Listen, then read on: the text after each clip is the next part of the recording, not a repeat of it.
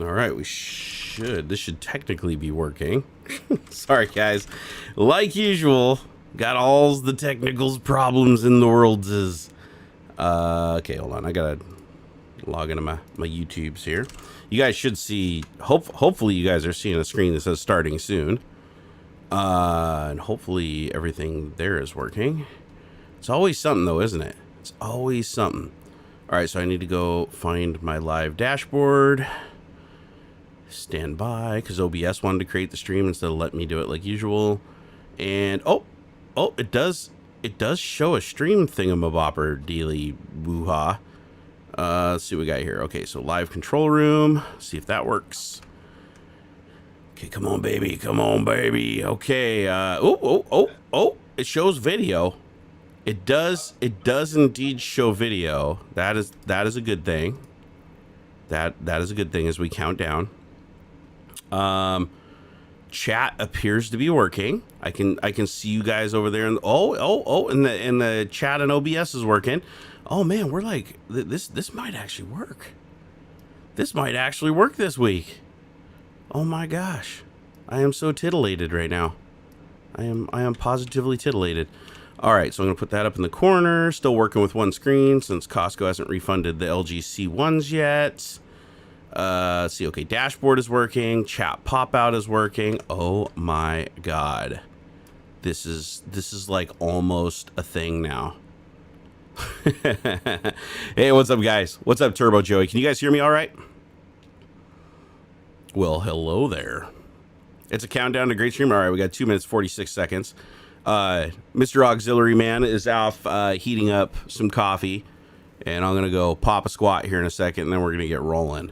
I had to triage some issues, but we'll talk about that during the stream.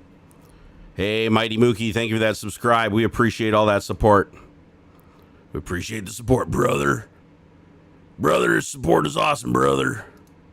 All right, can you pop out viewer activity, or is that like a different thing here? Hold on, I reinstalled my computer finally after procrastinating for nearly a year, so I'm slowly getting everything like back up to snuff, but it's so much nicer than it was before. Oh my gosh. Oh my gosh. All right, let's see.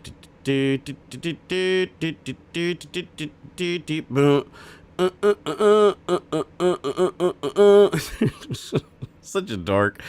All right, we got about 2 minutes ish to start of show, so if you guys could go spam this out to all your friends and family and enemies and all that, that would be fantastic. And I'm gonna go, actually, you know, here, let me put on some awesome, like, cool music for you guys while I go take a piss really quick here. Where's my Skaven music? Hold on here. Skaven purple motion. Let me get my Skaven purple motion. Here we go. Future crew. Yeah.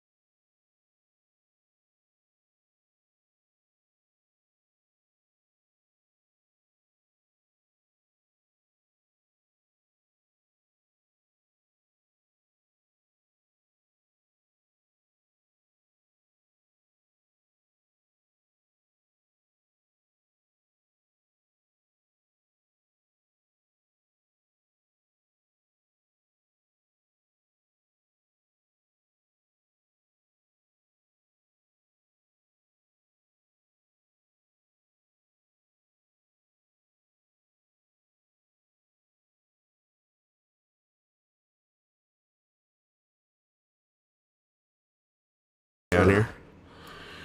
Okay, let's switch the scene, see what happens, right? All right, fingers crossed. Here it goes. Boom. Oh. No? It appears to be working. Well, now my video's locked up, though. Is my video locked up on your side, too? Yes. In Ninja, I'll refresh it. Am I back now? The YouTube hasn't caught up. It looks black. I don't see it. I see. Oh, wait, no. Oh, that's my bad. There we go. You see me? Or am I still frozen? Dude, we get live captions? Oh, is live captions on? I might have accidentally enabled that. I mean, I have closed captions. Wait a second. There's an echo. Is there an echo on me or is there an echo on AuxxZillary chat? Oh my god, it's everybody. It's always something. You know what? You guys. Oh, I see it. It's the okay, never mind. I see what it is. Croissant. Okay, the echo should be gone now. You're a fucking echo. You're fucking echo. Motherfuckers. Yeah, we started. We didn't start talking. Yeah, we can cuss now. Yeah, we're good. That's why we had like the 3-minute lead in. Yeah. All right, let me fix my frozen video by Frozen Barnacules and Echo. What the hell? Why does that sound wrong like with this fucking thing? Seriously, I'm getting so tired of this. Techno band. Everything's working great, and then we do tech. We should have renamed the show. Honestly. Call it tech support live. All right, there's something else trying to jack the video camera. All right, can you see me now? There we go. I think I'm back to life. Oh my god. You're moving again in the Ninja. Yeah. Good. YouTube hasn't caught up yet. All right. Hey, I like the overlay. You like that? Well, I was gonna put it in the background image. I just didn't have time. I like where it's starting. Like that's a good template. Yeah, when David jumps in here later, it'll push us up, and then there'll be one in the middle down below, and it'll all balance out. I like that. Oh yeah. Oh, you're good now. And it's wired up, and it works. So sweet. Hey, okay, everybody. so welcome. I saw somebody just to put that out there. Where to go? Adalbert Kelly in the chat says $25,178 dollars raised of the $50K for Mr. GimpyG. So that's super cool. It's awesome. Yeah, no, when I did the charity stream with Chris, we raised almost 10 grand in 3 hours. Dude, that's sick. It was amazing. And I think that ended us at I want to say 22. So if it's at 25, that means it's gone up another 3 grand. That's awesome. Oh, that's great. So if you guys can help out, if you guys don't know what we're talking about our fellow live streamer and neighborhood quadriplegic Gimpy God. And he during his 6th live stream, after finally getting the hardware to be able to game, and because he has to have a special controller, his freaking house burns down in the middle of the live stream. After Tech Talk, right? Yeah, literally. You guys remember last week on Tech Talk where we had all the technical problems, and now we're having technical problems. But I'll tell you about that later. But remember how AuxxZillary over there had GimpyG just like he does this week, like up there in this corner. He was advertising GimpyG's stream, and GimpyG's house burned down literally hours after we advertised him. Just a bit, man. I'm fucking. Holy shit! Someone pronounced my odd ass name right. Oh yeah? Not even close to the weirdest name I've attempted to pronounce. So thank you though. Nice. I say this a lot, but it is very deep in my soul that I try to pronounce people's names correctly. I'm sure you get it better more often than I do. I think so. I'm pretty good with funny pronunciations and stuff. If I have a good feeling of where the name is from, that inspires the pronunciation quite a lot. Nice. Like this guy RHYS. That's Reese. I was gonna ask, is there still an echo on me on stream, or is the echo gone now, all the way? How do you donate? I will post the link in the chat for you. I'm going to add my noise suppression. I forgot to add that to the scene. There we go. All right, that should cut out some of the hiss in the background. Somebody said my mouth doesn't line up with my voice. It's probably because I'm coming in through OBS Ninja, and it's getting the audio from my microphone through OBS, so they're probably just a little out of sync. Not that big of a deal. I'll triage that and fix that for the next show. Listen faster. Yeah. And it'll line up better. Hurry up and listen. Is my volume good? And chat, if you would, because in my ears, I'm quieter than usual. You're a little bit low. You're a little bit quieter than me. I mean, I can bring you up on this side if you want, or you can do it on yours. Well, I think one. There you go. My own mic, but then I think the monitor might be turned down as well.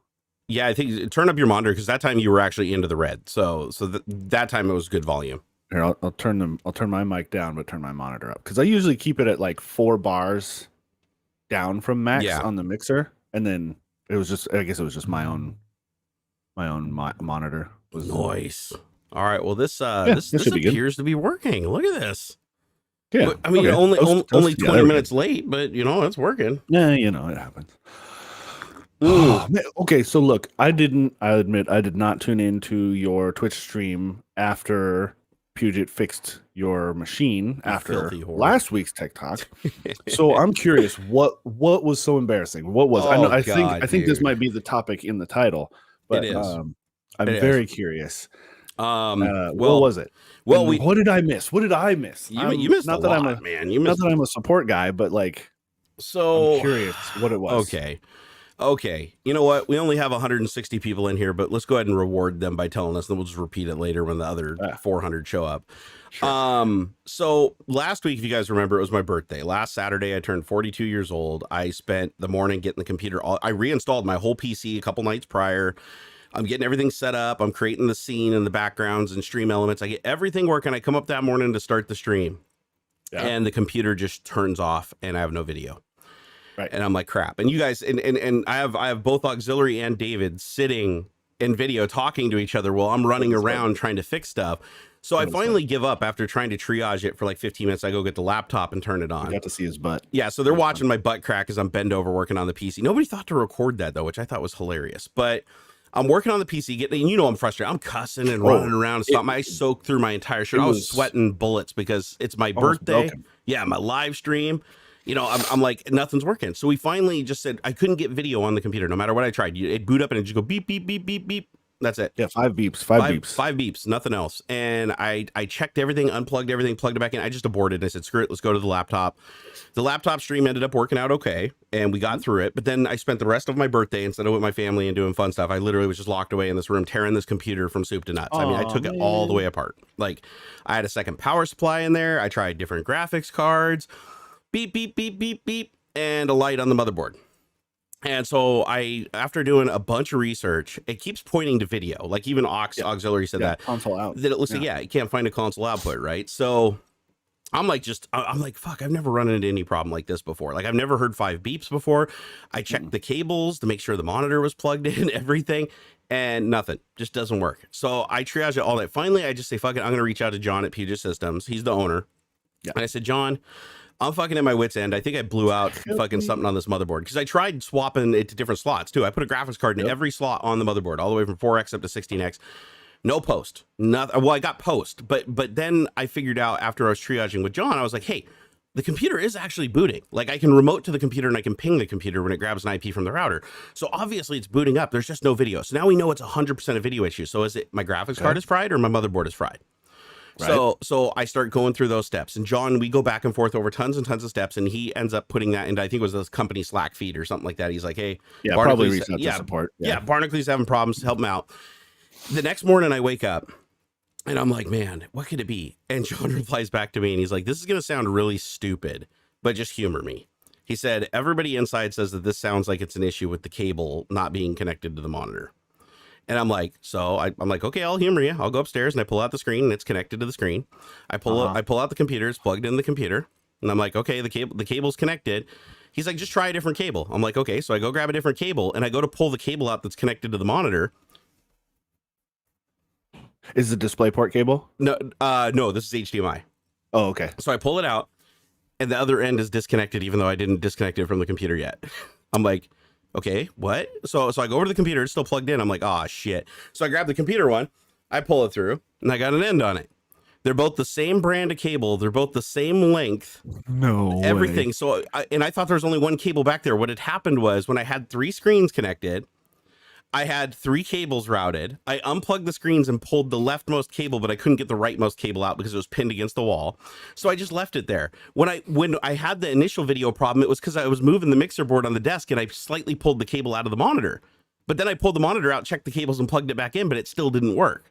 So that was the red herring, was me unplugging it a little bit because it was actually working, right? Then when the computer was beeping and I was frantically trying to triage it before Tech Talk, I go behind the computer, unplug all the cables, drop them on the floor, and then one by one plug the cables back in. And when I reached down to the floor to grab the HDMI cable, I grabbed the wrong one. And I plugged it in. So literally, I would have fixed the problem that morning if I had just wiggled it back into the screen and tried to reboot the computer again. But instead, I unplugged all the cables and replugged them, and I grabbed the wrong damn cable. So I spent an entire day. I tore that computer down to soup. The only thing that was left in the case was the motherboard, the CPU, and the DVD drive. The memory was out. The cards were out. The power supply was out. I even was so desperate. I took the power supply that burns houses down. The Gigabyte 850. I took the flamethrower. I had a fire extinguisher handy, but I took the flamethrower power supply, externally rigged it, and jumped it to power the GPU, thinking that maybe, just maybe, the 12V rail was dying. One of the 12V rails in the power supply was dying. So I went through all these triage steps, and at the very end, after putting the whole thing back together, and it's still working, John's just like, check the cable. And the whole time, it was an HDMI cable. I literally tore down an entire computer, went through every triage step imaginable, tore my whole garage apart, looking for parts and other graphics cards to throw into it. Could not get the thing working, and the whole thing was just a damn loose cable that I then unplugged and plugged the wrong cable into. Jeez. And that is some embarrassing shit, dude. That's next level embarrassment right there, folks.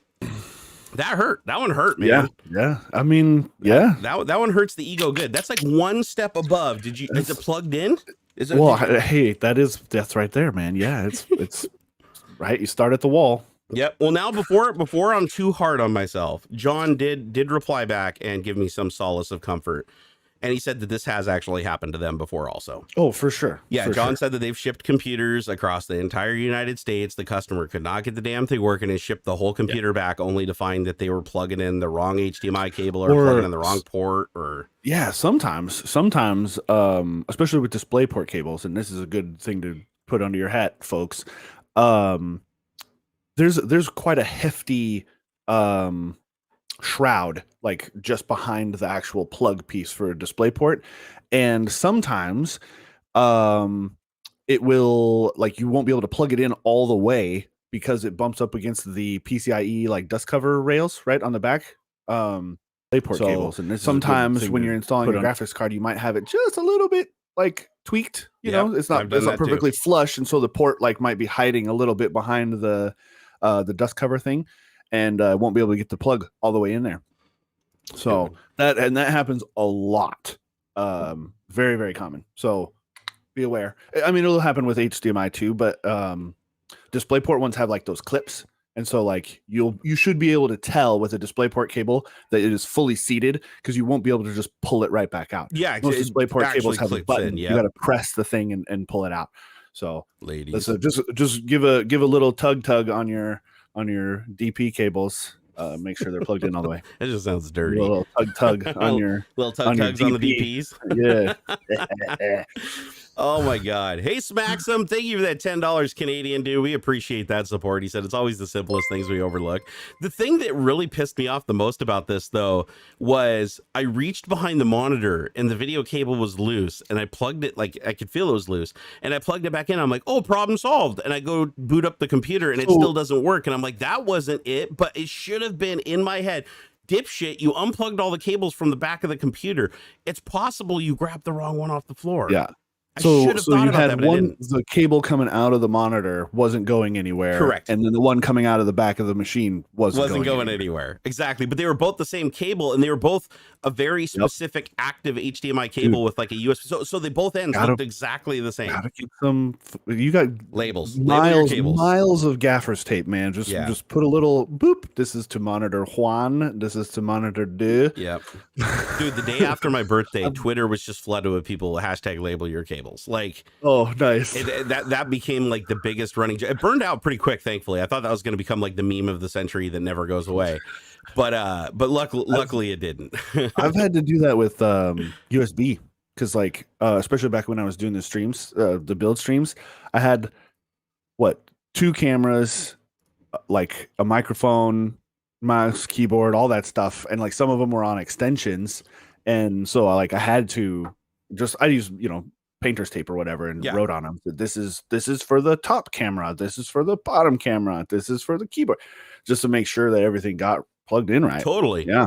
Dude, in my old setup, so the old setup I had when I had my 3 original monitors on the desk, I had 3 different HDMI cables because each HDMI cable was a different length and a different manufacturer because I bought them, at different times and added on because I didn't need any more bandwidth. Well, when I got the new LG C1 monitors, which I ended up sending back, I'm still waiting for a refund after 52 days now from Costco. Damn. But yeah, I exposed a huge bug in their system apparently, and they had to literally like write shit on paper and hand deliver it to somebody so that they could process my return.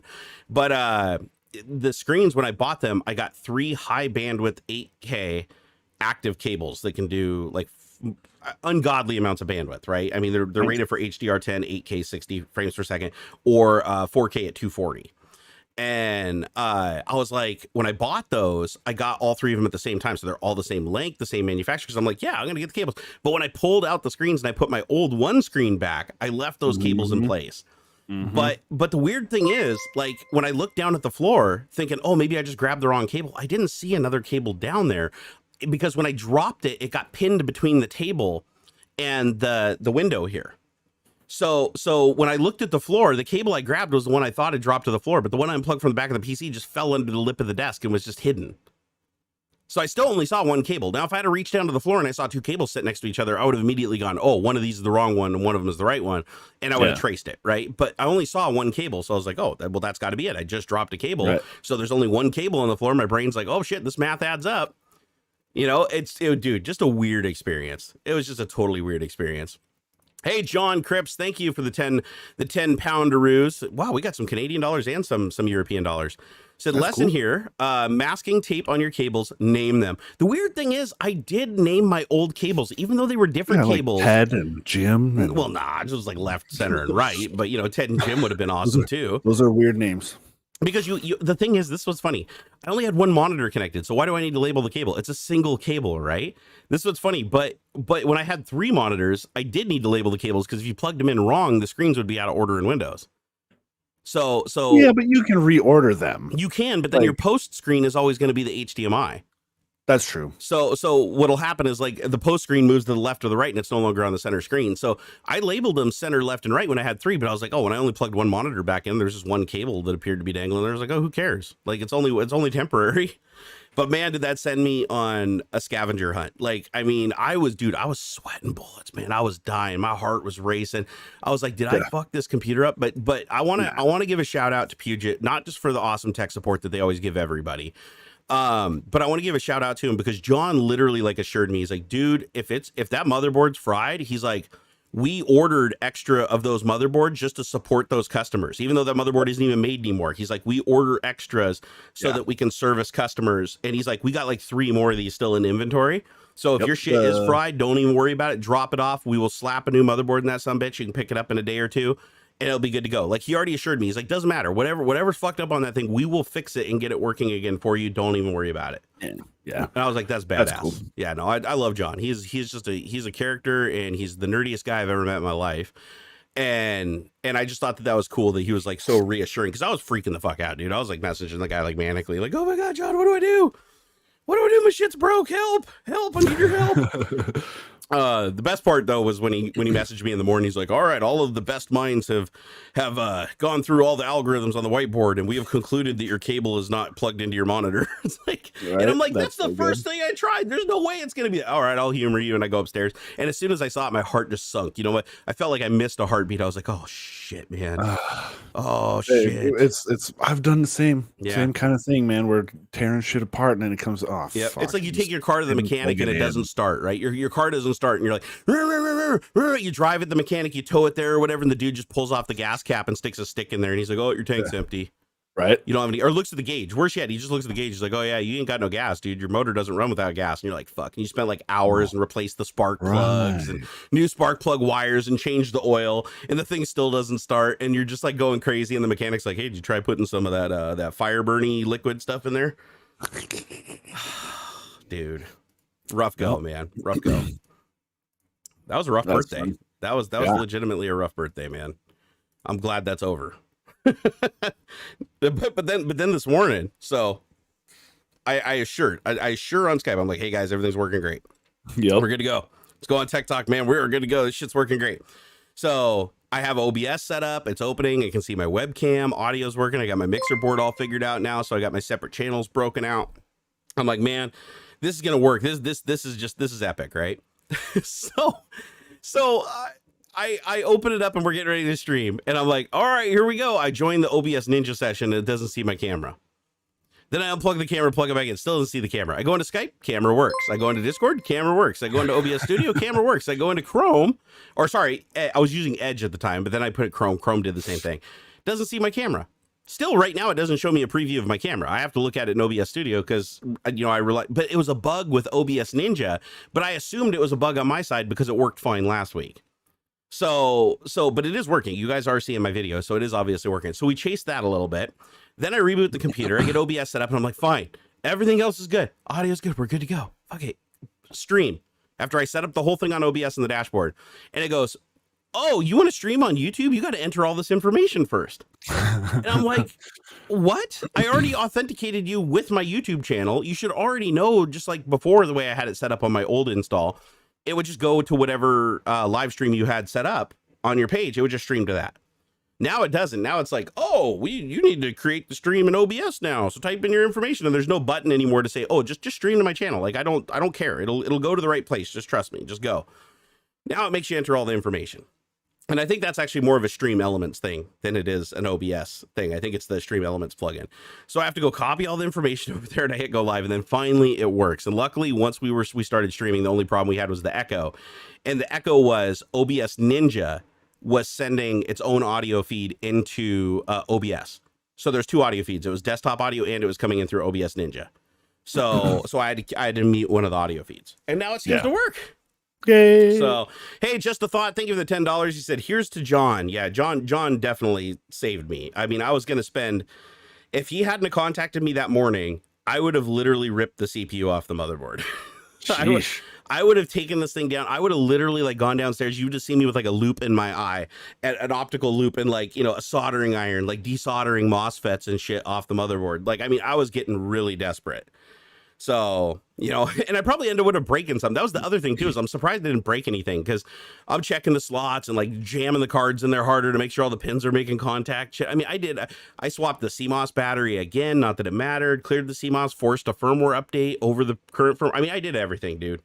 There was nothing left to do. Hey, Meat Puppet 007, thank you for the $5 super chat. Said, don't feel bad. Happens to all of us. Have you played Forza Horizon 5? I like it so far. Yeah, no, I've been playing the shit out of it. I love it. When it doesn't crash. When it doesn't crash. That's exactly right. It's a typical Microsoft release, because the damn thing crashes at least 1 to 3 times an hour when you're playing it hard. There's also another problem with it that I noticed. Microsoft must have underestimated how many people were going to start playing this on launch day, because the server disconnects every like 30 seconds and reconnects, disconnects, reconnects. The whole time you're playing the game, up at the top, it's like, oh, networking problems. Oh, okay, you're connected. Oh, back in free roam. Oh, networking problems. Oh, back in free roam. And when you're entering races and stuff, if you get it right at that moment, it disconnects. Then it's like, oh, you're disconnected. Do you want to be in offline mode? And it's like, no. So this is another one of those weird artifacts of games that are just always connected. Like, remember what was it? SimCity 2000, not SimCity 2000. What was it? SimCity? Was it SimCity 2000? There was I don't think 2000. I know the one you're talking about, because they had a thing where you could like your city could connect to other cities and stuff. Trade or whatever other people say. Yeah. Yeah. But that one was always connected. I remember I bought that on launch day, and I couldn't play it for like 2 weeks. Yeah. Because and then there's like the not old, but the previous Need for Speed. Same deal. Like, people were really upset that like the only way you could play was with other people. Like, you'd turn the game on, and there's other people like cruising around in your world, essentially. The newer one, they stopped that. Oh, but really? Still. Yeah, you can choose to be basically, it's like your own instance. You're all by yourself. It's just NPCs, or you can join like a sort of public lobby, I guess, in a way. Yeah. SimCity was worse though, because SimCity, while you were playing it, if it disconnected to the server within 30 minutes of disconnecting from the server, it'd pop up and say, "Oh, sorry, we've lost connectivity to the server. You can't play anymore." 003. Yeah. Oh, did it really do that? Yeah, it will still do that. What? You can't play unless you authenticate with Battle.net. Yeah. But wait, once you authenticate with BattleNet, does it let you keep playing? I think it gives you a limit. I don't know if they changed that. I haven't had an issue. Yeah, because SimCity, straight up, you could be 3 hours into SimCity building your city, and if your internet goes out, like if your cable drops or whatever, it literally pauses the game and pops up and says that you cannot play until the server comes back online. I don't understand. It was so dumb. I don't get it. I do not get it. When, look, it's been 20 years, 25 years of like MMOs and massively multiplayer or just multiplayer games in general. And look, if you're some small indie studio, I can cut you some slack, right? Like, I don't know, not even New World. I can't even give them that because it's fucking backed by Amazon. But like, I've been a part of somewhat, indie game launches and stuff, and I'll cut them some slack for being a shitty launch or a really popular and you can't get in. But when WoW has an expansion and there's a 3-hour queue, outrageous. That's ridiculous. Come on. But let me throw this out there. I think it's even like, just to be fair, I agree with you that their servers should be online all the time and everything because you pay for that shit. It's subscription, right? There's no reason not to anticipate, the essentially like organic DDoS that just happened. Yeah. Like, how popular your game is going, especially a game like WoW or Forza. Like, they know. Yeah. And there's no reason. And the other thing is, though, is those games like WoW, you have to be online. Like, there's nothing to do if you're not online. It is 100% online game.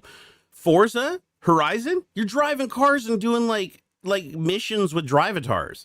Like, you can play with other people, but the vast majority of the time you're playing against the computer, and it even has an offline mode. So it should just seamlessly transition. It shouldn't be this jarring experience, right?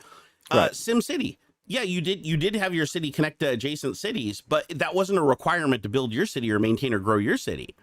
And to prove that it wasn't a requirement, hell, one of the hacker groups or one of the wares groups released it like 2 days after launch, ripped out the internet connectivity requirement, and everybody was just pirating it even though they had already bought it because that was the only way to play it. I did it too. I mean, I owned it.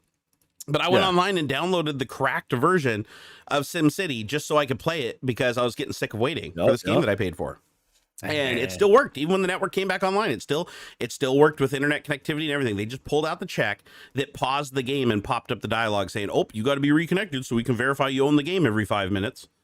It's just ridiculous, man. But I can't believe that they can't get this more... like make this a smoother experience. Like even like Forza Horizon 5 is the most internet connected Horizon yet because you have like this thing called Link, and when people drive by you, it lets you know like who's in your world, and it's always putting people in your world and taking people out of your world. So there's always real people to interact with if you want to. Like they're just around. Okay. So there is a full but if the internet disconnects, those guys just disappear. It's like it's not that jarring of an experience. It happens even when you're online, people log in and log off.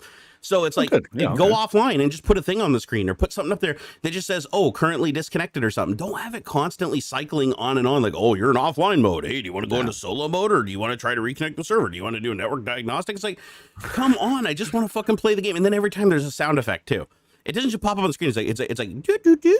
And you're like, oh my god, just stop. Like I'm about ready to just say when I play it, just put it in offline mode permanently and just like don't even let it do the online thing.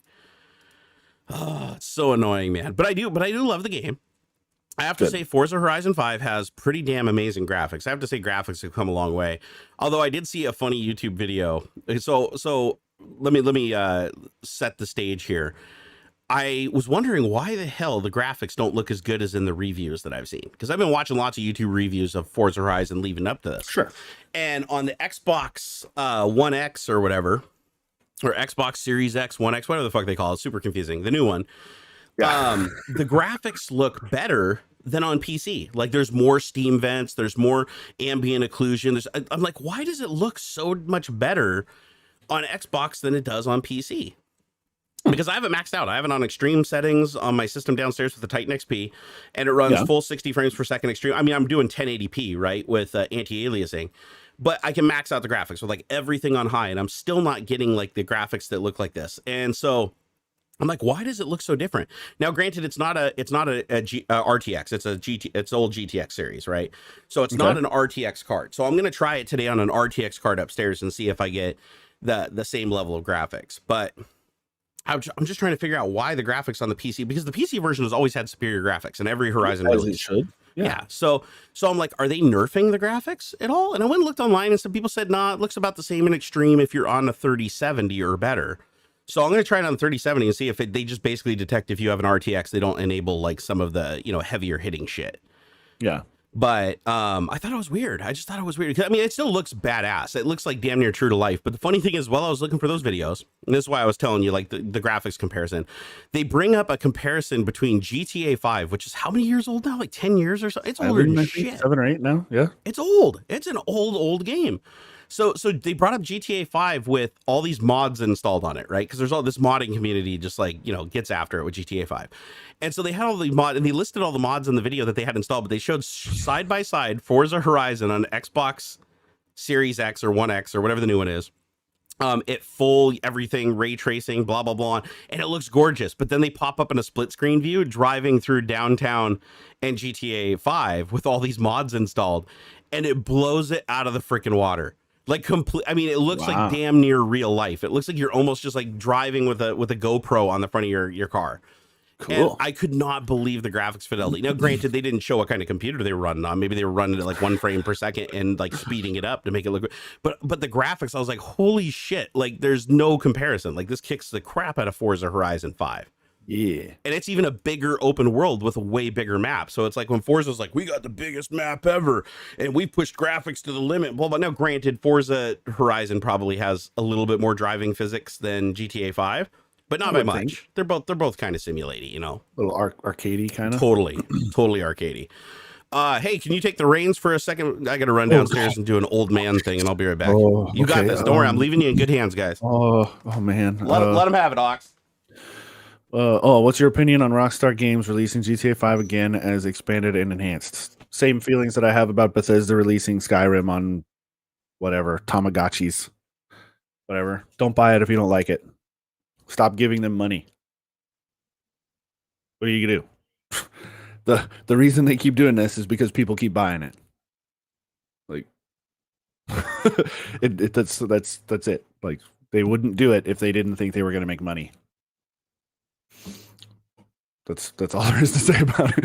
Have you done testing to make sure nothing wrong with your? Oh, that's somebody else. Okay, let's see. Trying to prevent hacking. Meh.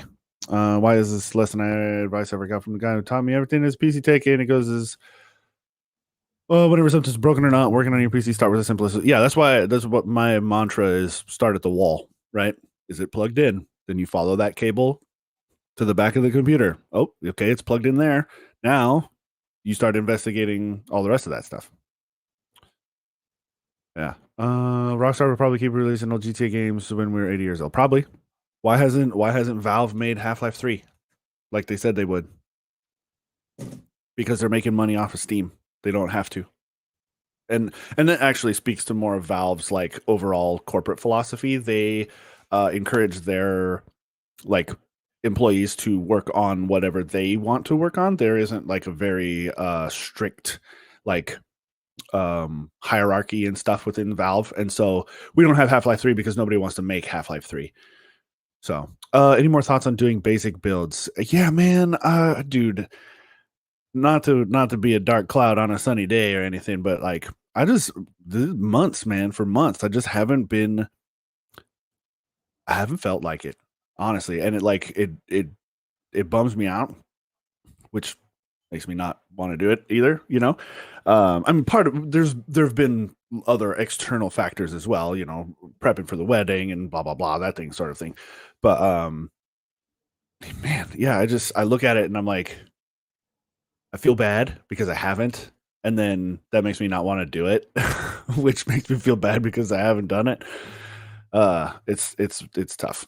What VR headset would you suggest? That's a question for Jerry, and I think he would say something around the Oculus, the Facebook one. Opinion on the upcoming Steam Deck. That seems kind of cool. I like the idea of the Steam Deck. It's like a Switch for your PC games. That's pretty freaking cool. Half-Life 3 is teased at the end of Alex, but making a big game takes time. Dude, it's been like 10 years. Don't tell me that it takes a long time to make a Half-Life game They did Half-Life 2. Right? They did Half-Life 2 and 2 episodes afterward, like almost back to back. So don't tell me making a big game takes time. They have not been working on it. To be fair, Half-Life Alex is Half-Life 3. I No, know. no, there's It no is. way that counts as Half-Life 3. Totally. How many hours of gameplay are in Alex? I don't know. I haven't played it yet. Yeah. And I'm sure Chad will tell me here in a minute, but like, I heard it's a pretty decent game. Is it though. at least 8? A first person shooter needs at least 8 hours of gameplay. I'd be surprised Otherwise, it's if a it was tech less demo. than that. I'm curious. Opinion on the GTA remastered trilogy. Cool, but I'm not going to buy it. I mean, it's a cash grab. Yeah, it's yeah. I feel like Rockstar. God, you know what? They're taking the Bethesda route. They are. The thing is, though, is like I want to fault them. I know I want to fault them, but that's why I can't. Because if you're a business and you have employees and it's all about investors and the bottom line and growing your company, you're going to take whichever option makes the most money with the least amount of work. Yeah. And Rockstar has mastered that. They're like, oh, GTA 5? Okay, let's release it for a console. Let's release it for another console. Let's release a remaster for the console. Remember when it was like Xbox 360 and then Xbox One came out and they had like a better version that was more like PC, so you had to rebuy it again. So it's like at some point I bought like 4 or 5 copies of GTA 5 because I kept playing it and wanted to play it on the new consoles and have the new graphics and stuff. And they're still doing it. And then when that tapped out, then they did GTA Online, and then they added shark cards, which were basically like just paying real money for fake money in the game. And now here we are like, oh, instead of releasing GTA 6, which is long overdue, long overdue, they're like, we're making so much money off GTA 5. Let's just let that cash cow keep going. Because if we release GTA 6, that's going to die, right?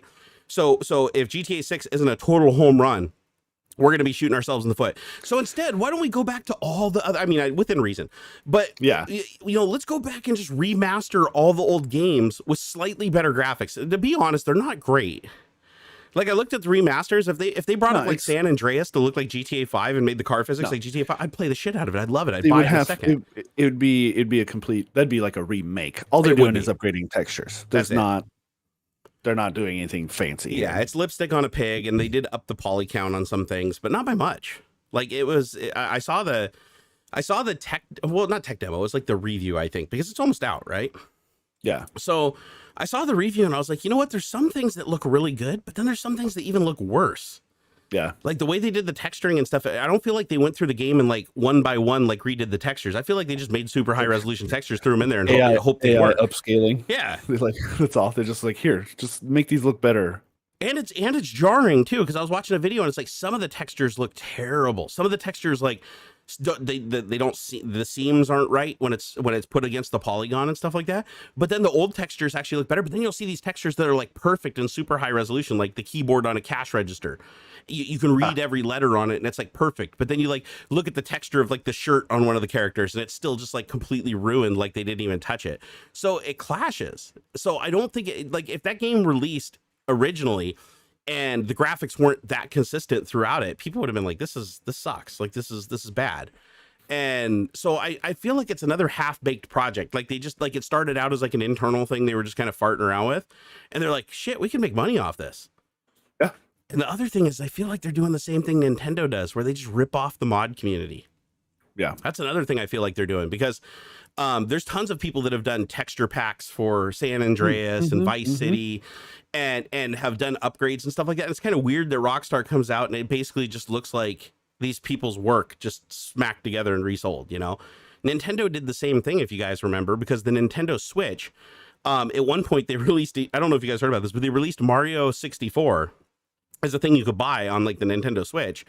And they actually stole the ROM. They pirated the ROM online of somebody because the person embedded something in the video that clearly was from his ROM. There was a watermark basically.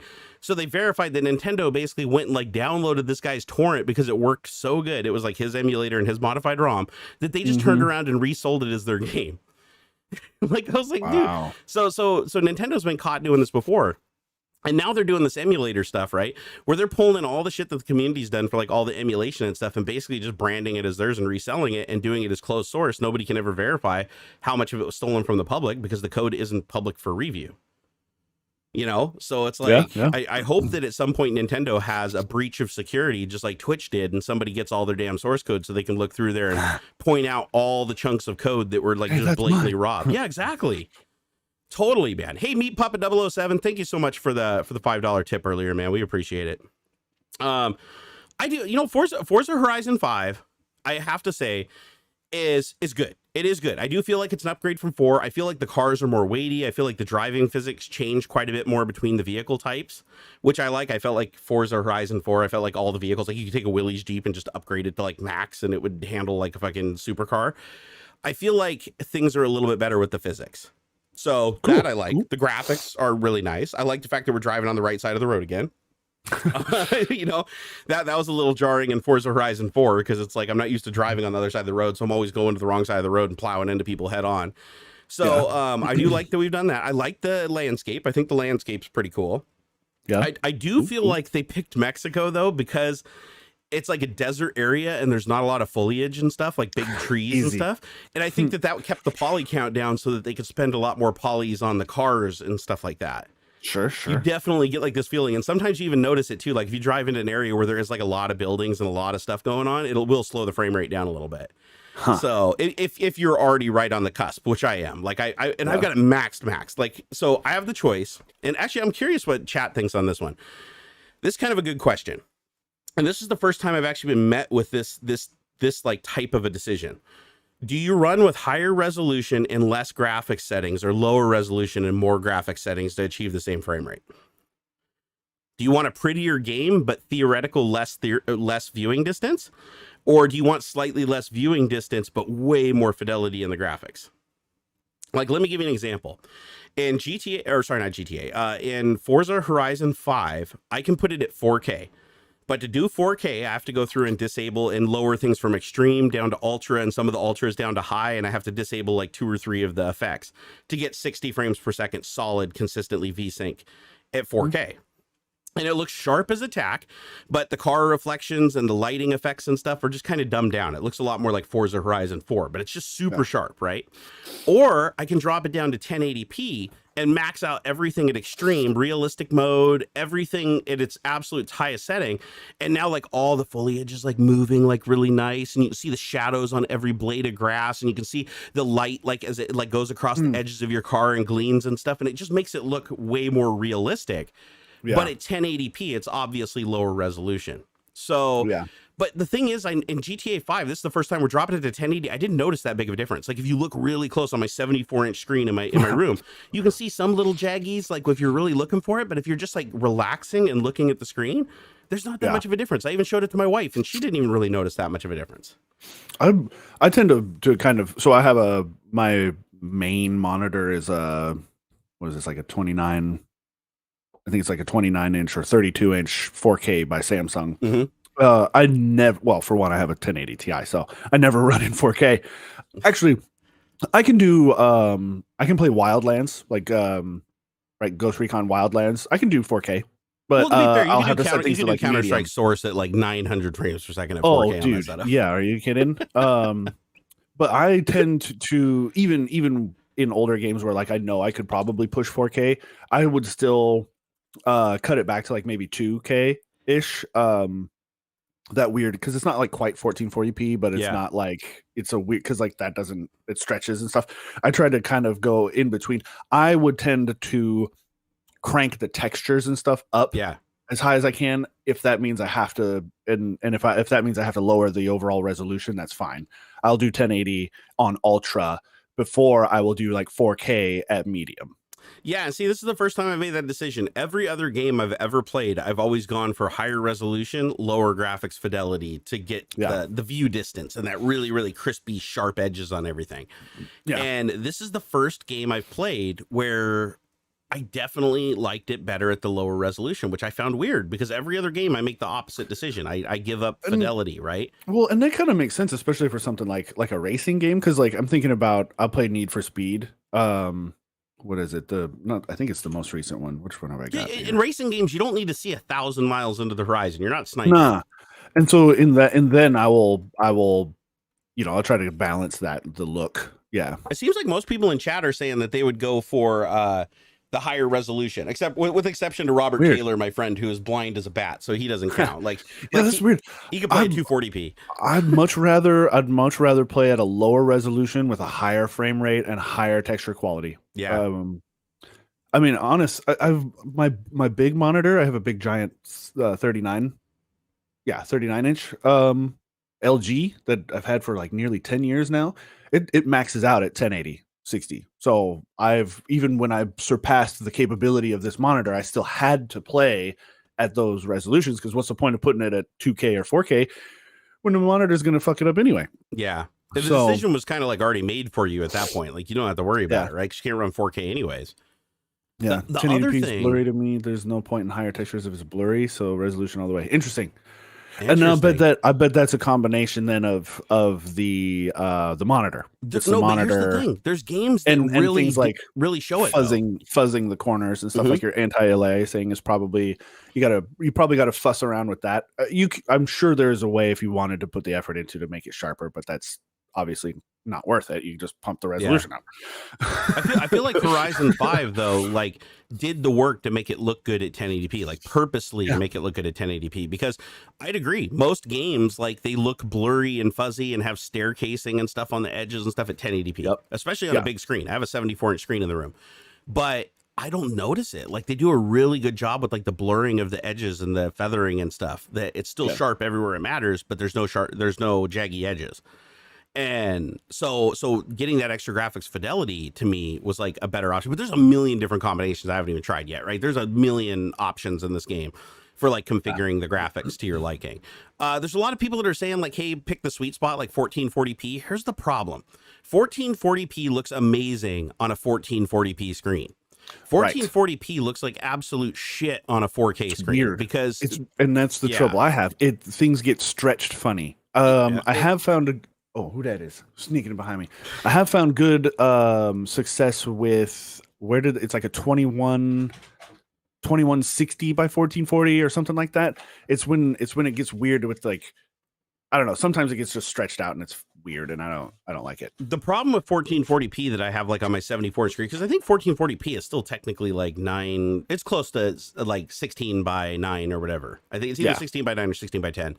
But 1440p, the thing I noticed is because if you take a 4K screen, it's a multiple of 1080p. So it's 10. It's basically 4 1080p screens. Right? Yeah. If you like, I split the screen into quarters. Each quarter is a 1080p. Yep. Yeah. So all you have to do to have pixel perfect 1080, if you go to 1080p, it's using just quadrants. It's using 4 blocks of 4 pixels to represent 1 pixel. So you still get exactly 1-to-1 resolution. When you try to do 1440p, it can't do that. So like every other line, it's having to make a decision of the average of the pixels from the previous and before. And so you're getting this, so it creates these weird little artifacts and jaggies that I don't like. So, and that's another reason why I don't like 1440p screens, because if you want to watch like 4K content and you down-res it to 1440p, it looks okay. It looks okay, but 1080p, trying to up-res that to 1440p, it fucks it up like it's bad. It doesn't look right. Yeah, and there isn't really a good in between from 1080 to 4K. And people will say 2K, but that tends to end up falling into 1440p. Yeah, and it doesn't work. There isn't really a halfway. And because 1440p looks, I mean, it looks fantastic for gaming, for like high refresh gaming. 1440p is awesome. But if you're sharing the screen with like an HTPC experience or watching multimedia and stuff, especially if it's a bigger screen, if it's a smaller screen, you probably won't notice that much. But on a bigger screen, it's terrible. And I can tell you that from experience. I literally tried 1440p. What is it? 2660 by 1440 or whatever. Something like that. Like that. I tried it on the screen last night in Forza Horizon 5, and it looked worse than 1080p because of the artifacts from the scaling. The other thing too is like, I don't know why they don't support it out of the box, but like DLSS seems to be so freaking good now. I would love to try. I need an RTX card to try that out. I think that would improve my gameplay experience quite a bit with this 4K monitor. I could still be in 1080p basically, but then DLSS up to 4K or whatever. Yeah, Linus did a really cool video where he showed, I think it was DLS and Cyberpunk, because Cyberpunk supports it. Yeah. And in Cyberpunk at 1080p, like maxed graphics with DLSS up to 4K, it looked almost exactly the same. Unless you were pixel peeping and like zooming in, it looked exactly as sharp as the 4K native mode, but like 4 times the frame rate. I see those side by side posts that Nvidia does, and I'm jealous, man. I'm like, this is gorgeous. I want to know how the hell it works and why it's so fast. Like that it kind of blows my mind. It's an AI interpreting thing. But still, like, how fast does it got to be? You're playing a game at like fucking 240 hertz refresh on your gaming monitor with DLSS, and it's not really significantly impacting your input like that much. It's because it's trained already. It doesn't have to. It doesn't have to come up with the answer on its own. It's already done that, and so I feel like it's almost just like applying like a texture pack, but live almost, or not live because it's not swapping textures or anything, but it is like, I don't know. It's like it must do something really before the game starts. Really. Yeah, I'm trying to figure out how it works because my brain doesn't get it, dude. Like even if it wasn't AI and it was trained, it was literally just doing matrix math, looking shit up. Yeah, you'd think at 240 frames per second on a 4K image, it would still be like adding significant lag, but it doesn't. It's like it's super cool. It's something to do. I mean, it's got to be the tensor cores that are they're just amazingly fast at doing this very specific thing. Like the algorithm must be incredibly simple. Like what it does is complex in the end, but the algorithm must be like really, really simple. Like, oh, there's an edge here. We know there's an edge here. So every single frame, just, interpolate this edge a little bit or whatever, back or upres it to 10, double at that angle, the pixels. It's got to be some like weird shit like that. But it also improves the textures inbound too. So it's not just doing the edges. Well, I mean, honestly, we've seen real-time face replacement, so I'd consider that more heavy than doctoring, a prefab, graphical image on the screen that's not real life. Right. But and I also think about TVs that do frame interpolation too, but that adds a lot of lag. Like when you have a TV that has a frame doubler that takes like your 60 hertz to 120 or 240, it has to look ahead, right? Because it can't merge two frames together until it knows what those two frames are. So it adds significant lag. Like if you enable that on a racing game, you'll just oversteer the whole time because it adds like a quarter second lag to the input on the controller. You disable it and drop back to 60 frames per second, there's almost no input lag. Oh, dang. So the interpolation on TVs uses a lot. And that's like, it's taking two images, comparing them to each other, and then creating a hybrid image in the middle that perfectly fills between those two images. That's what your TV's doing in real time, but it does add lag. And I feel like DLSS is that plus a whole lot more instantaneously. Yep. Now, granted, your TV doesn't have a $1,500 graphics card in it either, Right, so, right. So fair point there. I'm sure they're probably using like the equivalent of like a fucking Arduino or a Raspberry Pi to do the frame doubling or whatever, but it's just wild, man. Technology is getting scary good. Nice. Yeah, I'm stoked. There's so much cool stuff going on. Like, have you seen, did you see the demo of the deep audio stuff and how good it's getting now? Oh, for sure. So there's a video on YouTube of a guy who he goes to YouTubers' channels and he trains his AI, his vocal AI off of, it's proprietary. I don't think you can get it. He trains his AI off of YouTubers and then makes videos of him going in and playing it back, hoping that they get reviewed by the YouTubers themselves. And he did one for Hassan Abi or whatever his name is.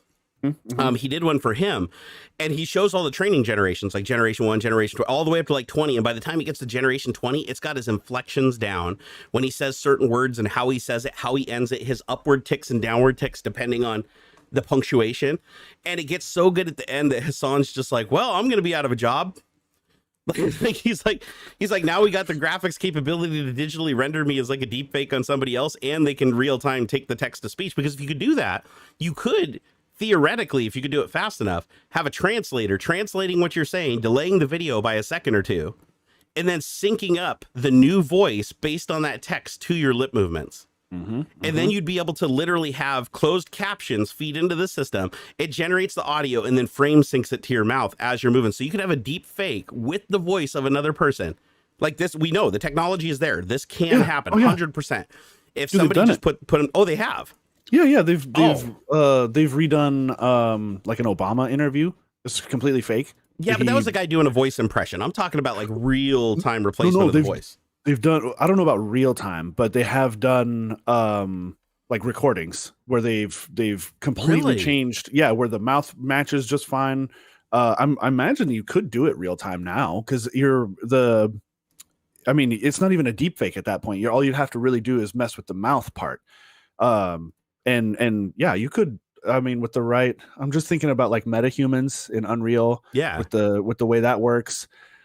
If you took the time ahead of the broadcast and you had basically like an interview style where they're not going to be moving a lot, with and some pre-recorded stuff, or even a pre-recorded interview, you could, I feel like you could alter it in real time with, it's all there for sure. Yeah, and then all you'd have to do is just make it lower resolution and then rescale it up, and people would buy it like that high density. You could. Yeah, it would not. It would just be a matter of of not a whole lot of effort. In fact, you could, cause like imagine doing something like a press conference, like a presidential press conference, where they're just standing behind a podium, they're not moving a lot, and there's no reason you couldn't do that live, or it'd be fake. You could totally fake it. You could completely fake it. You have the right you have enough footage of the person. You could make a fake person in Unreal using metahumans, using their face and stuff from it'd be kind of a deep fake, sort of. Yeah. But you could do it live. You'd have a character created with the right textures and stuff, photorealistic. There's no reason why not, because you could have half a dozen quadro fucking A7000s or whatever crunching. The whole thing could be fake, but it would look perfect. You could totally, and it could be somebody else manipulating the puppet, essentially. Yeah, I feel like all the individual technologies it wouldn't even be are there. manual. It wouldn't even be manual. You could feed text to the audio AI stuff, and it would come out with whatever voice you wanted, with enough prep. And it wouldn't even take a whole lot of extra prep if you set it up correctly. Yeah, because I've seen all the individual technologies. I've seen technologies for mapping computer audio over lip movements, like basically watching. It'd be like making bad lip readings. It'd be like bad lip. It'd be like those bad lip reading videos, but with their real voice. Like, dude, I saw a model that tracks a tongue. Sure, dude. There's an AI model that, from watching a video, it tracks the movements of a tongue and can actually make the tones that the tongue is altering your vocal cords. Mm-hmm.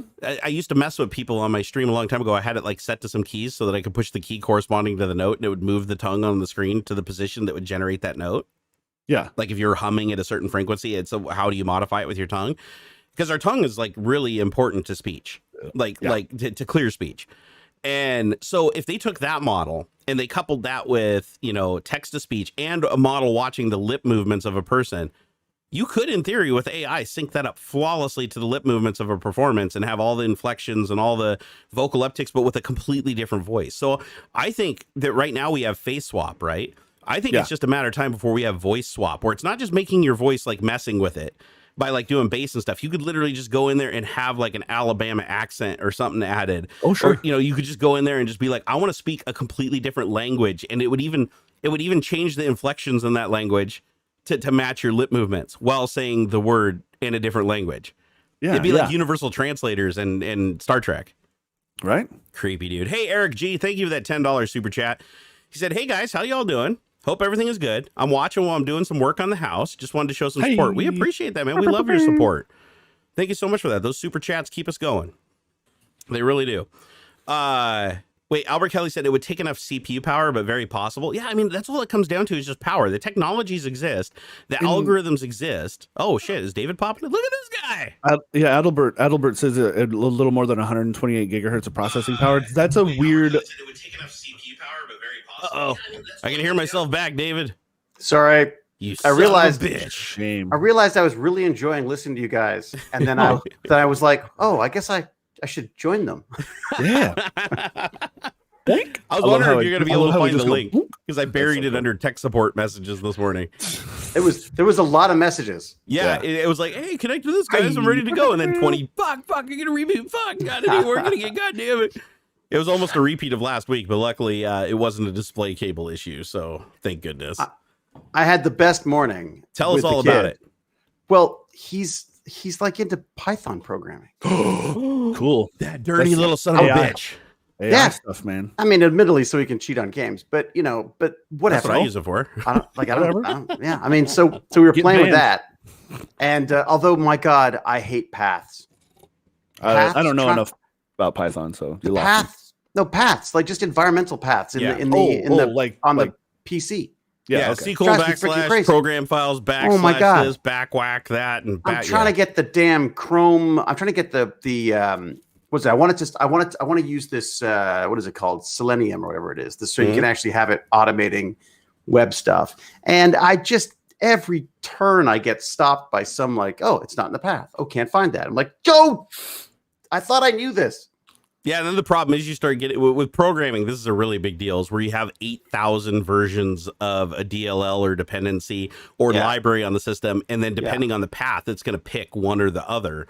And some might work, and some might not work. Some might I got like be too 15 new. Chrome Explorer, whatever they're called, things on my system right now. And I still haven't got it to work. So the thing I hate about Python the most, I'm sure people in chat. I'm not just full disclosure. I've only ever written 2 things in Python in my life. So, and one of them was literally a crude program to reinflate a bed last minute because it was deflating. Oh, that was Python. That was Python. Yeah, good for that. Yeah, and I even uploaded. It's on GitHub. Like, there's a bunch of people that downloaded it because they had leaks on their mattresses too, and they were like, "Thank you, I can sleep again." Right. Worst security ever, though, Sleep Number. Seriously, one of these days, people are going to just like log into your shit and make everybody's bed just pancake people in the middle of the night and hold them hostage for Bitcoin. Yeah. But that's it. How many Bitcoin to reinflate your bed? Right, exactly. Or to let you go, because you can make the bed articulate up at 45 and 45 and literally just like pin the person in there.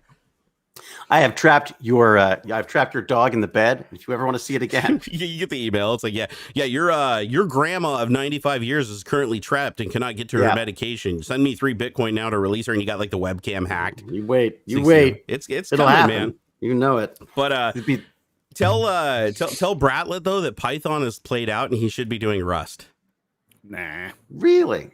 No, Python still powers all machine learning and AI. Well, it's machine learning, and it's got all the all the big data stuff. Slow Python. That's the biggest downfall of Python. Is it is dirt fucking slow. Like, is Rust portable? Is Rust any easier?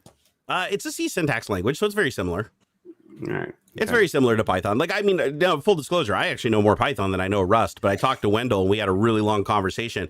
And he said that Rust, because the way that the Rust compiler works and everything, it is way faster at like comparison operations and like logical stuff. So for like processing. And Python is actually hugely bottlenecked. Like, a lot of people that write Python stuff, they don't really make stuff too sophisticated, meaning like too many big matrices of data to go through. They try to cut down the data sets because the larger the data set gets, the more inefficient Python becomes. There's like some weird compiler thing. Well, Python's almost like the front end for a lot of the big data stuff that they're doing. Correct. Like, it's great for a scripting language. Yeah. It is a baller scripting language. Like, if you're using it to bring a whole bunch of parts together, fantastic. But like a good example, what was the example that Wendell gave? He said if you're working with like large data sets, Python is really slow. And I even confirmed this because Theo Joe, who's another guy who just wrote a Python script that goes through YouTube and deletes all the spam contents off your channel. I gave him a couple suggestions on how he could improve it to where you wouldn't have to give it the name of the spammer. It would just go through and infer who the spammers were and delete them automatically. Wow. And one of his biggest things, he's like, man, it already runs so slow as it is, just going through a couple thousand comments, and it just gets progressively slower. He's like, if I start implementing what you're asking, it's probably just going to crash. Yeah. And so you have to be clever with it. Like with Python, if you're working with big data sets, then use like MySQL or SQL, or some database that you can use externally to do all the heavy lifting for indexing data. But Rust apparently is just really fast all around. Like, Rust is as fast as like C and C++ in some ways. So Wendell was like, yeah, dude, like, use Rust. And he also said that Rust was more capable too. Like, as far as the dependencies that you can import and you can use and stuff like that, the Rust like lends itself better to that. Now, again, I'm just passing these on from Wendell, but Wendell's my tech guy. Like, if Wendell says it's true, I believe him 100%. Sure. So I am definitely going to start exploring Rust because I mean, syntactically, it's very similar to C#. Like, it's not that far off, but just the stuff that you can do in it and how it's just as cross-platform as Python. And I'm not saying don't do Python. Like, for Python, for like automation and stuff, it's perfect. Like, there is an argument to be made. Does it have all the packages? Because Python's got a lot of packages. Yes. That's another thing, is Rust doesn't create this weird like dependency hell. Like, you can create dependency hell if you want, but not right out of the gate. Like, every Python script you download, it has to download like 70,000 other scripts. And will it run in Visual Code? Visual Code? That I don't know. What is it, Visual Code Studio? The Microsoft Studio? You mean, you're talking about Visual Studio. Yes, yes, it will. Yeah. Rust is actually, I don't know of a single code that Visual Studio doesn't support. It's pretty nice, I got to say. I quite like it. It's been a long time since I've had to use an IDE, and it's just kind of fun. I think at one point they even added Prolog, which is like there's 3 Prolog programmers in the entire universe, and they still added it. So to give you the syntax, so you can see, like, because that's what I like about Visual Studio. Visual Studio has IntelliSense. So it basically just kind of you type like one letter of what you think it might have been, and you get a list of things to pick from. I love that. That's a huge crutch for me as a developer, and always has been. Right. But I also like the coloring, and I like the real-time code validation. Like when you open Notepad and stuff like that, and you're like, my Python scripts that I wrote were all in Notepad, so I had to run them. Me too. Line number, blah, blah, blah. Yeah, right? Yeah. Visual Studio, however, as you're typing, it's telling you in real time down below, oh, you missed a thing, or, did you mean to do this? That I like. Well, this is it. This is what it keeps telling me about this damn freaking path. Yeah, it's bizarre. I just can't. I was doing it this morning, so before breakfast. So we'll see now that I've eaten something if it makes any more sense. One thing I do with my Python scripts just to make them more distributable is I take all the dependencies that I need, and I just package them with my Python script. I just throw it all in there, so it's all together. That way, I don't have to depend on the user having to run Python get package, blah blah blah 20 times, or include the dependency package. Like on GitHub, the standard format that people seem to use is they include like a README type file that's just a delimited set of names of packages. Right. And then you just run at the beginning of their Python script, they just invoke Python to install those packages themselves. Right. And so when you run the script, it'll automatically, as a part of the script, go and install those dependencies. But the problem is, if something goes wrong and it can't install the dependency because there's a newer or an older one or something, the script breaks and you're like, what the hell's going on? Like you have to go back and output it to a text file and look at the log to figure out what broke. Well, and Selenium is using this. It's a web driver.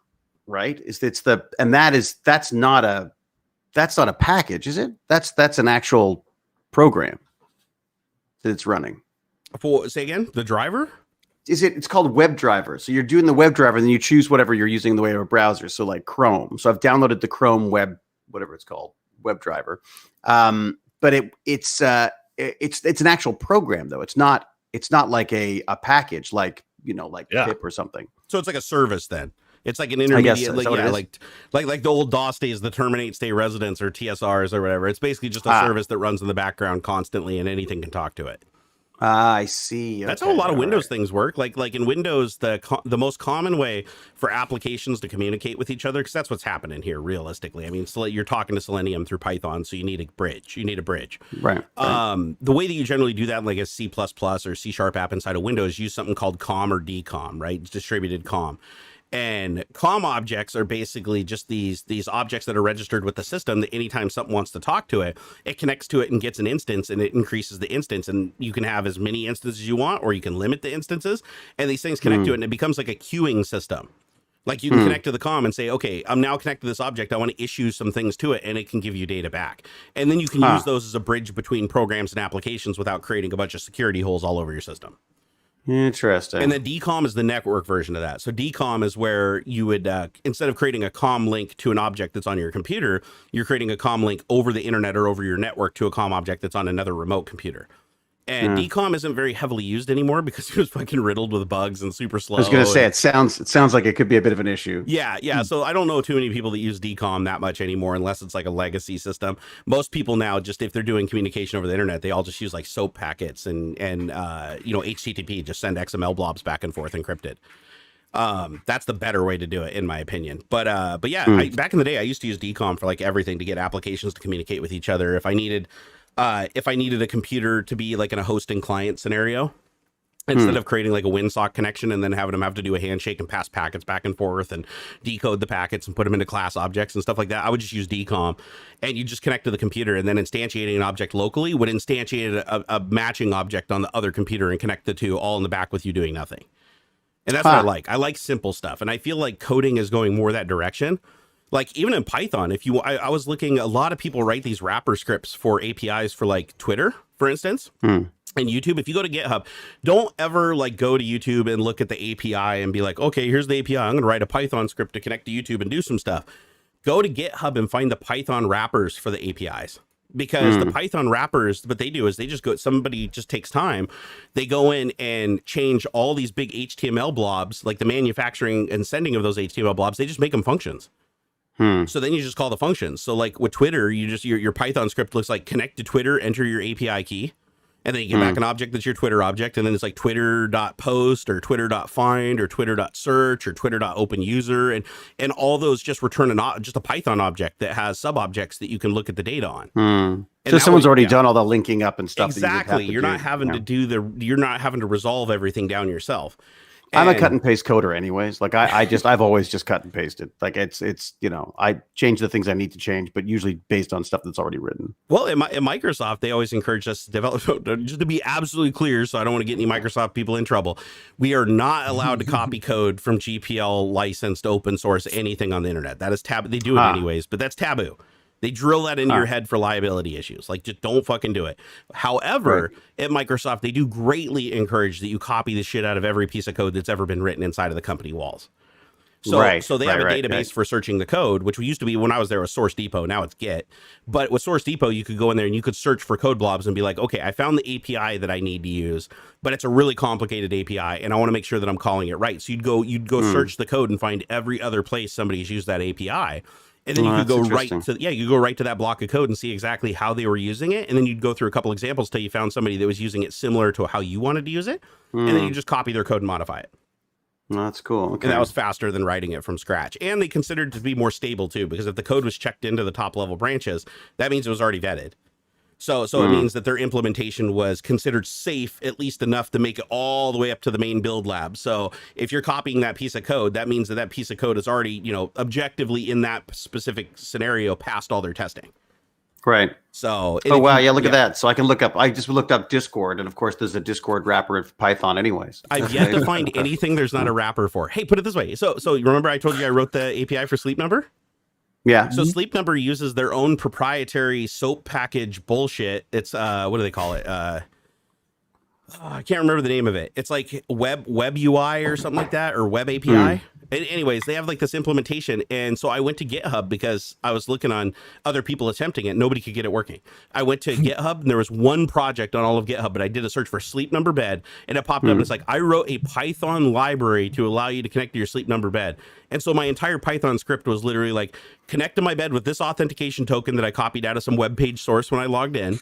And the rest of it was just like, move the bed to this position, turn on the lights under the bed, or inflate to this level. That was it. It was that simple. That's wild. And that's all been done for you. It's all been done for me. Yeah, and it worked flawlessly. And so my whole script was about 100 lines, and most of it was just logic. Most of it was just like, if 10 minutes have passed, reinflate the bed. If you can't connect to the bed, wait 5 minutes and try to connect to the bed again.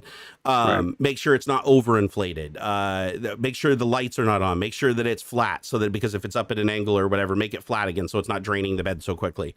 I mean, it was just logic that I added in there. That's neat. I mean, it's definitely the way a lot of this like no code programming is going, where it's more about what you're trying to do with the code than it is the code itself. That's why I get frustrated when the schools are so big on pushing like, oh, girls got a code, black kids got a code. It's like, got to code what? In what? It's about learning how to use make the computers do what you want, not the specifics of the code. Yeah, syntax isn't the important thing. That's the thing. A lot of programmers are like, you watch them program, and if you don't know the language, you're like, God damn, that guy must be smart. But it's like, no, he's just comfortable with the syntax. Every language has its syntax, and once you know the syntax, it's burned into you. It doesn't change. It's the same syntax throughout the entire language. Usually, but the snobbery of that's not a real programming language too, right? But the truth is, it is just logic, right? It is just logic. Anything that you write in code, you could technically put a UI behind to build it. Right. You could just drag, and there's languages like that where you can just drag out logic blocks, and you would just import libraries that connect, the intermediate layer that translates what you're dragging and dropping and putting values into boxes into code. As a matter of fact, Visual Studio does this with C#. If you've ever opened up the UI designer in Visual Studio, like you want to create a UI app in Windows, and you open up the UI designer, you're literally dragging windows out and anchoring them to the side of the frame and stuff, just like you were like an old front page web UI editor. Oh, yeah. And you're just putting all there. But if you look at the code behind is actually calling all the APIs create window and getting the handle for it and sizing it, and all that code's done behind. You're just moving it visually, and it's taking what your visual representation is and making the programmatic representation to compile. And it's just going to get better and better and more intuitive. Totally. 100%, man. 100%. And that doesn't diminish what the language is capable of. Because here's the thing. If you're a full stack developer and you want to write like drivers and kernels and hows, Yes, you're going to be using a low-level language like C or assembly, right? Because you're going to need to be as close to the processor architecture as humanly possible, because you're literally doing things that are dependent on what each register and each instruction on the processor can do. Right. But once you get to a higher level compiled language that has intermediate layers, like native or managed, doesn't matter. But once you get to a higher order language where you have a bunch of libraries underneath you, it's already doing all the translation. You're just asking the logic. You're just putting the logic in. It's figuring out the fastest way to do it. As a matter of fact, the Intel compiler does that today. Like, a lot of people are like, back in the day when I first programmed in C, bit shifting was a big thing. You don't see it a lot today unless it's in graphics. In graphics, they use it quite a bit. But you don't see a lot of bit shifting in coding where you see like double greater than or double less than, which means just shift all the bit registers by 1. So 1 becomes 2, and 2 becomes 4, and 4 becomes 8. Each time you shift it, you're multiplying it by 2. So bit shifting is really fast because you're just telling the CPU to basically just move its pointer register over 1. It's very fast. But if you try to do the math to multiply by 2, then that takes more cycles because it's having to go through and do that. The Intel compiler is like smart now. The Intel compiler will be like, every time that you're multiplying by a factor of 2, 4, 8, 16, it automatically shifts it. It shifts it. Yeah, at the assembly level, it'll optimize it to shift and create even a secondary function for when it does have to actually do multiplication. It'll greatly speed up the program and optimize it without you having to do anything. And think about it. I mean, it's like with cars. I mean, when cars, when cars first came out, you needed a technical skill to drive a car. Yeah. Whereas now it's all standardized, and people have no sense at all what's happening behind the hood, other than the car goes left when I steer it left and right when I go right. Yeah, I mean, pretty soon, if you have a level 5 driving car, was a level 4, level 5, you get in, you just say, "Hey, take me to Target." It's like before you had to shift it and push in the clutch, then automatics came along, and then all you had to do was turn the wheel, then cruise control came along. Now you held the wheel, you didn't have to push the pedals, and it just keeps getting more and more refined, but it's still get from point A to point B. But the difference we're not going to know where things are. It's going to be like we've forgotten phone numbers. It will be. You used to type in phone numbers, right? Students could be like, I don't know where the Walmart is. They just took me there. And the thing is, I don't remember any of my friends' phone numbers now. I don't remember places I drive with GPS. I never remember how to get there without the GPS. It's because we become dependent on technology. Oh, yeah. Which is the bad thing, because I think it frees up more memory to go do other things. We've always depended on technology. True, very, always. very true. Since we were in a cave, we were dependent on technology. 100%. Spears and fire and, oh, look at you, wimpy guy, having to use a spear to kill that woolly mammoth. And then the arms race began and got us to where we are today. Yeah. A real man kills a mammoth with his hands. That's right. And then you see three dudes die trying, and then you're like, I'm going to use the spear. I'm going to use the gunpowder. Yeah, but it's the same thing with cars. Like, if you wrote the code, like if I walked up to you and I said, "Hey, I want you to write a program that drives this car in Forza or whatever," like in Forza, I want you to write a program that drives this car and keeps it on the road and gets you from this point to this point. That's a pretty hard task if you're having to look at the screen, break down the image. You could do it. I mean, Tesla Autopilot does it, right? It's taking real world video footage and converting it into 3D models and stuff. Yeah, there's a dude on Twitch who, at least a few years ago, he was doing exactly that. He was training an AI to drive around in GTA with the express purpose of training cars to do it. Yeah. But imagine this that makes now. Sense. So instead of if you say, okay, I'm going to write a program to go to Safeway or whatever, and you go get or the grocery store, you go to the grocery store, you get in the car and you write it. Well, what happens if you hit like a road closed or construction or the road's washed out or something happens? It's like you have to have the forethought to think of each one of those situations, right? You have to go through and go, okay, if that happens, then I need to do this, then I do this. And there's this huge logic chain that you have to do. Well, that would take a long time, a lot of trial and error and testing and everything to do. Or you use machine learning. And you use a model instead of writing all this code that if this, if then this, if this, then go to this. You don't do any of that. What you do is you just use an AI saying, I want to go from here to here. And then figure out the optimal path. Yeah, exactly. Yeah. Figure out the optimal path. And then if it doesn't already know it. It's like you guys were talking about with the DSS. Was it DSS? Is that what we're talking about? Is that the DLSS? Yeah. DLSS. Yep. It's the idea that there are just like libraries of stuff out there that's already been figured out, that is just being used by whatever TensorFlow or whatever to figure it out for us. Yeah. Yeah. It's like machine learning. You can enter at any level. As a matter of fact, I saw a web page. I wish I had the URL. I had a bookmark and then I lost it when I reinstalled my computer. I get it from the backup though. But it was the site that you went to, and it was a machine learning algorithm that would go through images, Google Images. Oh, Teachable Machines. Is that what it is? Teachable Machines? Yeah. And Teachable Machines, fantastic. Yeah. You can just drop That's what I use for the fart bots. Oh, okay. Yeah. Yeah. That's what I use to identify farts and move the robot depending on what fart it heard. Yeah, because you just look at the images and you just train it. You're like, that's a fart. That's a fart. This is most likely. Nope, that's not a fart. That's not a fart. And you just go through images as well. That's not a fart. That's just Hewlett talking.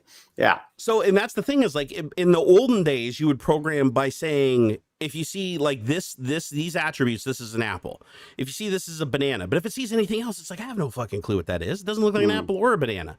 And that's what I like about machine learning is instead of writing each function to identify every single thing on the planet, instead, now you have one library that is designed to guesstimate what things are and learn from trial and error from a whole other group of people somewhere else that's trained it through a bunch of captchas watching porn. And your system is getting really smart. And all you do is your entry point now is, I just want to look for anything that's an apple and pull that aside and do something with it. And something's already crystallized that into a little algorithm that says apple. Exactly. Basically. Yeah. And every once in a while, something slips through that's not an apple, but looks like an apple. You go through and you say, nope, that's not an apple. And you give every user the opportunity that uses your program to be able to reject something and say that's not an apple. And then it just gets better and better and better and better until it's almost perfect. It's not an apple. I mean, it's just, I like the idea of high level programming.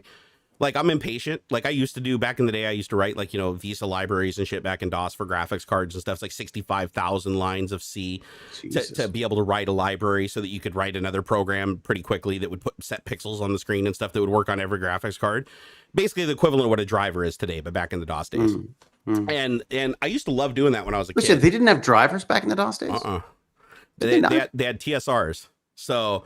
and TSRs were basically like what you'd call in your auto exec bat, like the com objects, and it would load them in the background and keep them running on a thread. So it was basically the equivalent of like a Windows service, but running in the background of DOS, and you had to load them each time the computer rebooted. Wow. And because TSR was just terminate, stay resident. It means the program runs and then it just sits in the background. I love being back in the command line because it's just it's so much fun. It reminds you of the old batch file days. Like, ooh, what's my computer going to do when it starts up? Yeah, it's like even when I worked at Microsoft, I prided myself on doing everything from the command line. Like if I needed to edit a registry, edit a registry key, did it from the command line. If I needed to go through and edit a file or copy a file, I did it through the command line just because I typed so damn ridiculously fast. Back in those days, it was almost 140 words per minute. I could do anything faster by just popping up a command prompt on the screen, doing it, than going and finding it visually with the mouse. But then as I started getting older, my hands started cramping up, my typing speed slowed down to like 120, and I don't want to type a million characters a day. I started becoming more dependent on the UI and using the UI for a lot more things. And so there is a time where you start like transitioning and kind of just want that convenience over the cool factor. And the youngins are like, no, I'll never be like that. I thought the same way, man. But when your hands start getting all like crippled up and shit, and you just want to get stuff done and you don't want to have to like remember the syntax to everything, and you can do the same thing through the UI faster, then you use the UI. It's more efficient. Yeah, no, I know. Robert Settles, thank you for the $5 super chat. We appreciate that support. Mage Miner MC. $5. Boo ballers. Thank you for the $5 super chat. Mage Miner, he said, Dave, have you tried making sure you keep drive paths in your path to your web driver? Drive paths. No, I don't even know what that means. For your web driver, for your whatever you're doing in Python. Yo, dog. The web driver is this is the thing is I've added it to the path, and that's what I don't understand. It still can't find the binary, even though I've added the path to it I've added it in the path. Yeah. So I don't get it. I'm doing something else wrong. So another thing that you have to take into consideration too with Windows, and this is a little bit of a mind fuck, is remember Python is cross-platform. And so being cross-platform, it has to follow ANSI standards. And the ANSI standard for file name conventions are 8x3.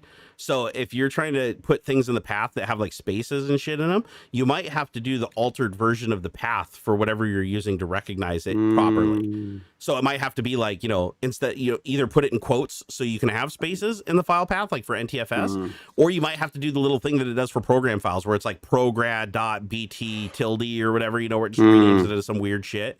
You might have to put that convention in it for it to resolve the path, depending on what calls they're making and how they're looking at it. You can call the driver directly with the path. So you can actually call the Chrome and then tell it exactly where the path is. Still won't do it. And so it's like, so I'm doing something. There's something else wrong. So I'll help you triage that shit. I've drunk my coffee. I got to sit down with it and figure it out. Do a little more yelling and screaming. Dude, it's always the little things, man. Like I remember, even programming big projects at Microsoft. It's like I'd write. I think my best day I did was like 22,000 lines of code in a day. Jesus. I was just literally from the morning I woke up to the time I left at like midnight. I was just cranking coffee, cranking, because I had to get this thing done. It was like, and it was a rewrite. It was like, oh shit, we ran into an architectural problem. We can't just Band-Aid this. We have to start over. It's like the methodology's wrong. So we went through and rewrote this thing because we had a deadline. And just cranking, and got the whole thing done, got the whole thing working on my computer. But anytime that we put it into production, it would not run. Like we got it working flawlessly on my dev box. Like I could have ran it on my dev box and it would have fucking worked, but you can't because it needs to run in the enterprise. We deployed it to the enterprise, it just didn't work, and the error codes that we're getting back were no indications of the code being broken itself. It just wasn't working. It was like straight up just like hanging and shit, and we weren't getting any telemetry back, even though we had telemetry in the code. Like that was a part of us building, is we heavily annotated it because we knew that we were going to fuck up because we were writing it in such a short period of time. Well, it turned out we spent like an hour or two just fucking on that one thing, just trying to figure out what it was. And we finally figured out that it was just a version mismatch between the IIS, or the Internet Information Services, that was running in the enterprise versus the one that I was running on my desktop. And I was making one programmatic call that had a bug in it, like a long bug in the old version of IIS that was fixed on the server. And that was causing the hang. And so, but none of the data led there. So we were just like scratching our heads, remotely connecting into the server, trying to figure out what's going on. And then the thing is, we didn't have the authority on that server to downgrade it to the version that I had, because obviously that could break everything else that was running on it. Right. So we had to go through and like actually reconfigure our code and do a bad thing to work around the bug. But it was like, it took so much time to figure that out. You know, if we had just in the beginning just said, screw it, let's just rewrite this section of code instead of trying to figure out why the hell it isn't working, we would have been done in 15 minutes. So it's just, it's how it goes. It's just like my DisplayPort cable issue on my birthday on my computer, right? It's like, it's like you skip the easy step. No, that's just embarrassing. Hard one. It is very embarrassing. Hey, Asif Levy. Sorry about that. Thank you for the 32 two squiggly lines going like this. 32 squiggly lines. Shekels. Oh, those are shekels. Okay, so thank you for the 32 shekels, my friend. He said, hey guys. He said, missed the live birthday stream. Late happy birthday to Barnacules. I'm always watching, catching up on the VODs. We almost missed it too. What's that? We almost missed it too. Well, yeah, I know, every week, right? Only every week, guys. Thank you so much for those super chats. You guys are awesome. We appreciate it. Hey. And also, huge shout out to everybody that's been supporting the Gimpster. Big shout out to GimpyG. Yeah, big. Yeah, our favorite How is GimpyG doing? He's in good spirits, but it's like he doesn't know how not to be in good spirits. That guy is like, he is always optimistic. Like every time I've ever talked to him, it's like he's like, I'm stuck in my little 5x5 cube, haven't had a bath in days, and he's still cracking jokes and making fun of the situation. So he stays in good spirits, but it's like the dude's house burned down. He lost everything. He lost all his vehicles that could transport him. He has like nothing. And dude, he lost his 3090. 3090. He just got. He just got that computer with that. He just got it set up. He just got it set up. And it burned to the ground. Full loss, 100%. Nothing could be recovered. It was like... Yeah, GimpyG, we're here just to make you feel even better. Here we are. Just to cheer up Gimpy, let's make a list of the things he lost in the fire. So actually, I have... hold on here. I think I did a bit.ly to make it easier to type here. I think it's fun to GIMP. bit.ly fun GIMP. Let me see. Yeah, there it is. Yeah. So I created this. So if you guys got a couple bucks that you could spare... That is throw the it at GimpyG. Right there. So go give GimpyG some dollars. We're trying to raise enough money to get him a vehicle that can move him around so that he doesn't have to live the rest of his life in a 5x5 cube in a comfort inn. And then after 20 people just donated. What's that? 20 people just donated. Serious? Nice.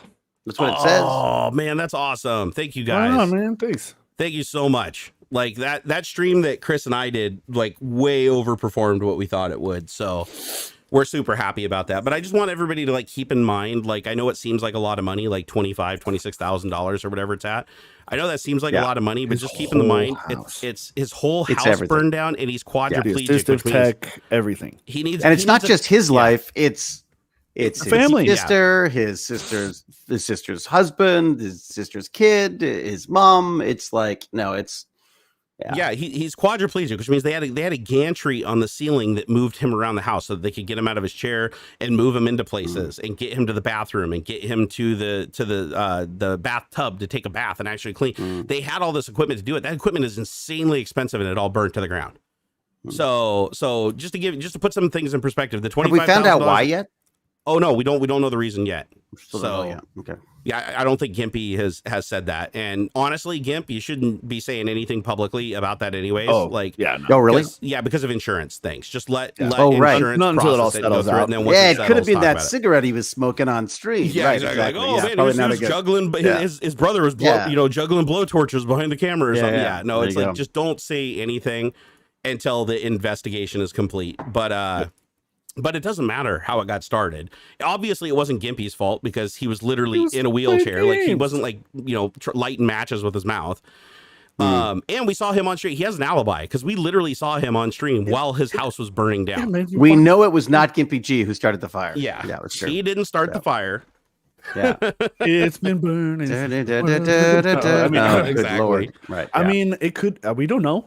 It could be like a pyro kind of. What was that one with the Drew Barrymore as a kid? There with that fire starter. Yeah. We don't know. Maybe he was starter. like he got real upset at the Doblo 2 and just like randomly with his brain powers just. You guys, any equipment semi-medical is insanely expensive. Yeah, I'm actually glad you guys brought up Firestarter because I can actually like name drop a little on that one. Oh yeah, my uncle Bert Cameron produced it. No, oh yeah. Oh, cool. He also worked on Smokey and the Bandit, and his second movie that he produced was Harry and the Hendersons. Cool. No way. Yeah, and I got he still follows me on Facebook and messages me every once in a while. Smokey the Bandit, man. I remember that one. I get DMs from him on my birthday and stuff. Hey, what's going on? Like, distant nephew. But that's too funny. Yeah, he's it's a trip. I got to meet him when I haven't seen him in forever. I saw him, I think when I was like 8 years old when we did a trip. We drove down to Disneyland. And we stayed at his house for 2 nights when we were down there because we were going around and staying with all the family while we were in the area. And I remember we went and stayed at his house, and right across the street from him, Burt Reynolds and Sandy Shields lived right across the street from him. And so my mom and dad and him went over to go hot tubbing with Burt Reynolds and Sandy Shields, and I didn't even get to meet him because I was the 8-year-old kid and I had to stay behind with the sitter. That's too funny. I was so mad. I was man, who was Farrah Fawcett? No, dude, even at 8 years old, I wanted to meet Burt Reynolds, so I was pretty bummed that I didn't get to meet him. So, but it was kind of cool that he like lived across the street and my parents went and like, got in the hot tub with him. I don't know. They might've done some creepy stuff. I'm just going to assume I met him at a convention. I met him at a convention years and years ago. And he was, he looked like the guy from Curious George. He had this full yellow suit on. and he was absolutely charming. The two of us were sitting there like long after the place was trying to close down and we were babbling on to people. And he seemed a very classy guy. I've heard he's like, I mean, even my parents said he was like a really cool, like, super chill guy, liked to entertain. Like, so, that was kind of cool. I was sad that I never got to meet him being that close. Right. It's like, just walk me across the street. Let me at least say hi to the dude. But when I was 8, I was also like super ADHD and all over the place. Like I probably would have walked over there and like yelled in his face and like threw shit at him or something because I think it's funny. So that's probably Burt Reynolds is electrocuted in the hot tub because Barnacules was playing with the electrical system. Exactly. And the funny thing is, I actually do have a story along those lines during the same trip. So as soon as we left his house, we went to my dad's friend, longtime friend. He was in the service with him in the Navy, and we went to his house and we stayed the night there. And he just got a new TV. This is like way back in the day. This was like rear projection, non-HD, right? But rear projection TVs back then were like billions of dollars, right? I mean, it was with like the giant bulbs. Exactly. But he had one of these, and I was just enamored by it because I was a technology kid, and this is back when I think I had an NES. I just got an NES, so I went in there and he had an NES and he had this TV. And it was brand new. He didn't even have it for like a week. And so he hands me the remote control and I'm like, TVs have remote controls? Because every TV we ever had up to that point, you had to turn the damn dial on it or push buttons on the front of it. Yeah. And so I have the remote. And so him and my dad go out drinking. My mom is like, he has an aviary with birds in it and stuff. So my mom's back there messing with all the birds. And I'm sitting in the living room, just like go channel surfing on this remote. And then I get into the settings menus and I start messing with shit on it. And I ended up accessing some kind of parental lockout and locking out every channel on the thing, except for one that was just fuzzy. So I didn't do it on purpose. I can tell you that I did not do it on purpose. Like I was just messing with the remote, pushing all the buttons, having a good old time. But I ended locking up, and so he came back and he turned the TV on. It was on there. He's like, "What the hell did you do, Junior?" And I'm like, "I don't know. I was trying to get the Nintendo to work." And it kept asking him for a passcode to log into the TV, and there was no factory reset option on this thing. So so we come back from the trip, and it's like a month later, and he calls my dad, and he said, "You won't believe it. I had to actually get somebody to come out and open up the TV and get inside of the TV to like clear the settings." Oh my God. So that I could get everything working again. You're never invited again. I just thought I felt so bad though. I felt so bad because he went like a month without TV in his main room. That could have been Burt Reynolds. You could have fucked up Burt Reynolds' TV. That could have been Burt Reynolds, and thank goodness it wasn't. Because that was that yeah. I'm sure my dad was like, my dad was so pissed at me too, because that was like his best buddy he hadn't seen in a long time, and we stayed for one night, and I destroyed like his $3,000 TV. I was not a kid you took places apparently. Yeah. But yeah, that was an interesting trip. Like that one will be solidified in the memories because I got to meet somebody who was famous. My I guess he'd be my great uncle, actually, not my uncle. He's my great uncle. And didn't get to meet Burt Reynolds, but was within at least 100 feet of him. Hey, when you're a kid, man, that was close. Take what you can, man. Take what the Reynolds zone. Yeah, so that was an interesting trip, and the trip down there sucked though. We all piled in a car, this like little Toyota Celica that it was a 2-door, and me and my sister just had a mattress. We had the back seat down with a mattress in it because they were taking turns driving, my mom and dad, through the night so that we could get down there by the next day. It was like 1,200 miles I think we did in a little over like 2 days. Dang. And so we only stopped to use the bathroom and to get food occasionally. But it was like to the grocery store, and we make sandwiches in the car. We were like poor as shit. So luckily gas was cheap back then though. Gas was like 80 cents a gallon or whatever. So, and it it got great gas mileage. So, but I remember that trip, me and my sister were just laying down because there wasn't enough room to sit up like really well. Cause it was like one of those, if you've ever seen like an older Celica, it's kind of like a fastback. Mm-hmm. So you can't really sit up comfortably. Slope. And we had to lay down because my parents didn't want the cops seeing us sitting backwards through the back window because then they pull us over. So we basically, for like 2 days, were just like laying flat, looking up through this window that was like a magnifying glass to the sun as we're driving into Southern California. God. We were dying, dude. We were absolutely freaking dying. Like even the windows rolled down, made like no difference. It was 1,000,000 degrees under that glass. And my parents would be like, "No, we're not stopping. No, we're not stopping." So I just started like lying and being like, "I gotta pee really bad. I gotta pee." And then I go into the bathroom and just pretend I'm peeing just so I could have a damn break. Just to breathe. Yeah. Just to breathe for 10 minutes. My parents were a trip that way, man. Not good parents, but I mean, they got me where I am. So I guess we had the station wagon with the seats facing the other way. Yeah, man. I hated it. I did. No, I love that. Motion sickness or no, I hate it. Well, motion sickness also because whenever cars pulled up behind you, it's like, what do? You like you look at them, you say, "Hey, man, what's up?" You wave at them and stuff to some extent, and then after a while, it's like it's just like awkward because you're like, yeah. One of the coolest not to trips, look at them. One of the coolest trips I ever went on though was with my wife back when we were in school, and she was my best friend. Her family basically took me on all their trips. Like when they'd go to Seattle to a hockey game, or they'd go up and go skiing, not snowboarding. They go skiing. They'd take me with them because I was like the poor kid that couldn't do anything, and I was their friend. So their parents would just pay my way. Like they'd pay for a lift ticket and to rent me skis, or go to the game, and they'd pay for me to get dinner, and and pay for a ticket to get me into the game. So I was like that kid that was always getting drugged around by him because it was my best friend. And I remember the first time we went on a trip skiing, we got in their van. My parents met him, dropped me off so I could get in their van, and we're driving out to Snoqualmie, the ski resort. And their van was like plush, man. It had like freaking nice chairs in it, and had a TV with like a Nintendo hooked up to it. And I was like, "What, dude?" It was like a limo. It was really like a limo. And I was like, "Man, you guys own this? This is like what you drive around in?" And everybody else is just like, "Oh man, it's like this is old. Like we've had this forever. This is dumb." And I was like, screw skiing. I'm just gonna stay in the vehicle and play Nintendo because this is like the coolest damn thing ever.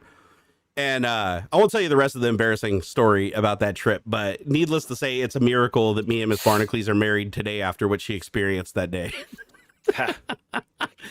Not sure I want to know this. Well, I went skiing, and I didn't have the forethought to think like you need like skiing clothing. So I literally wore I think I wore sweatpants and a t-shirt and rain gear, like disposable rain gear you get for like $9 at Walmart. And so I show up and everybody's looking at me like, I stick out like a sore thumb, just dude in like, sweatpants with clear plastic over the top of it. Who's the dude in the plastic bag? First time I went down the hill, very first time I went down the hill, because they got me they bought me lessons too. They got us an actual instructor to give us lessons because I'd never skied before. He gets me to start going down the hill and I do the splits and I rip out the entire crotch of my rain gear all the way up to my waist. And so they just they're so embarrassed at this point. They just leave me. They all go over to the blue square and just leave me on the green alone. So it's me and one other guy from my school who felt bad. So he stayed behind with me. But everybody else just left and I didn't see him until the end of the day, including my now wife. They just were like, this is embarrassing. See ya. And they just disappeared for like the rest of the day. And I think I saw him like back at the lodge for like lunch or something. And then I didn't see him anymore that day because it must have been so embarrassing, like even being in proximity of me. Because I didn't know how to ski, so I was falling down like every 10 feet. I was shaking, completely soaked all the way through because my rain gear was like a sandwich bag. It was basically like creating a greenhouse effect, and I was sweating so bad that I was head to toe covered in sweat. Right? Yeah. One of the most embarrassing things I ever did in my life. And I remember when we got back in the vehicle, I took off my rain gear and I was still soaked head to toe, and I was like, God, I smell like a wet dog. I don't want to get in there, but I had to. And everybody was nice to me all the way back, but needless to say, I don't think I ever went on another skiing trip with them after that. Let's not invite Barnacules to our next. Yeah, like what the hell is wrong with that kid? You said he didn't have money. You didn't say he was stupid too. Like, I mean, it was. And I remember my mom too, because my mom's like, you're going skiing. You need to wear something, warmer than that or whatever. And so I go with her to Walmart, and she wasn't going to buy me anything because they didn't have no money. So I had a little bit of allowance, and I went in there and I'm like, okay, so I can buy proper. Like I can buy snowboard pants, but they're like back then I think like $30, or I can spend $9 and get a plastic top and a plastic bottom that no rain would ever get through. So my logical mind is like, I'm gonna stay way drier than that. But I didn't think it was gonna become like a sauna. And if I add duct tape, nothing will get in there. That's the only thing that would have made it more embarrassing is if I brought a roll of duct tape with me and like duct tape the crotch. That would have been awesome.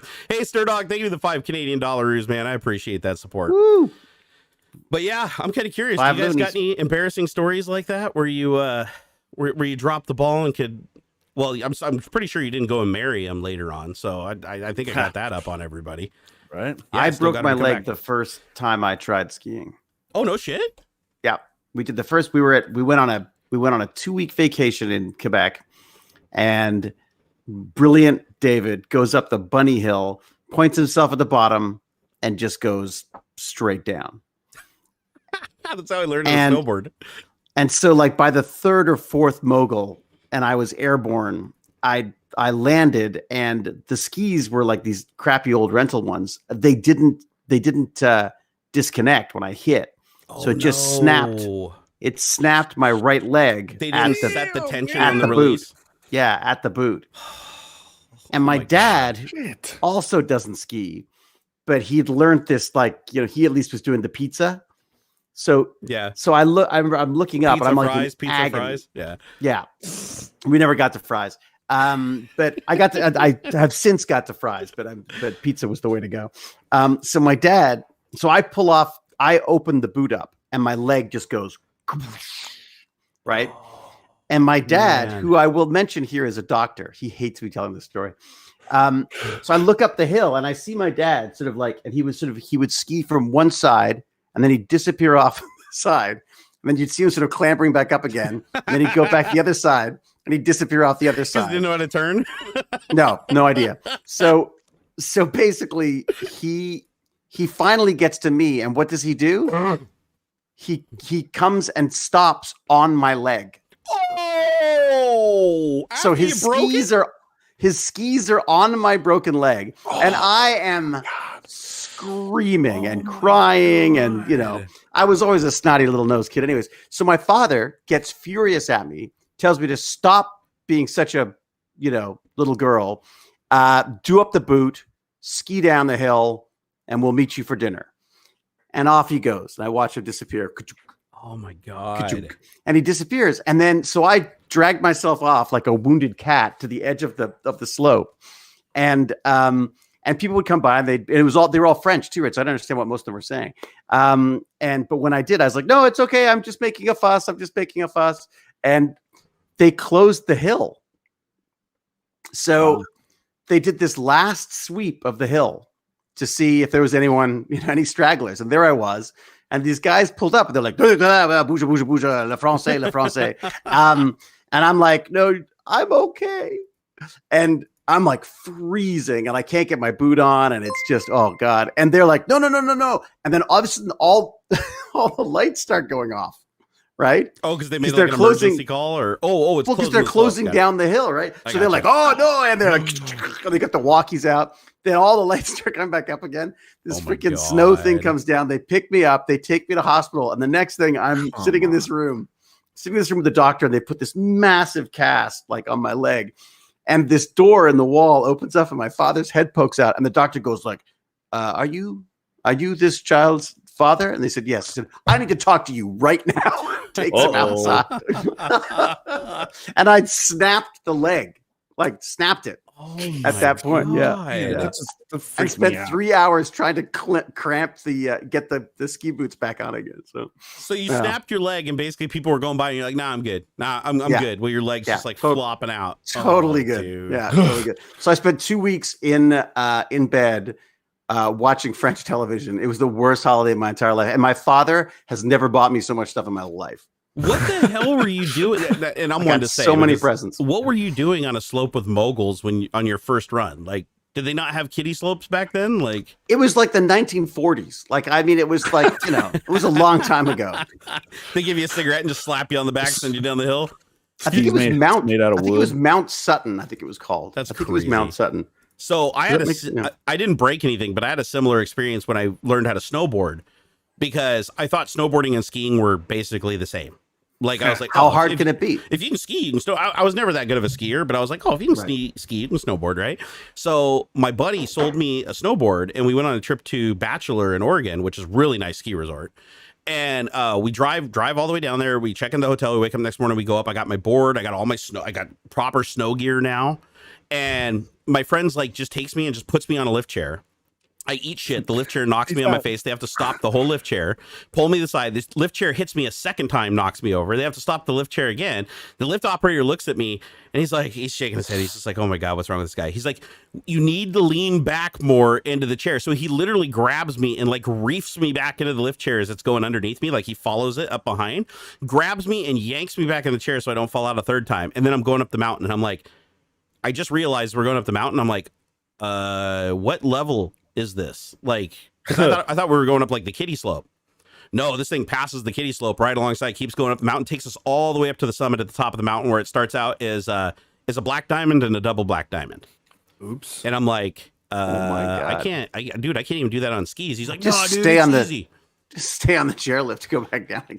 Yeah, so my friend is like, "Yeah, no, it's easy, dude. It's all the same. Like it'll be fine." So I get up there, and when I try to get off the lift chair, I eat shit. So because this is a very fast moving lift chair, like the more advanced ones move quick. And snowboards. Right? Getting used to trying to get on and off a freaking ski lift with a snowboard's insane. Oh, well, I eventually got I used to be I do double black diamond before I got all injured and my back got messed up. I mean, I used to be a really good snowboarder. Like, I could do the doubles, I'd do the half pipe, all that stuff. Really? I love doing that as a fat guy. Like, people get a kick out of it when I'd show up 280 pounds and go flying off of a double, or doing 73 miles an hour down an alpine run.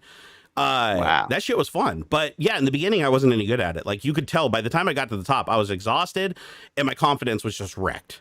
And there's this huge fog, we're above this cloud line, where when you start going down the hill, it just disappears. It just go down into nothing. And the visibility was zero. So I put on the board. My friend helps me up to get on the board, because I keep kicking the board out as I'm getting up. He gets me up on the board and he starts pushing me a little bit. He doesn't tell me how to stop or anything. I haven't done anything. I don't even know how to turn the board sideways and get up on its edge. He just pushes me and I balance over the board, and I keep going faster and faster and faster. And then I can't see him anymore. Now I can't hear anybody anymore, because the fog is getting so thick and the snow is coming down so hard that it's killing all the sound. And I'm just hauling ass. I can't see where I'm going. I can maybe see 3 feet in front of me. And I'm probably going, I don't know, 15, 20 miles an hour. And all of a sudden the ground just drops out from underneath me. And I'm in free fall. And I scream bloody murder. I'm like, I can't see shit. I don't know what's happening. All I know is the earth dropped out underneath me. Did I go off a jump? Did I fall off a cliff? scary. I have the side of a cliff. So I fall for what it felt like forever, but it wasn't. It was like, I think I fell like 15 feet and into a snowbank. And I went all the way down into the snowbank, like up to my chest. And so I was stuck. The board, basically the snow piled on top of my board and it was like an anchor and I could not get out and I could not reach under the snow to pull my binding. And so I was just stuck. I was just stuck there in the snow off on the side because I fell off. It's a double black diamond and they had these two little cliffs that you could either drop off of into the powder and go down. So luckily nobody came off because they would have landed right on top of me. But I was in there and my friend is gone. He already left me. He's completely down. He's already halfway down the mountain. And so every time I hear something get close to me or I hear voices, I start screaming bloody murder. And finally somebody comes over and they see me. And when they see me, they had a flashlight. So they turned on the flashlight and they were just waving it around and we were both yelling. And Ski Patrol saw me and they came down and they actually dug me out. They came down with a freaking like hand shovels and two dudes like digging me out of the hill and pulling me out of the hill. That's how they lose people, right? They lose people. You land the wrong way in that hill. Yeah, if I you land the wrong way, you're right. Yeah, that's it. Yeah. So that scared the ever. What do they call the tree wells? Yeah. Yeah, the tree wells are things to look out for. Yeah. Yeah. So that was a really scary experience. By the time they dug me out, I was so cold and I was so sore that I was like, man, I'm just done. Like, I don't want to do this anymore. But we spent all this money getting down there and doing all this. And my friend still wanted to snowboard. So I went into the lodge and warmed up. I had some coffee and I'm like, okay, I'll give it another go, but I'm going to go on the kiddie slope. And the rest of the day, I just went up the kiddie slope and just fell down probably 3 million times. Yeah. I was so bruised and so frozen by the end of the day. When we got back to the hotel, I couldn't feel anything. Couldn't feel my legs, couldn't feel my butt cheeks, nothing. I was just dead. And so I go into the bathroom to change my clothes and I take off my clothes and my whole backside, my butt cheeks, the back of my legs and my hips are dark purple, almost black. Ooh, and I was like, I've never seen bruising like this before. I was like, holy shit. So I even called my friend in, even though it was like a very embarrassing thing. I was like, dude, fucking look at this. And he's like, oh, gross. Oh, dude, you need to go to the hospital? I'm like, no, I'm good, man. No, I'm good. So we filled up the tub. I just needed to show you that. So I feel better. Yeah, I just wanted him to see that I wasn't bitching because I was bitching all day and I'm sure he was getting tired of it. But I wanted him to see that I was bitching for a good reason, right? Yeah, man. So I get in the bathtub. And I turn on like lukewarm water and it feels like it's boiling. Like it's burning the shit out of me. Yeah. So I had to put like almost cold water in the bathtub.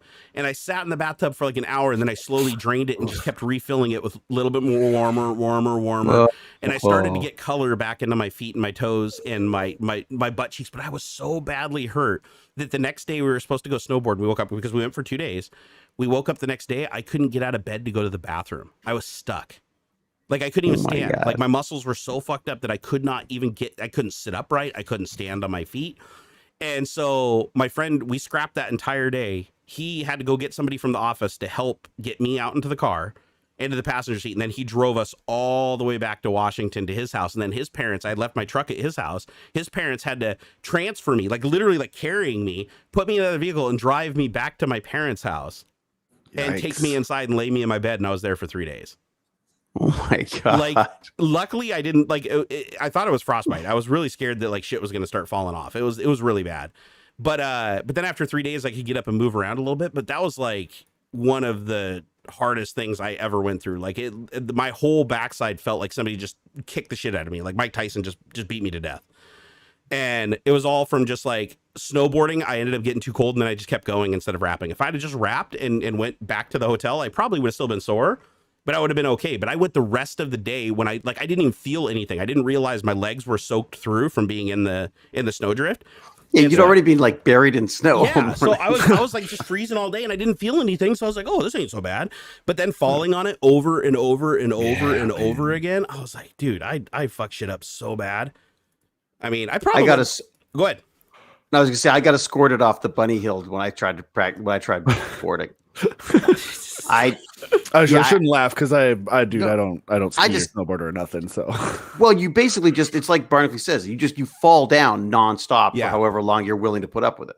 Yeah. So I was just over and over and over again. I just kept landing on my head every time. Yeah. And then I was like lying there going like, okay, I just need to take a deep breath and I'll be back up again in a second. And I'm looking up and all these faces appeared. And one of them says, "I'm a doctor. You have to stop." So this bunch of guys, I'm like, no, I'm fine. He goes, no, I'm a doctor, and I'm telling you, I need you to come back to the. And I was like, all right, fine. Hey, Aux, I landed on my head so many times. Have you ever snowboarded or skied? Nope. Really? Really? You look like a freaking snowboarder, dude. You'd probably love it. I do sledding, extreme tobogganing. Oh, that's pretty fun. Oh, I do that'd be like cool. sledding. Oh yeah, I get like the cheapest plastic fucking weird little sleds or toboggans, and then just send it, man. Woo! There's a really cool. You have you done the? You should try boarding though. He would. I'd like to, but man, it's so expensive. Yeah, it's like I can't justify $300 to rent gear for a day. Like that's outrageous. Nah, What's sad is before my back like finally gave out, I went and bought $900 worth of new gear, went up once, and then my back fucked up, never recovered. So there you go, give it to Aux, man. Like it's weird because like it might fit. You can buy the gear like used fairly reasonably, but then like what am I going to do with it if I'm not? I don't know. It just seems like a weird investment too. Yeah.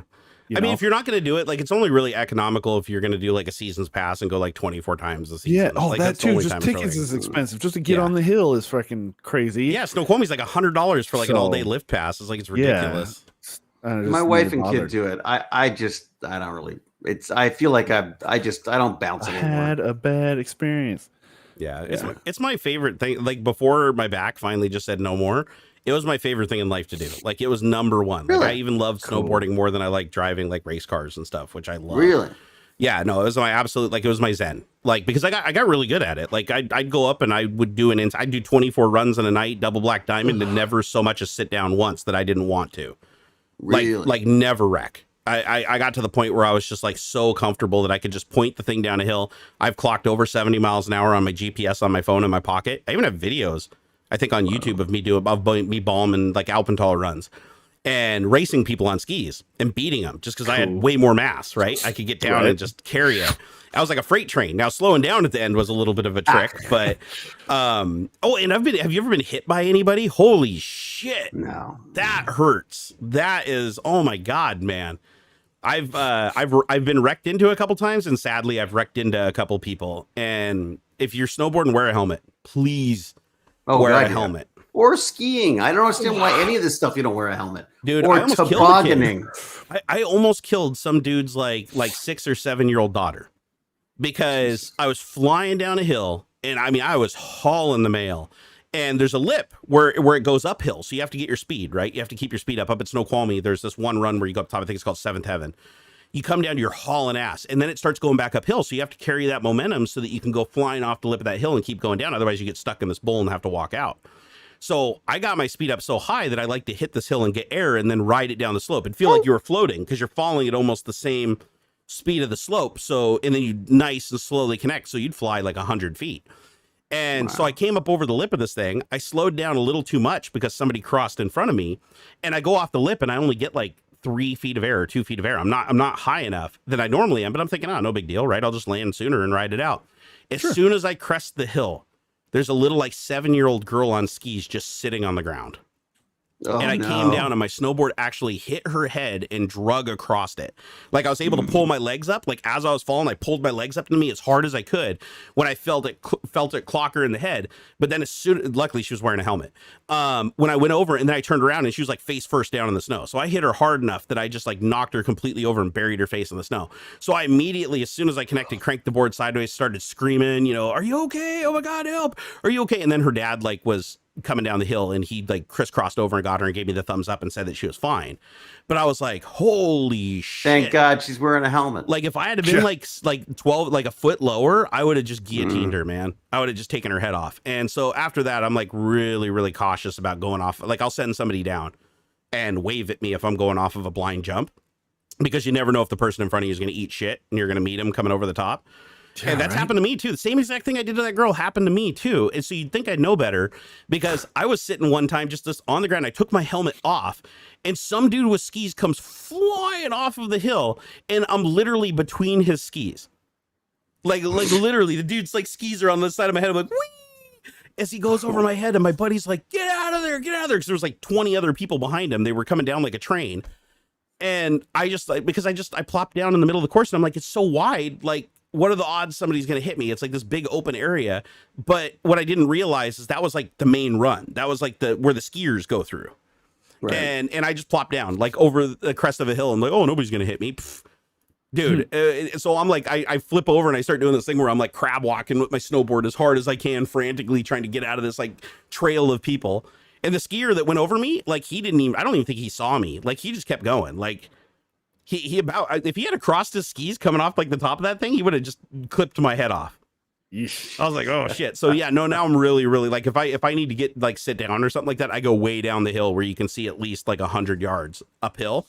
Then you know you're pretty safe. But I've even had kids just clobber into me. Like I'm out in the middle of nowhere. It's like 100 yards, and some kid will just get like fixated on you because you're one object sitting on the snow, and they're like a little torpedo, and they just come right at you and hit you. That's so true. I'm coming for you, buddy. You're going where you look. I'm going at him. Yeah, I've had a kid literally just come over and just smash into me at like 5 miles an hour when I'm on the side of the slope, and I can see him coming from like 100 feet away, and I'm like, nah, they'll turn. No, they'll turn. love watching the lineup for the lift and just seeing someone come through and just take out everybody. They just like they can't stop. Yeah, I can love it. Yeah. Wait, so Aux, you don't do skateboards either? Nah. Dude, you are such a poser with that beard, sir. Freaks me out. Really? Dude, I did yeah. I tried it. I tried skateboarding, but again, I'm gonna kill myself. Man, yeah, that's it for me, man. I can't do it. I've done rollerblading. I never was good at skateboarding. Was something I never got good at. Rollerblading, roller skating, no problem. I took to rollerblades. Oh yeah, like I was swimming. I loved rollerblading. Rollerblading was a big deal. Yeah. Rollerblading is cool. To be honest, not that I got like crazy good, pressure. But like I couldn't do the whole like foot crossover turn thing. Like, but I can, I have fun with it. No, I used to love going to Skateland in Silverdale. They'd have like these all night skates where you basically just skated until you fell asleep, and then when you fell asleep, they'd kick you out. But yeah, no, I used to love roller skating. And then I transitioned from roller skating to inline skates. And then my friends picked on me because every time I went to the skate park with them, back in those days, nowadays it's like, it's cool, right? But back in my day, if you went to a skate park and you had rollerblades, they'd run you out. They just give you so much shit and cross in front of you and knock you around until you just got frustrated and left. And so that's why I stopped. That's why I stopped inline skating, and then I tried to switch to skateboarding. I was never good at it. Skateboarding was something I never could get a grip on. Yeah. It's I think it's like an inner ear thing or something. But I just But snowboarding, I was awesome at once I got the hang of it. Huh? Like honestly, like I actually was like I'd go snowboarding. I think we'd go every weekend, and we'd do anywhere between 14 and 24 runs, and like all the way up and down for trips on the chair. And we do that every single weekend, like every Saturday to roll around for an entire season. We'd all, team up in the Microsoft parking garage, transfer all of our gear into one big truck and drive up. And so I actually got really, really good at it. And that's why I miss it so much, is because it was like that was one of the things in my life that I put a lot of effort, because I was really shitty in the beginning, but then something clicks. The other thing too is gear. Yeah, I thought that was skiing. Yeah, I had a problem with gear too. The first board that I bought, I didn't realize that like the length of the board matters relative to your height and your center of gravity. And so I bought a board from a friend that was like way too short for me. And so it made learning really difficult. And I remember when I finally just gave up on that board and ditched it, and I went to a longer board, it was night and day. It was like all of a sudden I was like, holy shit, I can do this. Like I'm good at this now. Hey, on the short board, I couldn't ride switch, and I could ride switch no problem on the longer board. So my dad bought us skis, I remember, but he bought them really, really big so we could grow into them. Which are just impossible to learn how to ski on. So yeah, I miss it. I hope one day I can, drop 120 and get my spinal cord rebuilt, and I can go back and do it again, because that'd be a lot of fun. Yeah, man. Hey, Sturdog, thank you for that $5 Canadian, and Pup Shepherd in the house. Thank you for the $5, Pup. Always ranches. Lick Wags. Hey, how are you? We're doing all right. He said offers hugs and head pats. I like both of those things. Aww. We got was it Balliet Brand or Ballet Brand? Balliet Brand? And self-help. Sci-Vive and self-help. So thank you, gentlemen, for the chat and everything. You're welcome. Sorry for butchering the shit out of your name. Yeah, that's what they're paying for. You're paying good money for us to butcher your name. Yeah. I have to know, what is Sci-Vive? I've never heard that before. Is that like Survive? Survive, maybe? Survive and self-help? Sci-Vive? I don't know. Sci-Fi, science fiction vibe? Like, I need to know, though. So tell me. There's a book by Richard Hart called is it? Sci-Vive, yeah. Oh yeah. I don't know if that's necessarily what they're referencing, but his Google foo is good. he's like quick on that, isn't he? Quite so. I used to do tech support. Of course, my Google's. Of course. You kidding me? That is true. Google foo is like the most important skill. Like even when I hired I people, swear to God, they should teach kids Google foo. I don't understand why they don't. It's like it's the most important thing. You know what I do think is cool, bonkers, man. Oh, we got an explanation. So SciVive is its longevity and surviving through science. Ooh, nice. I like that. So the book, I think the book I found, that was the thing. Well, I agree. I agree with that book, and I ain't even read it. No, I was gonna. Oh shit! I just lost my train of thought. I had a good one too that I wanted to talk about. Meep. It does that sometimes. They just like wander out of my brain. Squirrel. They gotta circle back. Squirrel. But well, here let's just segue into our topic then, shall we? Let's. I don't know anything about this. I don't know. I only heard some stuff, and this just happened to reference it. Yeah, I guess there's some deal with these new CPUs and the way that the DRM, certain DRM software is. It's like it sees the other cores as like a whole nother system. I guess. Yeah, it thinks it's like virtualized or it's something weird. like that. Yeah. Yeah, and so.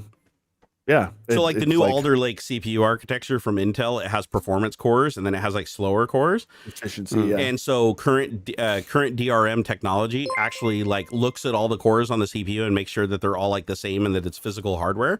And because they differ, now like the older DRM gets confused and thinks it's not a real processor. So the DRM all those people who actually cheating. paid for their stuff are getting screwed.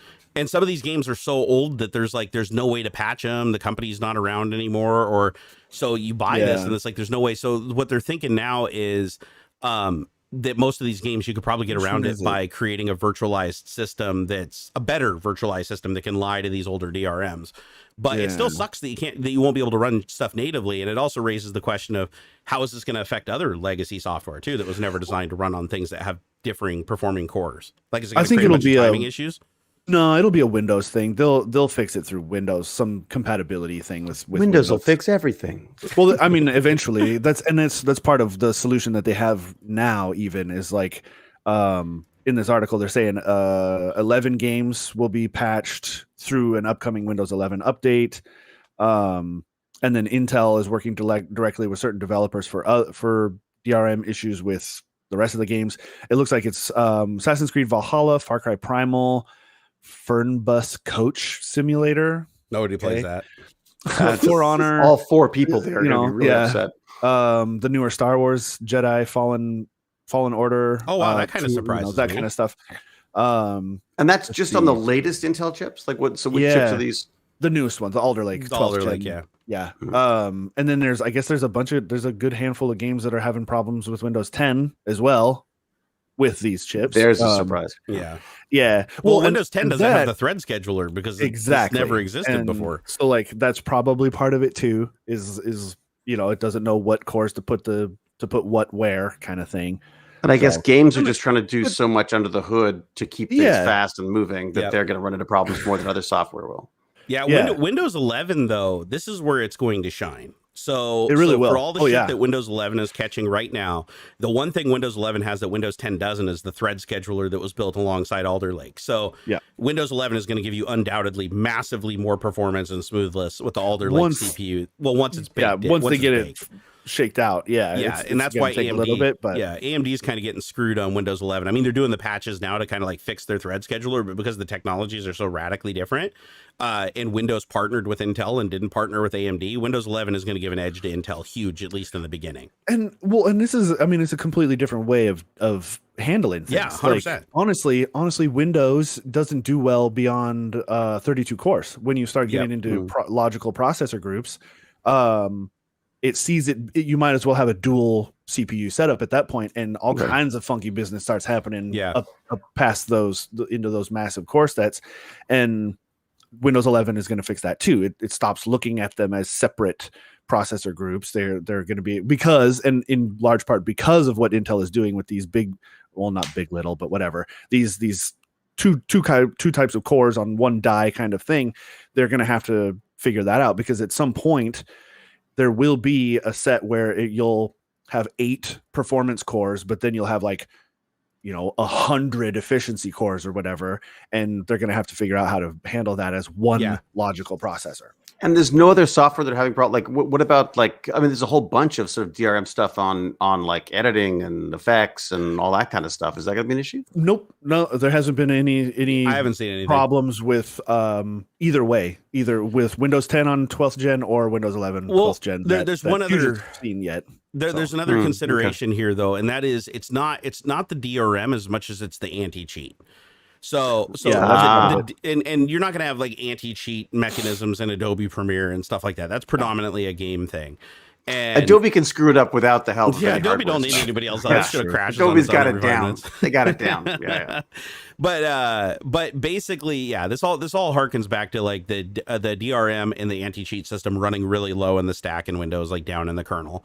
And these CPUs which they've got, didn't Epic just announce a new one that's running right in the core now or whatever? Yeah, they all are. They're fucking all running in the kernel now, and Linux now is even getting the anti-cheat.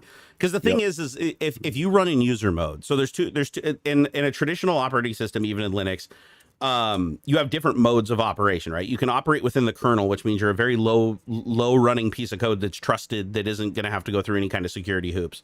Or you can run in what Windows calls user mode, which is this partition space that has to abide by a bunch of rules.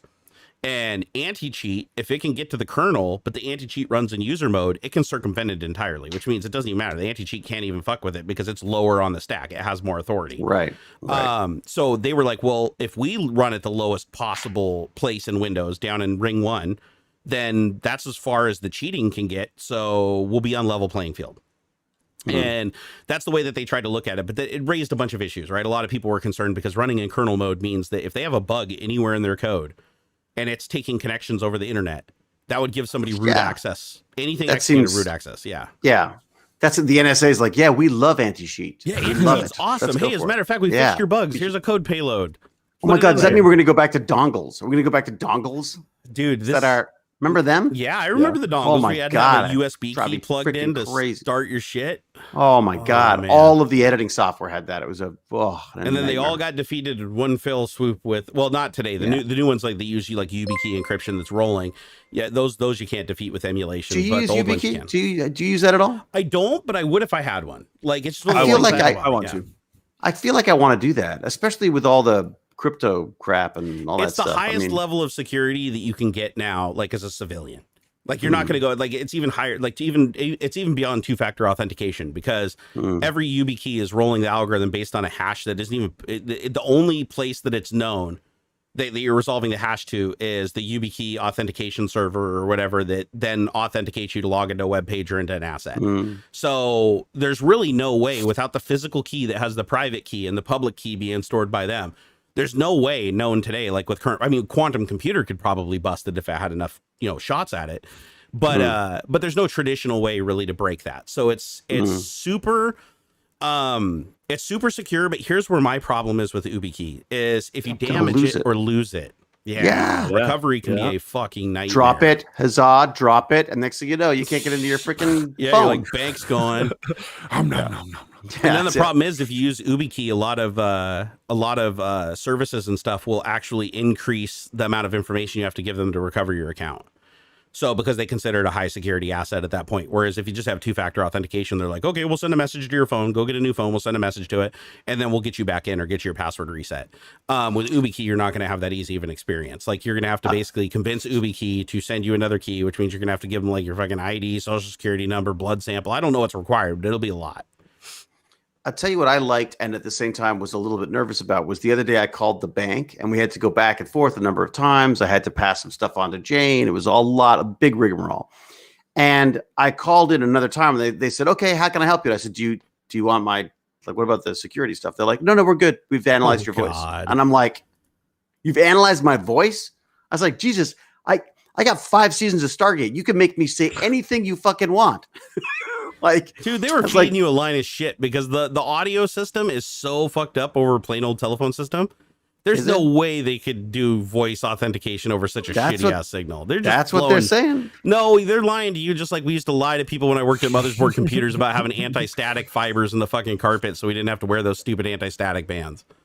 No shit. That's what we did. There's no fiber No, I was kidding. No, seriously. We tell that customers would come in and they'd watch us work on their computers because all the workstations were behind the counter and they could see us. Right. They'd watch us work and be like, hey, don't you got your anti-static band on? Because we'd never put them on because they were fucking annoying as hell.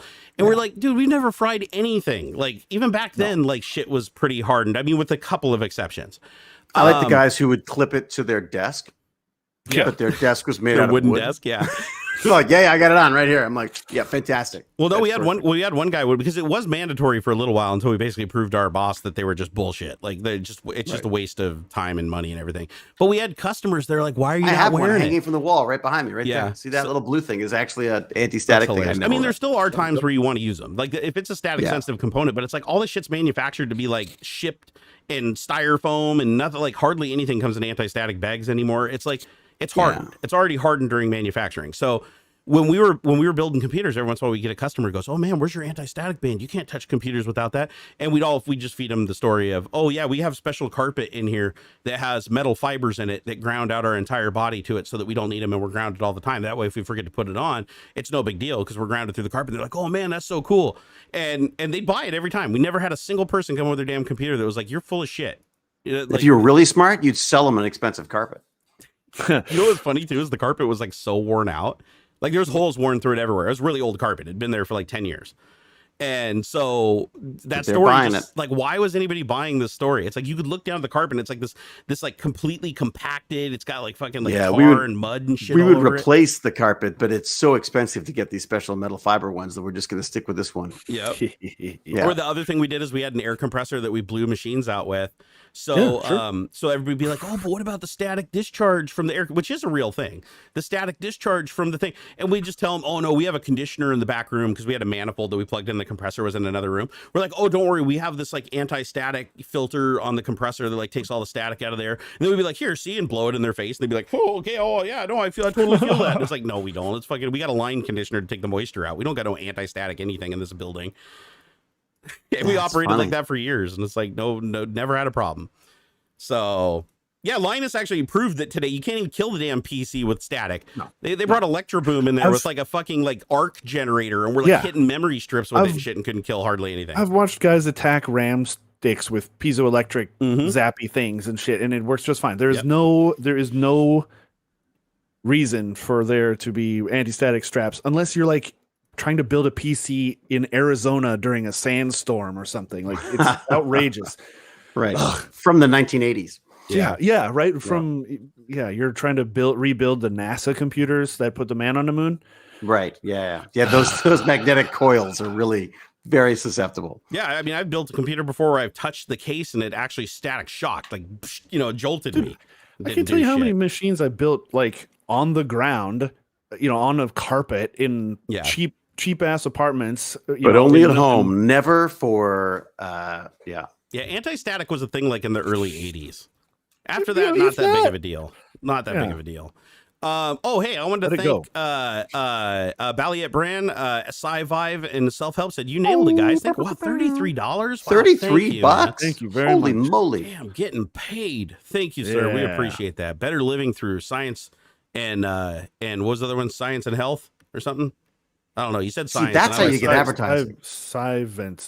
That's how you do your advertising. Yeah, you drop the coin. They mention your name. Poor Gimpy's paying like through the nose for like a banner up there. Actually, I got to ask the question though, because this guy actually has the name of the author of the books and the books in the thumbnail. So, am I to assume that you are the author of said books, or are you just a fan? Because I'm curious if this is like the dude that actually created the book. Because if so, he is brilliant in his advertising thing here. This is amazing. This guy is like next level. We need to learn from him. I mean, it's in his name there. That's pretty cool. Let us know in chat. Are you the author of this stuff? He said science and longevity. All right, let's see. If he's the author, that's gonna be awesome. Yeah. Yorkshire Techie, thank you for the £5. He said, "Hey guys, great job raising money." I know, right? Great job raising money for GimpyG. We're trying. He said, "David Hewlett, I like the lighting setup you've got. What lighting setup do you use to get that effect?" Oh yeah, that's a good question. What do you got going on? Let me tell you, what I've done is I've bought the cheapest LEDs I can find at every opportunity that I've got, and I've glued them to every surface in my room. Like literally, I buy these cheap ass LEDs. And Baz and I just glue them everywhere. And half of them die like with it. Most of them don't do half the colors they used to do because they usually like give out give out after like a couple of months. But yeah, I've got them around the edge of the edge of the desk. I got them at the back. I got them. Yeah. So I think it's Govy. The Govy are the ones. They're probably stealing all of my data. They're probably creating a virtual Hewlett right now in China. But yeah, that's what I've been using. I need to put you in touch with Dave's Garage on YouTube. He wrote a thing called, I think it's called like Nightlight or Night LED. It's a LED controller library for like different languages. And it does some crazy stuff with addressed LEDs, like really crazy stuff. I don't even know if these are addressable. I don't think they are. I think it's just, well, maybe they are. I don't think they are though. I think the addressable ones are more expensive. They are. And thus, they're quite a bit I'm more too expensive. cheap. And I'm too cheap. I mean, he did some cool stuff. Like, was it called like Night LED? God, I wish I could remember the damn name of it. But he did some really cool things where it's like he just took LED strips and just put them like lines on a screen, and then made it like a billboard that he could display low resolution images and stuff on. Oh, that's cool. Yeah, just running strips of LEDs back and forth. Each one's an addressable line, and each one has so many RGB LEDs, and he just plugs it into an Arduino and feeds it this program, and it's now a screen that can refresh and show shit. It's really neat. Oh, that's cool. I love the Arduino stuff. I'm actually right now trying to figure out the what voltages my electric wheelchair needs to get it to serve as the basis for a robot platform. So probably like 24. I'd imagine that's a 24 volt system. It's 24 volt system, but they are, because it's a medical device, I think they go out of their way to make it difficult to figure out what the voltages are. So it's got some weird like step up transformer to like 4,000 volts inside or something. Well, I don't know what the deal on that is, but they've got electric brakes, right? Because they've got to be, and I don't want to get rid of, you can pull the brakes off and just use them as motors, but I like the idea of having the brakes because that's like, it's not going to take off whenever when you don't want it to. But you got to run 24 volts through the brakes separately before you give the motors the command to move, right? Interesting. Okay. And it's figuring out how it's triggering that with the little joystick system is kind of interesting. So what I've done is I took the joystick and I've just literally soldered a connection to each one of the connections and have a wire draped out of the thing. And I'm just going to test all the inputs from there, but I still have no idea how to actually make it work. We'll see. Yeah. I was going to say, if you have a Variac or something laying around, you could just crank up the voltage slowly until you get the result you need and then back it off to the minimum. Oh, that's neat. Actually, that's really that way smart. You don't overdo it and you don't push it. But you do need, I'm sure it says on the motors like what the amp rating is. Oh yeah, I think it's up to, I can't remember what it is. I think it's up to, I think it can handle up to 6 amps, I think. Yeah, so just get something that can handle 6 amps that you can slowly ramp up. You could probably even use like one of those Radio Shack freaking transformers that you can go from like 1.5 volts up to 24, I think it is. Just by clicking it to the new section, it'll up the power. And I would just do that slowly but make sure that you got like good continuity through the whole test and everything, so you don't accidentally push too much voltage and blow it up. Which I'm going to do. At the magic smoke. The other thing you can do too for like workarounds on that is 12 volts is actually really easy to divide to 6 or double to 24, just using like what do they call it? A step up transformer or a step down transformer. You can find those in like everything. Like you can get those out of like microwaves and shit like that. So that's pretty easy to do. You can also steal them out of those AC wall warts too. But you can also just take like a 24 volt, wall adapter, like for some, a component that you have in your house. Like I got 24 volt is probably like the third most common one that I find. It's 12 volt followed by 5 volt followed by the 24 volt ones. It's not so much the 24 volt part. Like I could jump straight in and put a controller between I have like the Arduino, a controller, and then the motors. It just feels like such a waste not to be using the whole joystick setup. Like it just, because you're getting like 3 volts, 5 volts. You know what I mean? Like it's just the idea. I somehow that just seems more gentlemanly somehow. I don't know why. Well, you can do like a multiplier too. I mean, there's all kinds of cool circuits that you can make, like a multiplier circuit where like the 1 volt it'll multiply it by like a certain amount.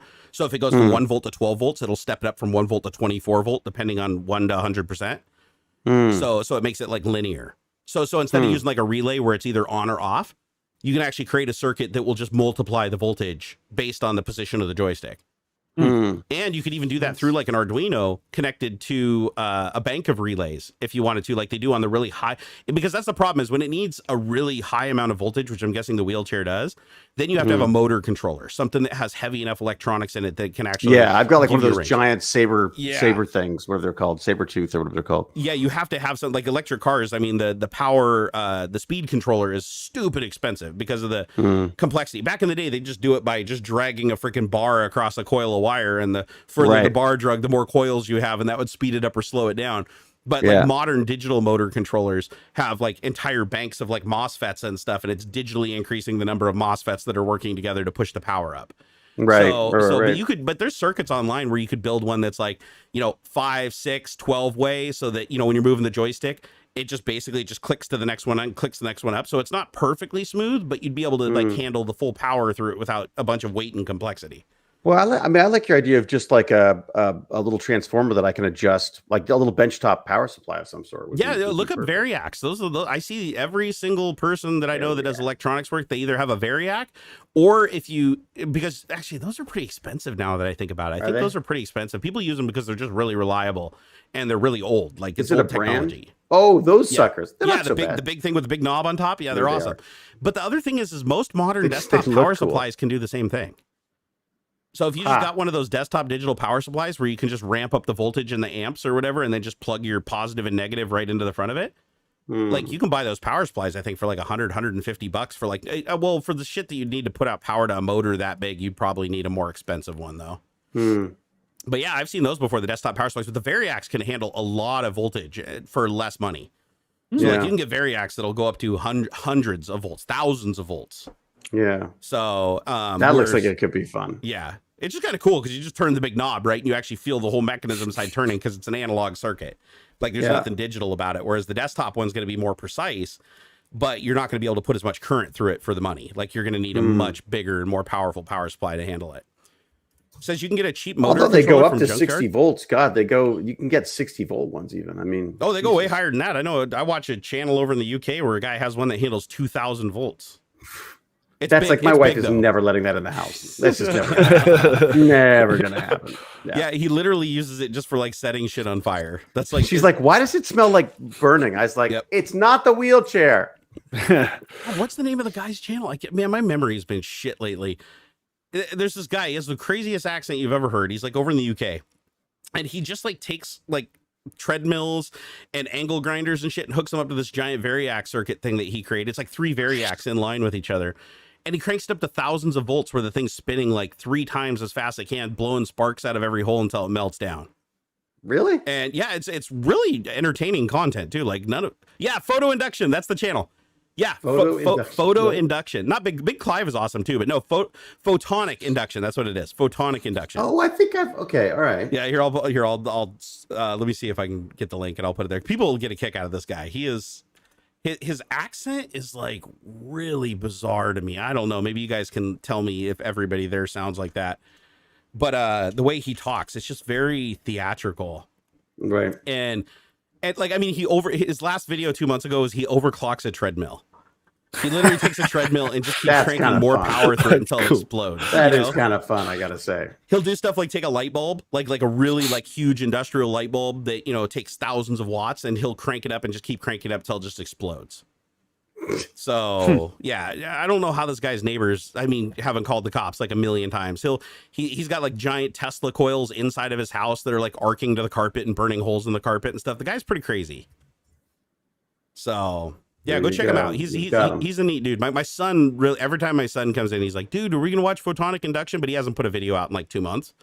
So hopefully he didn't like finally do the experiment that ended him. Oh, like the 1,000 amp hot knife? Holy crap. Dude, he does some really, really crazy sketchy shit where I'm like, oh, that was it. Popping a 5,000 amp fuse. Dude, he takes a fan out of a car. This is one of my favorite videos he ever did. He takes a fan, like a radiator fan, out of a car, and he pins it down to the ground with 3 little tethers, and he overvolts it so much that it's spraying sparks out of the bottom of the motor while lifting off the ground like a drone and like almost pulling the lines out of the floor. Yow. So we're talking about a fan that just cools a radiator in the car, and he's spinning it up so fast that it's actually flying like a drone. And oh my God, he overclocked a microwave. Yep. Cool. And he has one where he like pulls a bulb. He has like this bulb that he pulls out that's like the freaking, you wouldn't even be able to fit it in your car. It's so big. And he needs like, it needs like 5 or 10,000 volts of current and a lot of amps to just get it going, like to just fire the arc. It's like an arc lamp. Right. And it's so bright that he has to like wear sunglasses in the room and it's blowing the camera out at like its lowest exposure level. You guys are like, oh my God, this guy's like nuts. Yeah, this guy's crazy. He's That's completely fantastic. nuts. I don't know how he hasn't died though, because he'll just grab shit and be moving stuff around, and he'll just grab a wire. It's got like freaking a billion volts going through it, and it's like arcing to shit while he's holding it in his hand. And I'm just like, oh God, he's like. I mean, he's got a video on health and safety, common sense. Oh, that's good. That's he's good. Still alive, Yeah. so I can't argue. It's the with one that. right next to the too much current electric meter pops. This guy is basically Electro Boom, but just multiply all the power by like a million. Yeah. He's basically he's British Electro Boom. Oh, and he's got a wheelchair. He's got something on a wheelchair too. Ooh, that might be helpful. Yeah. Hey, Balliet Brands, Sci-Vive and Self-Help, thank you for the $66.61. Wow, this guy's just making it rain today. He said, just repaying back all the education you've given over the years. Oh, you're so sweet. We appreciate that. Richard Gagnon, thank you for the $5, said, David, you should build a mini Stargate and control the LEDs with sound and Pi. I was doing that, and then I think I blew. Speaking of Electro Boom, and then I think I zapped my my LED thing. I've got it. Let me see if I got it. No, yeah. I had killed a nice it. little. Where did I go with it? Oh, I may have put it away. I'm embarrassed to say I've released the magic smoke out of far too many components, and it's usually just because I'm too lazy to like verify one thing before I do it. I bought this beautiful little Adafruit or Adafruit, what do they say? Ring of LEDs, like that was not cheap, and Adafruit stuff is not cheap. it worked beautifully for about 2 minutes. You got to go to Alibaba and get all the same shit. It just takes like 3 weeks for it to get here, but it's like and then they burn out in like 4 seconds because they're like I don't know. 10 of them. But I like supporting Adafruit because at least she created a lot of this stuff. I agree. Like it's just crazy how cheap the components are when you buy them in bulk overseas. It starts making you think like I was looking at LEDs, right? I was because I wanted to do some LED stuff, and it's like for a roll of addressable LEDs with a power supply and a controller. I was looking on Amazon. It was like $60 or $70 for like the cheapest one. And so I looked at the components in the kit, and I went to, it wasn't Alibaba, it was wish.com or something. And I could buy the exact same kit with the same controllers and power supply and everything for $7. If you're okay with getting it in 6 months. That was it. And the shipping was like $15. So a third of the price, quarter of the price, and you got to wait like a month or two to get it. Yeah. It's funny, I was talking to, actually, I don't know if I ended up talking to them about it or not, but I was reading up about this. They've got these things called, they call them like ghost shops, where basically there's a whole market of taking these like cheap ass things from AliExpress or whatever. Yeah. And then trying to market them as homegrown, like, oh my God, look at these clothes. They're amazing. They're all from, and then and stuff. Yeah. And then they're marking them up by 10, 100 times. And I started thinking like, well, that's where you need like a little app that's going to do like a reverse image search on everything you buy, so that you're not like going and buying this stuff with a brand stuck on it. That's actually, just a direct, rip off of something from China that you can get for $2. Yeah. I mean, I've been hit by that Amazon scam a couple of times. All the time. I bought a thing that opens a can and turns it into a cup. Like, it's like a thing you put on the top of the can and you rotate it, and it's got two razors like a can opener, and you put it on top of the can, you turn it, and it cuts out the top of the can and leaves a smooth surface, so you can use the can as a cup and drink your soda. Oh, that's cool. And it's a really neat. It works. I mean, I don't know. I'm still thinking it's like metal fragments and shit in your soda. It doesn't make like the greatest line. But I went and looked online. And if it doesn't work, you're drinking fucking metal fragments. True. So I bought it on Amazon. I want to say I paid like $13, and it wasn't like super expensive. It was like $13-$14. And somebody had sent me a link on Twitter to it was like Alibaba or Wish.com or one of those sites. There's like 3 big ones, and they sent me a link to it, and you could buy the same thing for $1.99, and if you bought it in quantities of like 100 or more, it was like 70 cents. But don't be that dick. Don't be the guy who you go, oh, I just bought this, isn't it great? And they go, you could have got it for 50% of that. You're like, fuck you. Everybody does that to me. Come on. When we were in Jamaica, we bought this it was like a soapstone carving thing of like an elephant or whatever. Really cool thing. Like they hollowed right out there. Yeah. No, and there's like a couple of these little stands of like, oh yeah, I'm gonna carve these wooden bowls or whatever myself and blah blah blah.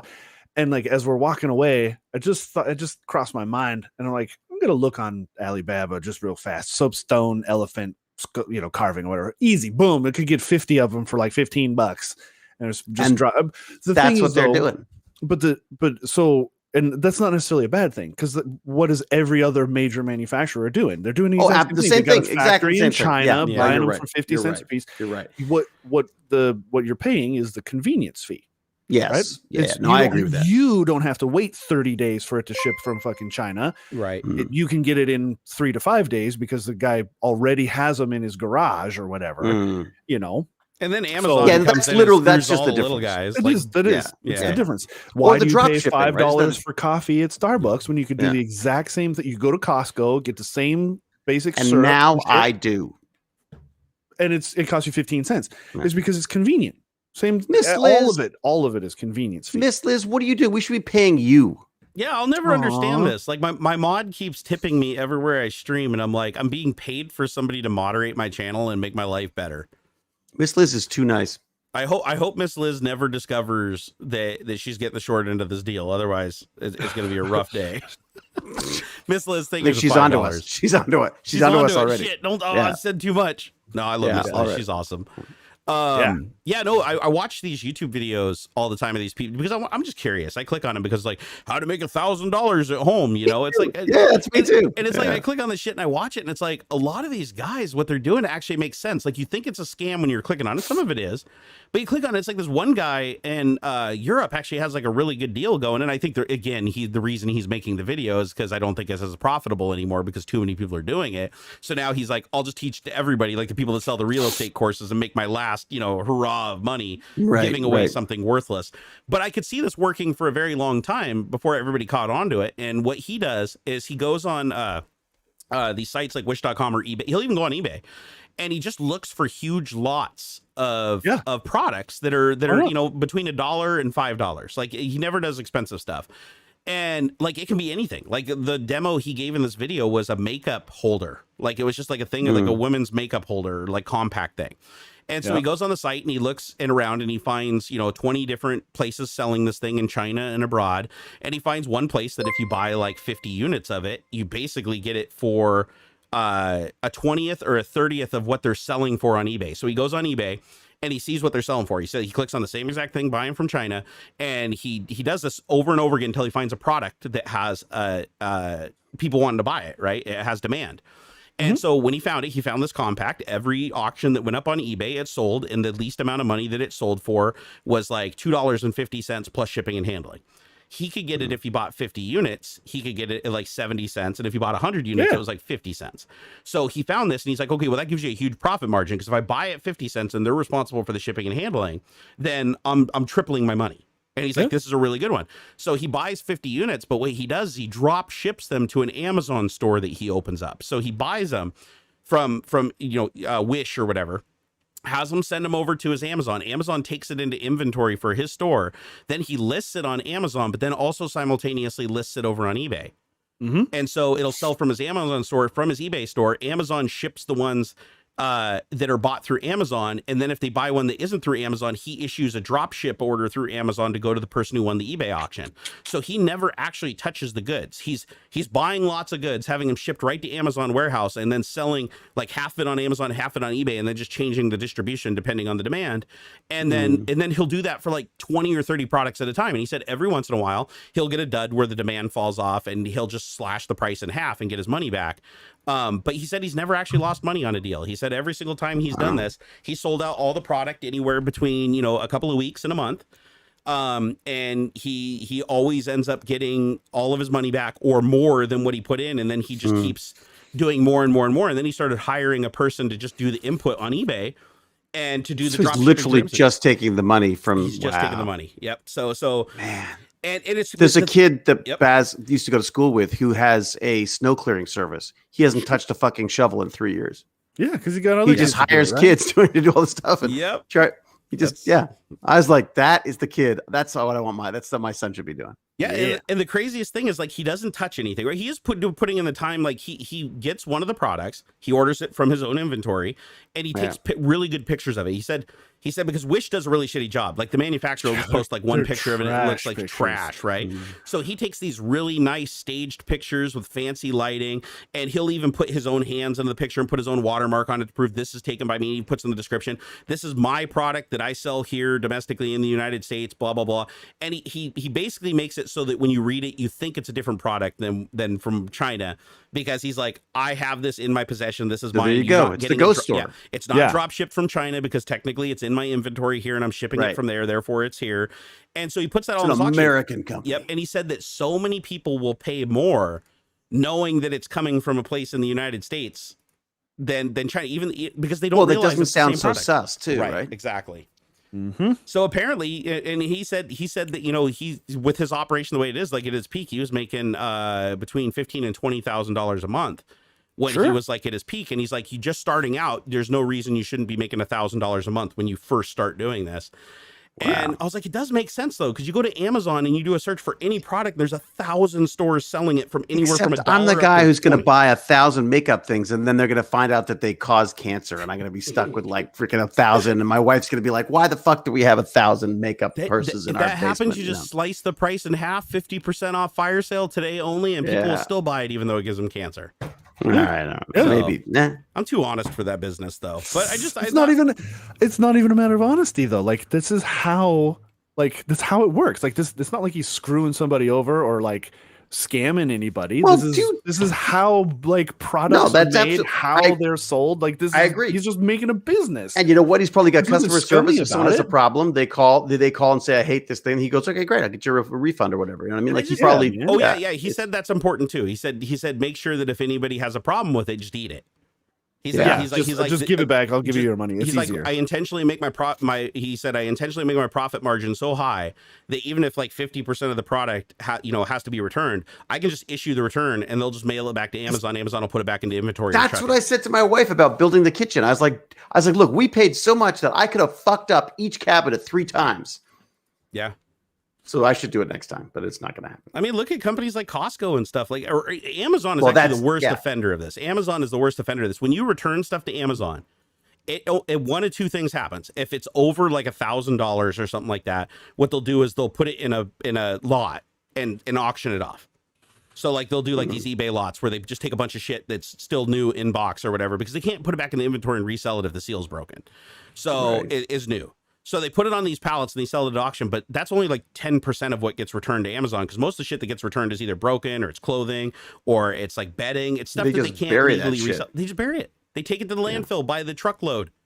And there's a whole documentary on it where it's like Amazon has so much of the return shit that they literally have to have like 6 or 8 warehouses like surrounding the distribution center that will take in this stuff and sit on it and recycle it.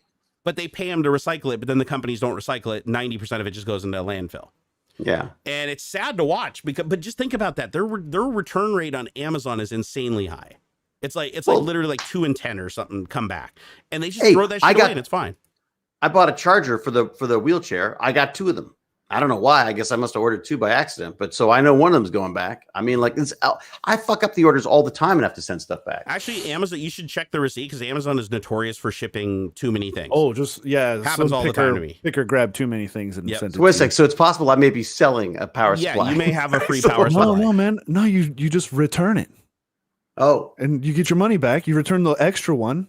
Now you have you bought it. Now you just got a free one. And now it's all being documented. Thank you very much. Go directly to jail. No, I called Amazon because they sent me. I ordered an option. What's that? There's an option in your return function that you sent me too many things. Yeah. Boop. Oh. So depending on the cost of the item, sometimes they'll just tell you to throw it away or keep it. I've seen so many stories where, hey, I received 10 iPads and I only ordered 1, and they're like, that's our mistake. Keep them. I've never had it happen for something super expensive, but I did order one cable. I ordered a DVI cable long time. This is a while ago. This is years ago. I ordered a DVI cable and I get a box and it has a box with 5 DVI cables in it. So I go back and check and I'm like, no, I ordered 1, but they did have an option to order a box of 5, a quantity of 5. But I checked, I double checked. I clicked quantity of 1. So I went back and I said return item or whatever, because, I didn't want to be dishonest or not. So I return item, and Amazon actually sends a note to me in an email and says, "Thank you for contacting us with the return. No RMA is necessary. We went ahead and just, it's fine. Just keep it." Yep. It's cheaper. That is amazing. Yeah. Monoprice did the same thing. When I used to order cables from Monoprice, I ordered one cable and they sent me like 25. They sent me like a crate of networking cables when I ordered one networking cable. And so I messaged them back because I thought they charged me for it. Like, because, it wasn't as obvious as Amazon. I thought they charged me for 25 cables. So I contacted them. I'm like, oh my God, you guys sent me 25 cables. I only needed one. And they're on the phone and they're like, oh, sorry, that was a mistake on our side. And I was like, can I get an RMA to send these cables back? And they're like, oh no, that's not necessary. Just keep them or throw them away. Give them away to your friends. I was like, what? It's cheaper. It's cheaper to not have to pay for the shipping. Yep. And like, if you're selling stuff on Amazon, like say you're doing like an FBA thing, the seller eats the return shipping cost, by the way. So it's a lot easier to just say, you know what, never mind, just keep it. Don't even bother returning it. Like it'll eat your margin. You got to pay. Like I'm selling my widgets on Amazon and you want to return the widget because it doesn't work or whatever, or it's not pink like you thought it was, or whatever the case may be. I, as the seller, Amazon takes that shipping cost from me as the seller. Yeah. You know what? Another thing that gets scammed a lot, and it's why they're so expensive, is mattresses. Mattresses are the most marked up thing that you can possibly buy because you can't resell them if they're returned. They have to go to the landfill. As a matter of fact, because it's biological material can be in it, I don't even think you can recycle it technically. Like it has to go to used wheelchairs, used electric wheelchairs. Like like people are trying to sell them for what they bought them for. You see them up for like thousands of dollars on eBay. And I guess you can privately buy that if you're willing to do that. Yeah. But we've got a healthcare system here. There's no way they're buying someone a used wheelchair. They're buying new systems every single time. They're worth nothing once they're not. Like anybody here, have you ever returned a mattress before? Like you had a mattress within the 30-day return or 90-day sleep guarantee period and you returned the mattress? Yeah. What did they say when you called them on the phone? Every one of the companies, Purple, Casper, every single one of them. If you call them and say after 30 days you don't want the mattress, they'll try to convince you. They'll like offer you discounts or say they're going to send you a topper. Oh, hey, if you keep the mattress, well, they'll do everything they can to try to keep you the mattress. But if you're like, nope, I'm set in my ways, I want to return the mattress. They by law have to come and get that from you. Yeah, they have to come they have to pick it up, which is expensive. It's really expensive. So what they'll tell you right after that is they're like, we went ahead and refunded your account. You are welcome to keep that mattress or gift it to a family member. And then you have to insist, like, no, come pick this shit up. Because they'll try to weasel out of it. But what a lot of people do is even though they like the mattress, they'll just call and go, no, I don't like it. Can you guys go ahead and, come and pick it up or whatever? And then once you convince them that, they need to credit back your account, then they'll just be like, no, just go ahead and keep the mattress or donate it to, a local, so-and-so is coming to get it. Yeah, because it's too expensive for them to come and get it. But they don't want you to know that, because if you know that they're going to come and pick that shit up and haul it away, then, you're only going to call them if you don't like the mattress. And they don't want a bunch of people calling and saying, oh, I hate the mattress, even when they really love it. And they're like, oh, just keep it. And you're like, okay, I guess it's fine. Which is now what everyone listening is going to do. Well, they already are. That's a big problem that they have with these companies. That's why they mark it up so high, because like the mattress, like these mattresses that they market for like thousands of dollars, it's like the manufacturing cost of a memory foam mattress is like $50. It's not high, and they sell them for like $2,000, $3,000, $4,000, $5,000 for some of these mattresses because they expect to get back like 80% of them, and they still need to be profitable. Damn. They really don't want to come pick it up, though. If you've ever tried to return, even Sleep Number's mattresses are like small, right? You deflate them and roll them up like a Coleman bed. And even Sleep Number was like trying to weasel out of like picking up the mattress. They're like, we'll come get the frame because it had the expensive, pneumatic frame thing or actuated frame. They wanted the frame, but they're like, oh no, if you want to keep the mattresses or the foam or anything like that, yeah, you can. Like they just didn't want to have to wrap it and haul it off. You want to throw that out for me? Yeah, exactly. I actually did keep the two memory foam toppers because those are fun to cut up and use for packing material and stuff. Please come and get my bed. It's on the porch, inflating and deflating itself because it got hacked. It's just funny. Like, you know what, guys? I got to run. Yeah, take it easy. I'm so sorry. I appreciate you swinging by. Oh, yeah. You got to go 2 o'clock? We already? both Seriously? Yeah, I thought it was like noon. No. Damn, we ran a whole show today? Too much fun. Oh, my God. I feel special. Like for real this time. You are special. I know. I'm a special breed of human in the bad way. All right, well, you guys get the hell out of here. I had a blast. Yeah, I'm sorry. I would hang, but I gotta. It's like No, dude. Hey, I'm happy. We made it to 1 p.m. Thanks for even coming by. This is awesome. No, it's fantastic. I hate missing it. We love hanging out with Dr. Rodney McKay. Yeah, man. Indeed, nerdy dude. Oh, right, tonight. Actually, All right. I should probably say this. You know, throw it out there. I think it's 6 o'clock my time, so Eastern time. They're doing the AI thing where we did the read through of the scripts that were written by yeah. So check that out. That's I don't know what script. I don't really know what the link is. Can you tweet it later? Yeah. Okay, go to his Twitter, D Hewlett. You can go follow him. See, it's down there at the bottom of the screen. See that little D Hewlett Twitter? Go there and follow him, and he'll tweet it, so you can go watch that later. Very good. All right. Thank you, lads. Cool, man. Talk soon. Give the family my best. Take it easy. Take it easy, Aux. Keep that smile on your face, everybody. GimpyG. Yeah. Make sure you go check him out. Yeah. Thanks, everybody. We'll see you later. Later. Take it easy. I don't know how to hang up. I take 20 minutes to hang up anyways now. It's all right. I got all the time in the world, man. It's like, this is my job. This is it. Wow, Aux beat you? Oh my God, you old fart. I'm still looking. What am I looking to hang up? Guy. What did I call you? Oh, I know. We're it's teenagers or something. You know what it is? What is it? It's because I'm on Windows Explorer. Oh, you poor bastard. It opened Windows Explorer for some reason. Like, what the hell is that? It'll do that. That's what Windows does. I want you to explore. I was just trying to get Aux to bail. That was it. Now we can really stay for an hour. Yeah. I never liked that guy. All right, man. Let's love. All right, take it easy, man. Give the family my best. Peace. All right. Wow. That was fun. Dude, I love Tech Talk. I live for this show, man. We just talk about anything. Liz, thank you that $5. Hurtful Spring, thank you the 50 sexes. I always love getting a little bit of sex during the day. You know what I mean? The SEKs said Intel came out with a solution for the DRM problem that is placing the E cores in standby by toggling scroll lock. Put a link in off topic on Discord. Interesting. So they're just gonna park the core, basically hide the cores that are throwing off DRM. That's actually, that's not a bad solution, actually. I mean, the only downside is if it's hiding those cores, I have to imagine it's also hiding those cores from everything else on the system, which means you're going to get reduced performance throughout the operating system. So if you're live streaming or something while you're playing the game, you're probably going to take a performance hit there. But I like that they're thinking outside of the box. Have I been enjoying Forza 5? Yes, a ton. I mean, it crashes like once or 3 times an hour, but other than that, no, I love it. It's like Forza 5 is good. Like it, I want to say it lived up to my expectations, but again, my expectations, I guess, weren't that high because I loved Forza 4. As long as they didn't make it worse than Forza 4, I was good, and they definitely didn't do that. I mean, other than it crashing all the time, but that's a Microsoft product for you. They'll figure it out in a patch or two. What do I think of the Microsoft in Metaverse? Wait, what do you mean? Microsoft in Metaverse? Wait, is Microsoft doing something inside of FaceTime's like wannabe Ready Player One evil villain? Krillin said, later, Jerry, I got to go to the store and get some dinner. Dude, yeah, go to the store, get some dinner, man. QA Library said, have you seen the new Doctor Who season that started last week? I have not. I did not know that there was a new Doctor Who season. I shall have to go check that out. Did they get a new doctor, or are we still on the Lady Doctor? I never really connected with her. I mean, I'm sure there's a million people, oh my God, you're just sexist or whatever. No, I just didn't. I mean, there's some of the male doctors I didn't connect with either, It's like Peter Capaldi. I mean, I towards the end, I kind of got into him, but he wasn't ever my doctor, My doctor is, if I didn't just have a giant brain fart, the short dude. What's his name? God damn it, man. My brain is not working today. My favorite Doctor Who's were Matt Smith and what the hell was his name? David Tennant. That's what it was. David Tennant.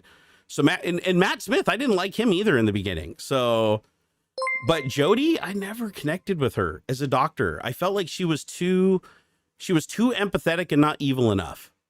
Like Doctor Who has to have a really bad evil streak, and I don't think that she did a good job coming off as evil. She was too do-gooder. I always liked, the reason I like Tennant's Doctor Who is because Tennant would be like really kind of happy and upbeat and like, this is making me happy. And then he'd go like all Deadpool and be like, I'm your fucking worst nightmare and will destroy you and your family and everybody else. Like, I like that he had that like chaotic, like neutral shit. You know what I mean? I love that. Peter Capaldi was just dark as fuck all the time. Like, you can't get a happy vibe off that guy. However, I will say that I did like him towards the end. Mainly because I could understand him. The first like season he was in, I couldn't understand a damn word he was saying. So I think he got like some speech coaching or something. Because I remember either that or maybe I just listened to him long enough that I decoded his language. But I remember the first couple episodes I watched him in, I was like, I cannot fucking understand this guy. Like, I am locked on as hard as I can. And I couldn't figure it out. Oh, same, totally. BB Junkie said, I love Christopher Eccleston. No, me too. honestly, I wish Christopher had got to do more than one season. I really thought that he was a fantastic Doctor Who, and I don't think he really got. I really don't think that he got his chance. Like, they kicked him out too fast. But again, it's like, you know, when David Tennant comes knocking, you don't say no, right? I mean, that I would argue that David Tennant's like one of the greatest actors of all time. Like, that dude can literally play anything. He can play the most evil person in the entire world, like, well, or the nicest and most caring person. Like, he has the range, more range than I've seen with almost anybody else. It's like that Robin Williams range. As a matter of fact, there was a character he played. It was in one of the Marvel series. Jessica Jones, I think it was. In Jessica Jones, he played a villain. And it made my hair on the back of my neck stand up. Like, it's rare for a character like to be so evil that you actually like have hair stand up on your neck. Like, you're, my fucking God, this guy's evil. You know, it's like, oh, he quit? I didn't know Eccleston quit. Really? Oh man, I thought I thought Tennant wanted to be the Doctor, so they punted him. Miss Liz said, I've never seen Doctor Who. Am I missing out? Oh, big time. I wasn't a real big fan of the old Doctor Who. There's a lot of people that really love the old Doctor Who. I never really got into it, but the new Doctor Who, fuck yeah. I loved every minute of it for the most part, give or take. There's a couple episodes that are like meh, but that's true for everything, even like Star Trek and stuff. You know, even Star Wars movies, for crying out loud. They're allowed to drop the ball sometimes, but I love Tennant. Tennant is a great actor. Like, I'll watch anything he's in. Hey, the Split Mind, thank you for the $5 super chat. Said loving the show. I'm glad you enjoy it. Wait, I liked Cabaldi. The longer he played him, he would have liked to seen Eccleston stay longer. Yeah, no. Cabaldi really started to come into his own like later on. Like, his relationship with his partner or whatever was way better towards the end. Like, I felt it was awkward in the beginning, but it came together. But man, like, I just Tennant was definitely my Doctor, 100%. I don't see a lot of people showing love for Matt Smith, but I actually thought he did a really good job. Like, I didn't like him in the beginning, but he quickly won me over. Like he was a good Doctor, like legit good Doctor. Was he Tennant? No. But I really think he did a good job. What am I embarrassed about? I just got off work. Oh no, it's just the whole issue on my birthday where my computer broke down and I literally tore it to pieces over a fucking the wrong DVI cable being plugged in. Yeah, it was pretty embarrassing. I literally tore an entire computer apart and spent like 2 days on it trying to fix it, and it was all basically because I had the wrong DVI cable plugged into the graphics card. Oh, it's pretty embarrassing, man. It's pretty embarrassing, but you know, what are you gonna do? What are you gonna do? Even the Barnacules of the world gotta fuck up every once in a while. You know what I mean? Matt Smith and Eccleston were the best. Really? You didn't? Wow, I'm surprised you didn't like Tennant. I was kind of under the assumption that most people like Tennant. But Jodie never connected with me. And again, I don't know. It's like, I don't really know why, other than I just don't, and it could be a sexist thing. It could be that I just don't see a female figure is having that evil streak because you're a nurturing person. You know, it's like you're biologically nurturing. Like, it could be some fucking subconscious thing like that. I don't really know, because she's a wonderful actress. Like, holy shit. She's got the acting chops. Like, it has nothing to do. I mean, it's just the writing does not feel right. Like, the writing for her didn't feel right. The delivery didn't feel right. Like, I feel like the writers kind of dropped the ball more than she did. Like, I think if they had have written a dark Doctor, then she would have done an amazing job at it. I just think the writers did her dirty. But again, these are just opinions, right? And personal preferences. And before everybody's like, oh, you can't handle a woman in a leading role. My favorite Star Trek of all time that I'm watching through from start to finish is Voyager, out of all of them. So where you know, the main character in that show and a lot of the main characters in that show are female. So don't give me that shit. Miss Liz said, I doubt you're sexist, Jer. I mean, I don't think I am, but you know, again, it's one of those things where it's like we're all raised and we all have like little shit in the back of our head that pings and pushes around. And I try to fight that as much as humanly possible, and I try to learn from it. And the worst thing that you can do is say that, you know, oh, I'm not sexist or I'm not racist 100%, when, you know, you don't really know. There's like a lot of shit that's going on subconsciously that got picked up along the way that's instinctive that you need to, you know, fucking shake. And as soon as you discount that, you're never going to work towards being better. And I want to be better. What about Cruella DeVille? Is she evil enough? Oh, yeah. Yeah. Oh yes. Cruella DeVille could only be played by a woman. That's actually what makes that role so good, is because of how ruthless she is. You know, oh God. I like the new Cruella movie though. The new Cruella movie was like legit good. I quite enjoyed it. I just feel like the writing was bad. On the latest Doctor Who, like, again, it's not Jodie's fault. I just think the writing fell short. And to be fair, like Peter Capaldi, like I said, I didn't like him when he was the Doctor. Like the whole half of the first season, I was like, this is not going to work. And he won me over too. Albert Kelly said Voyager is not the best, but it's my second favorite after DS9. You know, that's a hard choice to make. That is such a hard choice to make. I still think that I like Voyager more. But DS9 is fantastic. It's definitely my second favorite, like really close. Like it's really hard to say which one's first or second. But I loved how over the top Cisco was. That's another reason why I really like Deep Space Nine, is Deep Space Nine adds a lot of conflict, like a lot of conflict and a lot of conflict resolution. It goes really dark a lot of the time. And I like that about it. Hewlett for Doctor Who. I think Hewlett would make a great Doctor Who. I honestly think David Hewlett would be an amazing Doctor Who. So who is the new Doctor Who? Is it still Jodie, or did they introduce a new Doctor? Because you said there's a new season. Like I've completely been out of the loop for a long time. Elam Garrick and Quark put DS9 over Voyager for me. That is true. Quark is an amazing character, and Garrick is an amazing character too. The one thing I didn't like about DS9 though, and this is what killed, don't get me wrong, DS9 is still my second favorite. So that's high praise, right? Even above Next Generation, which is crazy, right? I love DS9, but you know what honestly kicked it down a couple of pegs? It would have been first place without it. Is they just focused way too much on the religious aspect. They started like backing away from science and just like I don't know what the writers were thinking, but you know, the whole shit with like the prophets and the Paul Wraiths and shit like that. I mean, I kind of got into it towards the end, but that kind of steered me away, because I'm like, this is Star Trek. This is supposed to be about like science, and this is supposed to be about this. And it's like, okay, now you're just going to throw in like fucking wormhole aliens or gods. But then again, I'm like, Star Trek Next Generation, Voyager had Q, and Q was basically an omnipotent creature that couldn't be explained very well. So, but then again, they also said that he wasn't really a god. He was omnipotent, and we just thought he was omnipotent and a god from our perspective. From the perspective of other species, they were just like an ant to step on. But no, Garrick was a great character.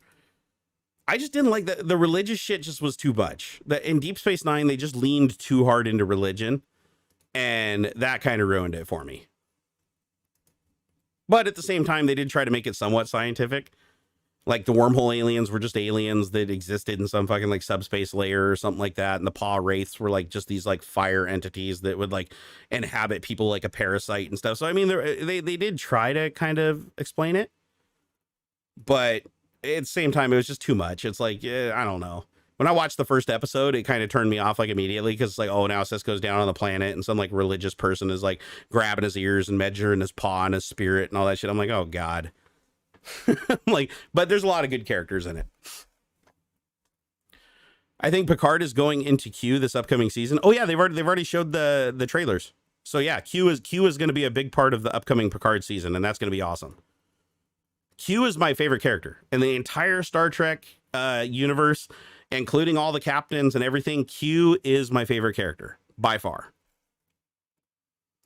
And the reason I like Q is because not because he's the most powerful and he's omnipotent, because there's quite a few episodes where Q almost dies. The reason I like Q is because he comes off as an entity that can literally he has the power to do whatever he wants, whenever he wants. And he always tries to present himself as like an asshole and overpowering and condescending. Yet with all the things going on in the universe, he keeps coming back to the humans because he thinks that they're like really amusing, and you can tell that he starts caring about the humans like they're a pet of his. And I like that growth of the character. I always thought that was really cool, that you have this omnipotent character that can just snap his fingers and just have all humanity never happen and just as quickly bring them back. And he can literally do anything, and yet he'll still come aboard and converse with the humans and even like limit himself to some degree to ensure that those interactions keep happening. And I think, yeah, John Delancey was perfect for that role. Absolutely perfect. I couldn't see Q being played as any other actor. Like if they swapped him, and there's been other Qs. Like if you watch the series, there's been other Qs. There's been a female Q. There's been 2 or 3 other male Qs. There's been a whole bunch of extra Qs. All those Qs were, you know, the same omnipotent thing, but none of them were like John Delancey's Q. He was different. And as a matter of fact, I'm not going to ruin it if you've never seen Next Generation, but Q actually has a story arc where he changes the entire continuum and the entire like Q's race path because of the humans. Like, so I always thought that was cool. And it all starts at the first episode of Star Trek: The Next Generation, Journey to Farpoint Station. Q gets involved to fuck with the humans and test them. And that's where you can tell he gets like enamored with them and he gets interested in them. And when you see him, you're like, this is an evil dude. He'll always be an evil dude. He'll always be a threat to the Federation. But then more often than not, he ends up doing something good, or at least neutral. If it's not good, at least it's neutral. I had hot no Dax and DS9. Oh yeah, the hots for Dax and DS9. Oh, Terry Farrell is gorgeous. Even to this day, she is absolutely gorgeous. Terry Farrell, oh my God. Don't get me wrong, Esri Dax was also a looker, but Terry Farrell, I had a huge crush on.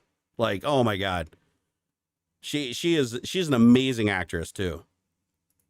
What was the video game that she was in? I even bought a video game like when I was younger. I remember buying a video game just because she like wears like a see-through shirt or something in it. And, you know, I think I was like 15 or 16 and I was in Software Center. I can't remember what the name of the game was, but I remember buying it just because she was like on the cover. Like she was on the artwork on the cover. Goddamn, hormones are a hell of a thing, huh? Now I'm like 42 years old and it's like, take it or leave it. I can't remember the game though. Does anybody remember the game? Oh, BB Junkie had a crush on Roxanne Dawson. So that would have been, Chief on Voyager, B'Elanna Torres. Yeah, Orville was amazing. I'm still waiting for Orville season 3. I think they just started editing on it though, so we're gonna wait a while.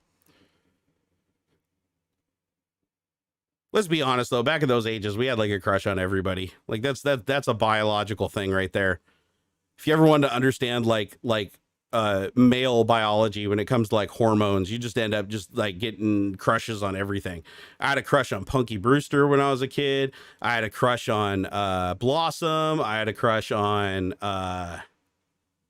let me see, who else? Pamela Anderson on Baywatch. Like, I mean, everybody on Baywatch, hell, even David Hasselhoff. I mean, hormones are a hell of a thing. What do I think of the GTA remaster? I think that it's just a cash grab, but I'll probably give in. I literally haven't played any of the older games like 4 and back for at least 15, 20 years. So I'll probably bite just to have a reason to play through them again. I just really wish that Rockstar would actually spend some of their time making GTA 6 instead of milking GTA 5 to death and milking rewrites of older games and stuff. Like, I feel like Rockstar is kind of like losing their grip on reality, but the problem is they end up making so much goddamn money. Like, what are you going to do? Like I can't fault them for it. Like, Rockstar, how dare you keep being lazy and releasing these things that make 10 times more money than they did originally in perpetuity. Like, why don't you go and spend all this time and resources making a new game that won't make nearly as much as the last one ever did? Like, because what are the odds lightning's going to strike twice? Probably not that great. Bite Me said I had a man crush on John Delancey. I wanted to be him, but he got all the cat scratch. Well, I mean, he was cute. He could do whatever he wanted. But the thing I liked about another thing I liked about Q that I think resonates with humanity, and specifically me, that resonates with me is if you could have anything anytime you wanted it, that would actually end up becoming a terrible thing. It might take a little while, but it would become a terrible thing, because think about it.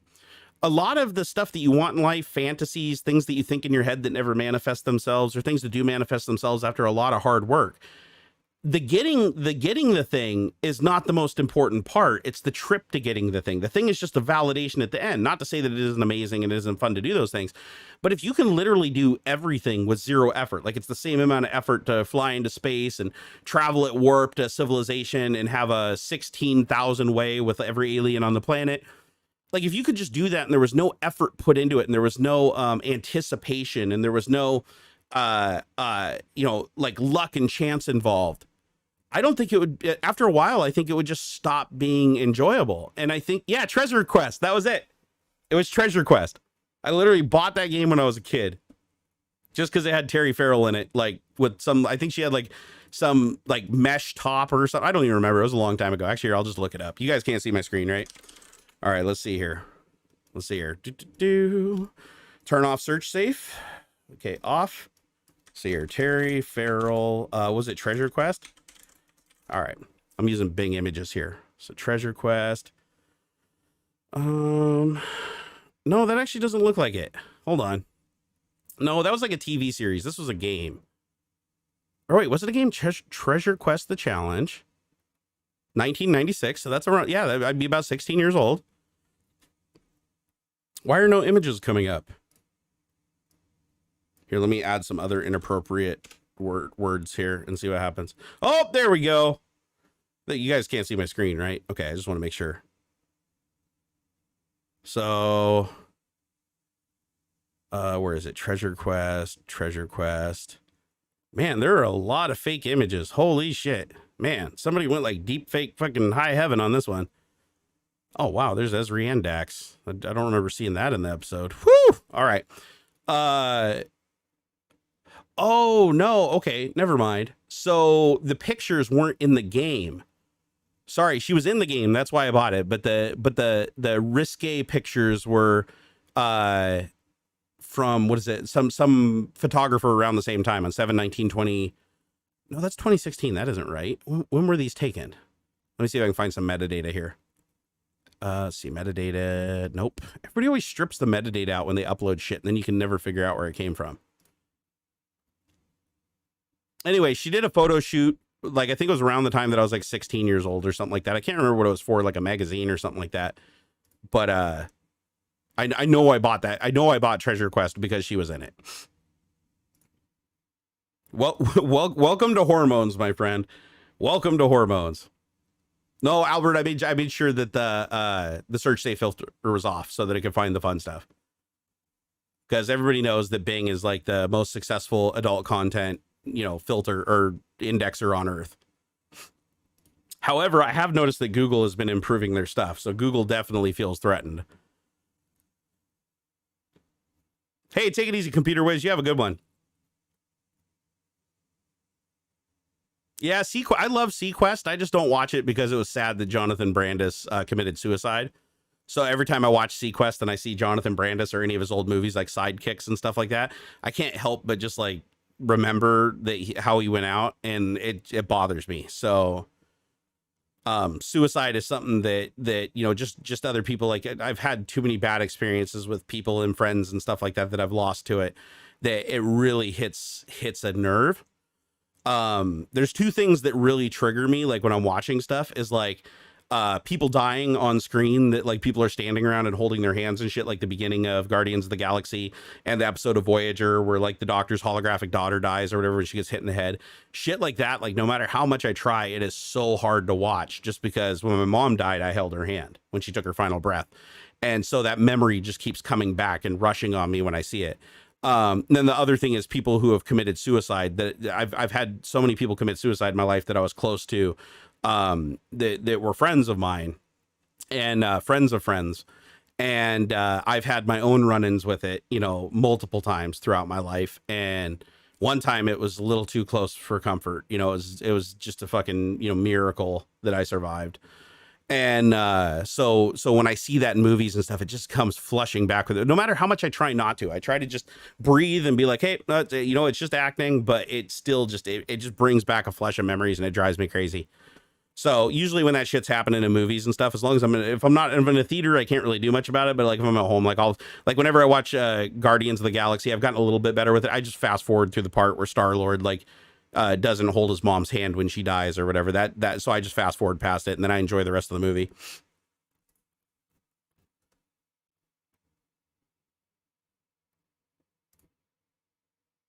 Yeah, dude, suicide is a hard topic, man.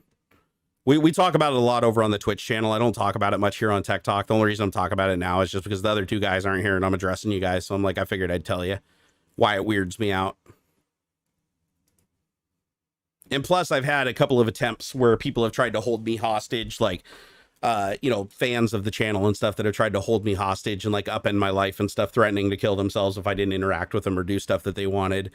And, it messed with me. It just really messed me up. So that's something that when I talk about it, it's like I give people information. I tell them, where to go to get help and what they can do and why it's important that you don't make a decision that's forever decision.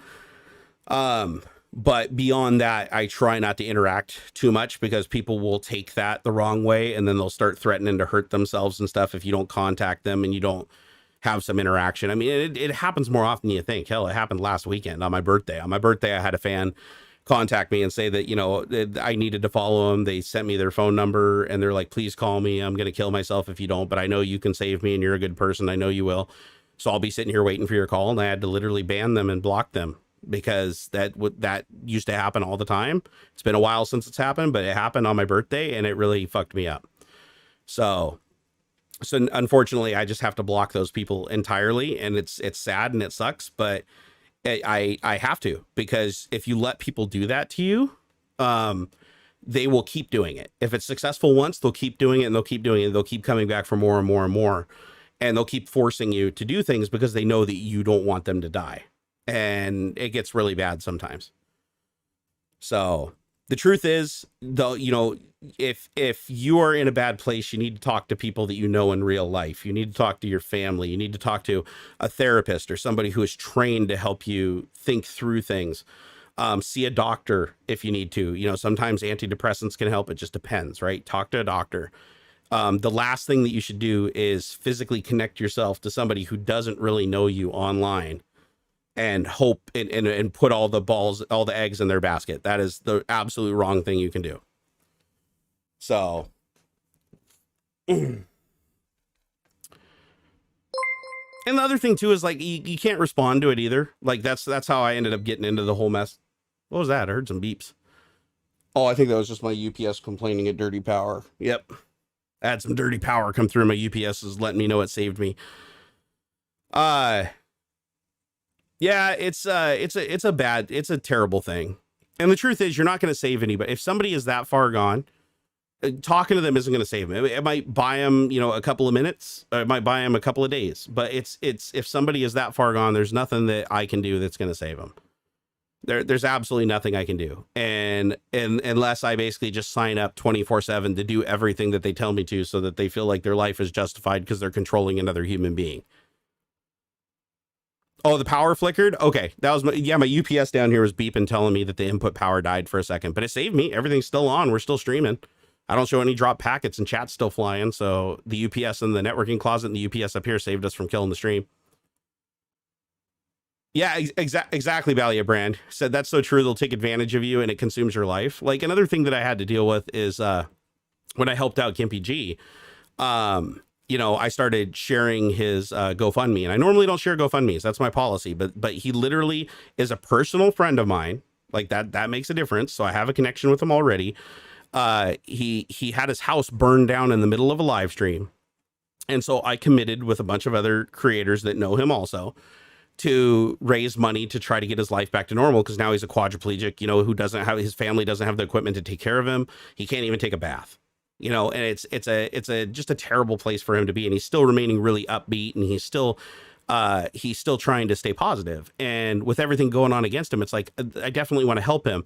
But as soon as I started helping him, oh my God, the floodgates opened. I had so many emails from people that are like, oh man, my house burned down last year. My house burned down 2 years ago. Here's my GoFundMe so you can share it too. Oh, hey, I heard what happened to Gimpy. Same thing happened to me. Here's my link to my GoFundMe so you can share it right alongside his. Like, not even asking. They're just like, oh, here it is so you can share it alongside them. Oh, hey, I see that you're helping out people that their houses burned down. So here's my GoFundMe too. You know, my mom's house burned down or whatever. We're trying to build her new house. So here's the GoFundMe. If you could just like share that on your screen, just like you did Gimpy, that'd be awesome. I'm looking forward to seeing your next stream. Thank you for doing this. And it's like, they're not even asking. They're just telling me. They're like, oh, well, you already did it for Gimpy, so you're obviously going to do it for me. But it's just the floodgates came in. So I had to literally add a bunch of keywords and phrases on my email filter to take all of those out. And same thing on Twitter. Because just everybody was like, hey, you shared one, so you have to share mine. And then what happens is if you don't respond, they'll start getting violent. And not all of them. I'm not saying all of them, but they will. A lot of them will start getting, they'll start getting violent. And they'll start saying things about my wife and kid and hoping that I die and stuff like that. They basically, you know, transition to anger. And it's because in their head, they feel like if you help one person, you have to help everybody. And that's unfortunately not something that's possible.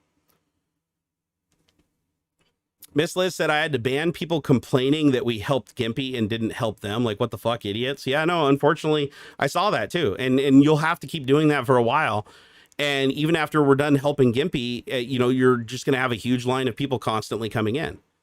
And it's really sad, but you have to do it. And the thing is, like, don't get me wrong. I understand people are going to ask, right? There's no harm in asking. Like, I get that if somebody like just sends a tweet or something, but if your expectation is to get a reply and that the person's going to do what you tell them to do, and anything short of that is an unsub or you're a bad person, then just leave. Just leave right then. Don't wait for the reply because you're not going to get it. Because that's not okay to do. People have to understand that there is a many to one relationship here. And if you thought about it, you're not the only one that's thinking like, oh, he helped somebody with a GoFundMe, he's going to help me too. Like it's not like you were the only genius that came to that conclusion that, oh, I'll be the only other person to message him, so he'll obviously help me. No, it's if you help one person, you're going to get thousands of people that ask you for help. We've seen it happen to Mr. Beast. We've seen it happen to everybody that's ever publicly helped anybody. But I accept it. That's the thing is, like, I do accept it. Like like I said, there are rare occasions, and the rare occasion is GimpyG right now. So I'm going to help him. That doesn't mean that by not helping you, I'm a terrible person. And by not helping you, I hate you and your family and I want you guys to suffer. Hell no. No, it's just because if I help you, then I have to help another and help another and help another. And then I have to sell my house, sell my cars. My family has to leave me to go survive somewhere else. And then ultimately I have to end it all off a cliff because I spent every moment of every day and every resource I had helping maybe 30 people. And the other 10,000 are still messaging me saying, fuck you, you're not helping me, I hope you die, over and over and over again. So, and you'll never get ahead of that wave. Like, there's no way you'll help enough people that there won't be a group of people that still aren't getting helped. So unfortunately, that's just something you have to deal with as a content creator. A lot of content creators don't talk about it, though. They just ignore it. But I think it's good to tell people because I think a lot of the people that are asking don't truly realize what it looks like from the other side. And I think it's important to educate. You know, and the other thing too is it's like there is a real life analog to this. Like if you've ever walked down the street and you've seen a homeless person and you have $1 in your wallet and you open up your wallet and you walk over and give them $1, you'll immediately see every other homeless person around them that sees that transaction take place. They will all approach you and ask for $1. And then when you tell them you can't give them $1 and you open up your wallet and show them that you don't have any dollars, they're going to be like, well, there's an ATM machine around the corner. Like you have bank cards. Oh, I don't have any bank cards. Oh, you could walk to your car. I bet you have some spare change in your car or something like that, because they watched you give somebody else something. And so in their head, that means that they know if they push hard enough, they can get you to do it again, because they know after you did that action that you're empathetic and that you're somebody who has emotion. And they know that they have a better chance of getting something from you than somebody who just ignores them and walks by and doesn't even acknowledge their existence or say anything.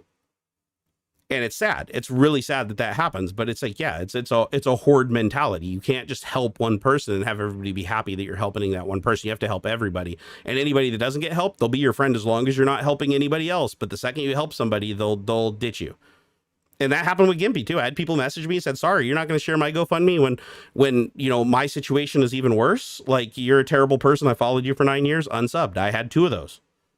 You know, and it's like, if I had never helped Gimpy, they would still be following and still praising me for my content and saying they love what I do. But because I gave something to Gimpy, and that opened them up to think, oh, if you gave it to Gimpy, he'll give it to me because I've known him longer, you know, or I've been a member of his channel longer. And so when I was like, you know, hey, sorry, you know, I can't really help out anybody else right now. Like, I'm even spreading thin right now with my family, because I'm not doing financially well. I haven't been for a while. And I tell them that, and they're like, no, that's, you know, I'm going to unfollow because you're a selfish son of a bitch. You're only helping out one person. Technically, I've even followed you longer, so I'm a bigger supporter. So you should help your fans more than you help, like, you know, somebody that you haven't known that long. And I'm like, Jesus Christ, dude, really? Like, wow, how mad, like, this is only happening because you saw me help somebody else out. Now you just ended. You're not going to watch any content because I did a good thing just because you weren't the recipient of it. Like, wow. Yeah, that's a good point. Deep Fried Smurf said it even happens with friends and family. That's absolutely true. Have you ever had somebody in your family die? And one family member gets inheritance and the other family member doesn't? Or one family member gets more inheritance than the other family member, or one person gets stuck with the debt while the other person doesn't get stuck with any of the debt? Watch what happens. Watch what happens. It will destroy a family so quick. So quick. I've watched it happen dozens of times. Hell, it even happened to my own family when my mom died. You know, it even happened when my grandma died. Like, every single time a member died, all the family members that you haven't heard from in years would start coming around trying to get a payoff. You know? And it's sad. It's absolutely sad.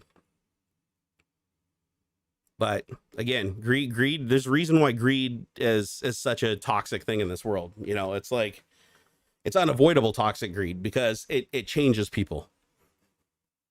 It can take the nicest, most empathetic person in the world and just turn them evil as shit. Not everybody, though. I want to be clear. I'm not speaking for everybody. The vast majority of people are really understanding. But when people message you hundreds, if not thousands of times a day, even if it's only 5% of the people that are really mad that you helped somebody else and it wasn't them, or they present their case and you're already helping somebody else so you can't help them, that they're angry about it, it's like that 5% is still a lot of people. That's actually true. When money gets involved, the true friends show. No, it's that is very, very true.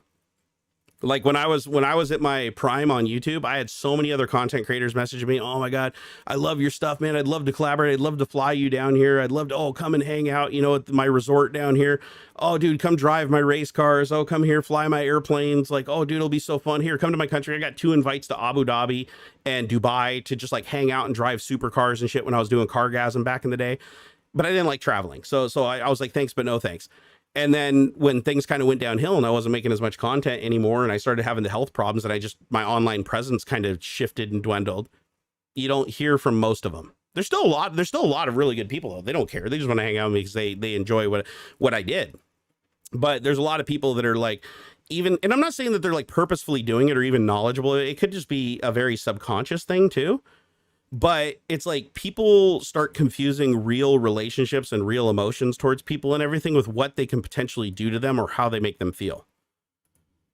And I was really gullible back in the day and fell for that a lot. Like, I'd go to, you know, a convention and somebody be like, oh, hey dude, let's go jump in my, you know, Ferrari or whatever. And we're going to go and have a meetup down here at this like restaurant or whatever. And they just, you know, whine you and dine you and talk you up and say how awesome you are. And then like at the end of the night, it's like, oh dude, yeah, I'm shooting a vlog or whatever. Hey, will you be in my vlog? Like, oh dude, hey, it'd be so awesome if you'd come and do this thing or collaborate with me. Oh, hey, I got this product back at the office. You want to come back and do like an impromptu review and make a video on it? And it's like, oh God, here it goes. Here it goes. That happened more often than not. And I just got to the point where even if the people were genuine, I would just be like, nah, I'm good. Thanks, but no thanks. You know, hey, no, that's cool. You know, I was always nice. I was always really nice. But you start becoming protected because you're like, you know, I even had one time where I went to something I paid for to do. I went and actually drove rally cars at Dirtfish, and I knocked off after I was supposed to do 4 runs. I knocked off after my first run, drove 45 minutes to a friend's house, and because they wanted me to be in their video that they were doing. And when I get there and we start shooting the video, they're like, okay, let's get it up on your channel. And I'm like, I don't do cooking videos though. Like, I was just coming over to be in your video and hang out and have some fun. And they were like super disappointed. Like, oh man, the whole reason we did this is because we were going to get the exposure from being up on your channel because you have like 800,000 subs at the time. they're like, oh man. And they were like super bummed out, and the whole vibe changed, and it was just kind of uncomfortable after that. And people were kind of being quiet. So I just like, hey guys, I gotta go, take it easy. And I left, and it was like, things were okay after that. Like, eventually they came around, but it was like, they just had an expectation that they're like, do you want to be in our video? And they just automatically were like, well, we'll just upload it to his channel because it's the bigger channel and it'll get more views. And I was like, I thought I was just coming over to like hang out with you guys and be in your video you're uploading to your channel. But it's one of those things where it's like, yeah, it just became transactional. And then it made everything weird when everything was like good before. And that was unfortunate. That felt really, really weird. And the thing that made me mad about it is when I was driving home after I spent like 2-3 hours there shooting all the video, because they didn't drop this on me till the end after we did everything and shot the video. On my drive home, I was like, I just literally gave up like a day. I paid like $200 to go like rally my car, got, did a whole video of really good video on YouTube. Like if you go look at Barnacules rally car, it's a dirtfish rally experience. And I literally just like left that day and walked away from all that, a whole fun day of driving, which is something I maybe got to do once a year, if that. I walked away from that to go help my friends, and then when they tried to drop that on me, and I was like, oh no, I'm like, I don't do cooking videos. Like my audience isn't going to resonate with that. And they were like upset because they're like, oh, the whole reason we did this was to get a video up on like a higher view channel. I'm like, oh God, I thought I was coming over because you guys loved hanging out and, cooking food. And we had a great time shooting the video. That was the thing. It was a really great time shooting the video. But then after that, it was weird. And, yeah. And that's not the only time that's happened. That's just one of many examples. I've had examples where I've gone to entire other states and like literally stayed with people, and it got awkward because everything was turning into something like, oh, we got to shoot a video, or we got to do a collaboration, or we got to do a meetup, or we got to do something like this. It was like, instead of just like hanging out and just like playing games or doing something, it's just all business, and that's no fun. I mean, it can be fun. There are fun aspects to it, but when you feel like you have to document everything and put everything online all the time, and whenever you're with another creator, you have to do everything you possibly can publicly to be like, oh, I'm with this creator. Look what me and this creator are doing, to try to merge audiences and boost analytics and stuff. It just, I don't know. It takes the fun out of it. Hey, thank you, Balliot Brand. Thank you for the $33 tip, man. That is so generous, dude. You've just blown this stream up. I appreciate it, brother. He said, you're a good guy, Barn. Thanks for sharing your learned experiences. I'm hoping that by sharing them, that other people will remember this. And when they see stuff like this come up in the future, they can maybe talk to people and be like, if you see a creator dealing with this and having like some mental problems because they can't help enough people, or too many people are attacking them because they're not helping as much as they helped one person. And it does happen more often than you think. But if you see that, like, let them know. It's like, this is not a crazy thing. This does happen. This is how people sometimes behave. And the other thing too is it's hard to be mad at these people because they're in a bad place. And that in many of these cases, there are bad actors that are trying to take advantage of you, but many of these people are just desperate. And you have to look at it that way. Joe Taji, thank you for the $5 super chat. He said, did you see the Amazon Prime show Good Omens? Oh yeah. I binge watched that whole thing in one day. He did a great job also. There was a guy who quit his job thinking Logan Paul would hire him. See, and you know what he was doing there? Is he quit his job because he thought that if he showed Logan that he was so devoted to him and quit his job and threw everything away, that Logan would be like, oh, that's a really good trait and I want to hire that guy. But you know what that really told Logan? Even though Logan is a piece of shit. But you know what that told Logan as a potential employer for him? That this guy is incredibly unstable and unreliable. If somebody is willing to quit their job without even so much as interviewing for another job, that is a huge red flag. Because that means that if you hire him, they'll go do it for somebody else. What if Mr. Beast wants to hire him? He'll just walk away from Logan Paul and take that job. Like that's not a good sign. Like putting yourself out on a wire, hanging off of a cliff, and then being like, "Oh, dude, you're the only one. Like I did all this for you. You got to come back." It's not going to end the way you want it to. And even if it did end the way you want it to, you're just going to keep asking for more and more and more until you're disappointed. Oh yeah, read Mr. Beast's comments, dude.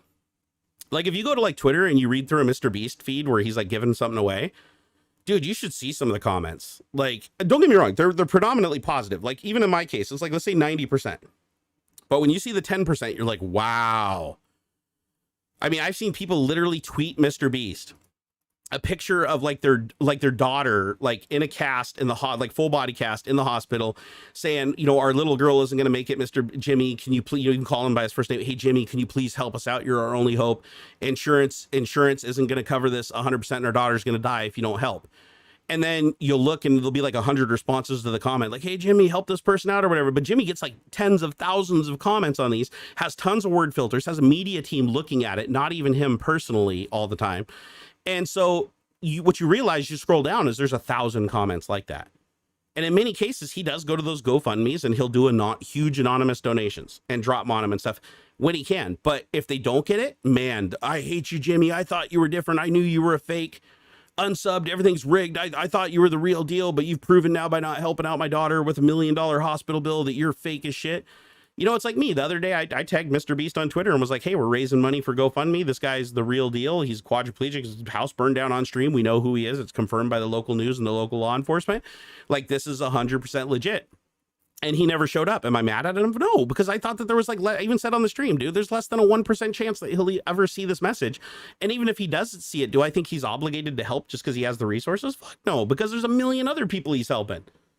And if he helps me, that's great, or helps Gimpy, that's great. But if he doesn't, that's no big deal. Like, it's one of those things where we tagged him because he is known for his philanthropy. But at the same time, it's like, no, there's no expectation there. Do I like Jimmy any less or stop watching his videos or think he's a bad person because I wasn't the person that got the $1 million or the card? No, not at all, man. Not at all. Devlin42 said, but didn't you do that too for Gimpy? Yeah, no, I didn't. Because Devlin42, I tagged Mr. Beast and said, hey, we're raising money for this guy. Do you want to swing by the stream? He never replied to it. He never swung by. And I'm not mad at him. See, that's the difference. What I'm talking about here is people that are like, hey, share my GoFundMe. And then you don't reply. And they're like, I hope your family dies so you can go through what I'm going through. Or, oh, you helped Gimpy, but you didn't help me. I hate you. Unsubbed. Like, that's what I'm talking about. I'm talking about the visceral stuff. It doesn't hurt to ask. Like, filters can be in place to manage that. So like it's okay to ask. It's another thing entirely to like harass somebody and then threaten them if they don't. That's what I'm talking about. And that's why you just don't reply. That's my biggest piece of advice I can get to you in those situations is don't reply. Because if you reply, because I used to really, really take this stuff very, very seriously and I get these messages and I'd craft a huge message saying, hey, I'm really sorry. I can't help you out right now. I'm spread kind of thin.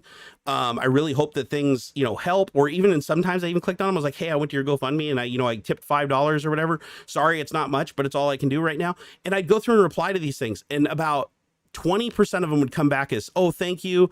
I appreciate you reading my message and responding to it. Thank you for your time. And then like 99 or 90 or 95% of it would be like, oh, you only tip $5? Big YouTuber like you? What a piece of shit or something like that. Or, oh, oh my God, you didn't share my GoFundMe. I've been watching Twitter all day. What the hell's up with that? Or I'd reply back and they'd be like, oh, no, I know you think I'm like everybody else, but I'm not. This is actually a special case and I really am your biggest fan. And if you knew me in real life, we'd be best friends. So I know that you'll reconsider. And then I don't reply. And then like a day later, they reply like, oh, you ignored my second reply. I hope your son dies so you can see what it's like to suffer like I do every day. And I was literally just breaking down in tears. I ultimately needed therapy and I almost killed myself. So I got to the point now where it's like, I just filter all that stuff out. And if something does slip through the filter, I just delete it. I don't respond to it because that shit it never ends well. It never ends well. You do what you can, you help who you can, and you leave it at that. Because if you don't, you will go absolutely crazy. You will go insane. Let's see here. We'll answer. Well, hey, you guys got any AMAs? Throw some AMAs at me and we'll wrap up here in a few minutes. Because I went way over today. I think I didn't get to stream yesterday because I woke up. My wife was really sick and she's feeling a lot better today. And I was feeling sick yesterday, so I didn't stream. So I feel like I'm just kind of playing a little catch up. I might even do a Twitch stream later. I don't know.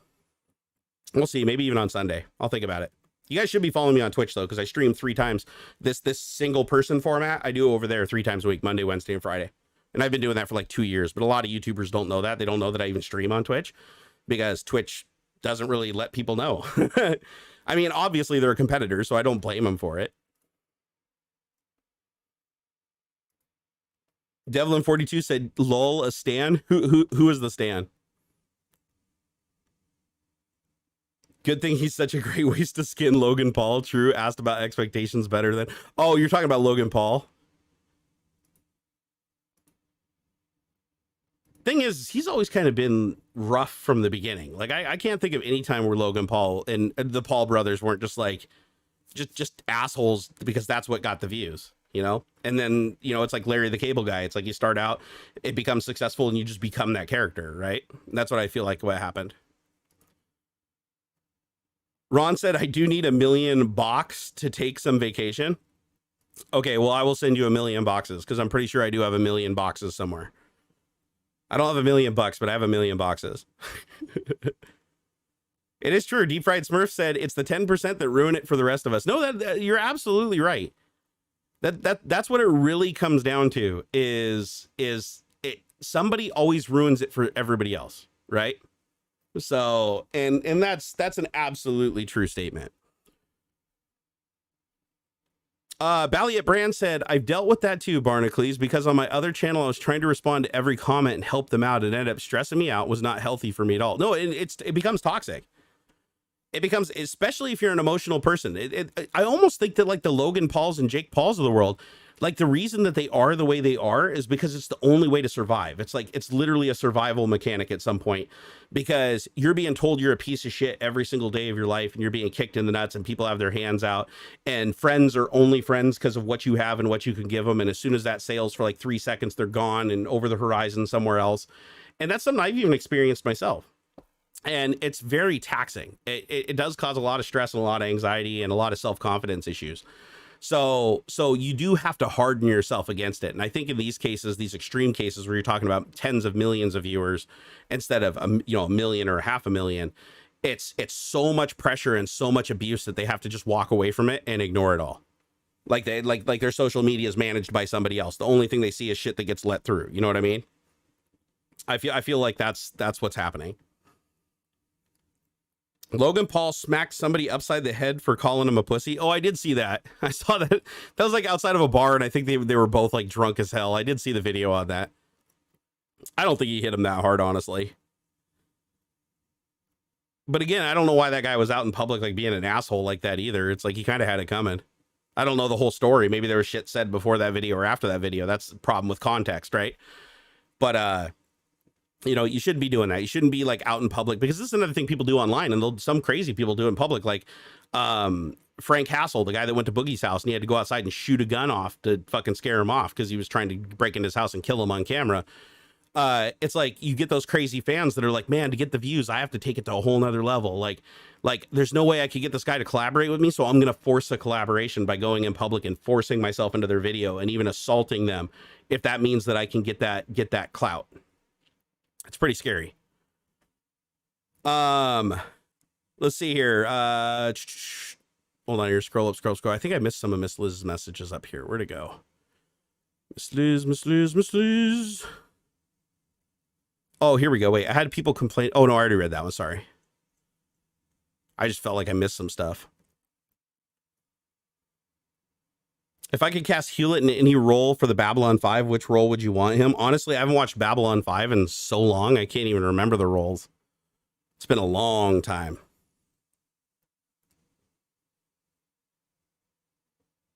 Belly Brian said, I'm going to use this. It's actually impacted me somewhat recently in my channel. Thank you. This is so helpful. I'm hopeful. I'm glad. I hope it's helpful for a lot of people. Like, the advice that I'd give you is don't read all the comments on your videos. And when you respond to emails, if you have a business email and people are forcing their emails in there that are of a non-business nature and trying to trick you with different subjects than what's inside of it, as soon as you're aware of that, just delete it. Don't respond to it. Don't get angry. Don't get involved. Just delete it. Because if you start receiving letters at your house that you're not expecting from people you don't know, just throw them in the garbage. Don't even open them. You know, people that are trying to go around your P.O. box or force things on you. If people call your house and they're not somebody that you know or a call that you're expecting, just hang up. And if they keep calling, then call the cops. I've had to do that. You know, it doesn't happen that often, but I have had to call the cops before, and the cops have had to actually like trace the number through, call the operator, put me on three-way, trace the number of the last call to my house, and then call and tell the person they'd answer. Their parents would answer the phone or something. And they'd be like, somebody is calling and harassing this phone number. If you don't stop, we have the authority and a case number right now. If this continues, we will prosecute you to the full extent of the law. And then they usually are like, oh my God, sorry, it'll never happen again. And then they don't call again after that. But it's unfortunate that you have to do that, but it's because people will think in their head, you know, if I try really, really hard, like it's like Stan from Eminem. Listen to the song Stan from Eminem. They're like, if I try harder than everybody else and I push things to limits that other people won't, and I take it to then I'm going to be in a more elite group that's going to have more visibility to this person. Or They don't even think it through. Like if I just show up to this person's house, oh, it'll be fine. Like people knock on people's doors, like it'll be fine. I open up, be like, hey, I'm your biggest fan. Hey, I'm sorry that I came over. I really shouldn't have, but I just couldn't help myself because I'm such a big fan. It's like that will never be met with anything other than a gun in your face. Like it really won't, because these are people that have a lot of fanatic people that are following them. And if you get to that level where you're just showing up unannounced to people's houses that have never met you in real life and don't know who you are and weren't invited, or calling them on numbers you found through docs on the internet and stuff like that, if you're doing shit like that, you are not the good guy that you think you are. You're not the guy that's like, oh my God, I'm going to call him. He's going to be so thankful that I told him about these docs and that I helped him solve this mystery or whatever. No, you will tell yourself that all day in your head, but know from talking to me that no, the second that you call unannounced or go to somebody's house unannounced, or even send shit to their mailbox that's not listed instead of their PO box to try to get ahead of that, just know that when you take it that level, that is a stalker at that point, because you are purposefully going around every mechanism that has been given as an avenue to contact you as a fan. Once you do that, you are now a stalker. Like, you might not think you're a stalker. I've even had people say, no, it's not. I had a guy call me years ago, called me on the phone like 6 a.m. Hey, is this Barnacules? And then I'm like, shit. Okay, well, that's a red flag. I'm like, yeah, what's up? He's like, oh my God, dude, I found your phone number in a paste bin and I called it immediately so I could tell you where it was at, so that you could go and try to have it taken down. I was like, well, can you report it as taken down? He's like, oh no, I didn't do that. I was like, well, could you DM'd it to me or emailed it to me just so I'd have it, so that I know the URL so you don't tell it over the phone? No, I figured it was best to just call you immediately and tell you about it.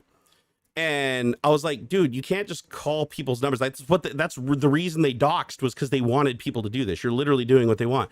No, it's not like that, dude. I'm like your biggest fan. Like, nobody watches your content like I do. Like I'm literally looking out for you, bro. And I got your back. And if you ever need anything, you let me know, like any hour of the night. Here's my phone number. And I'm like, so I stopped him and I said, I don't want your phone number.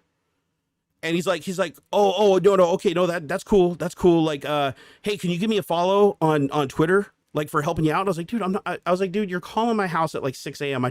Oh, I'm sorry. I didn't know it was 6 a.m. there. I'm on the East Coast or whatever. But he knows where I live because he had my address too. He's like, oh, I know where you live. I just wasn't thinking about the time. And I'm like, oh man, this is getting creepy. So I was like, listen, I get it. I was like, I get it, dude, but you can't do this. And I said, do not call back.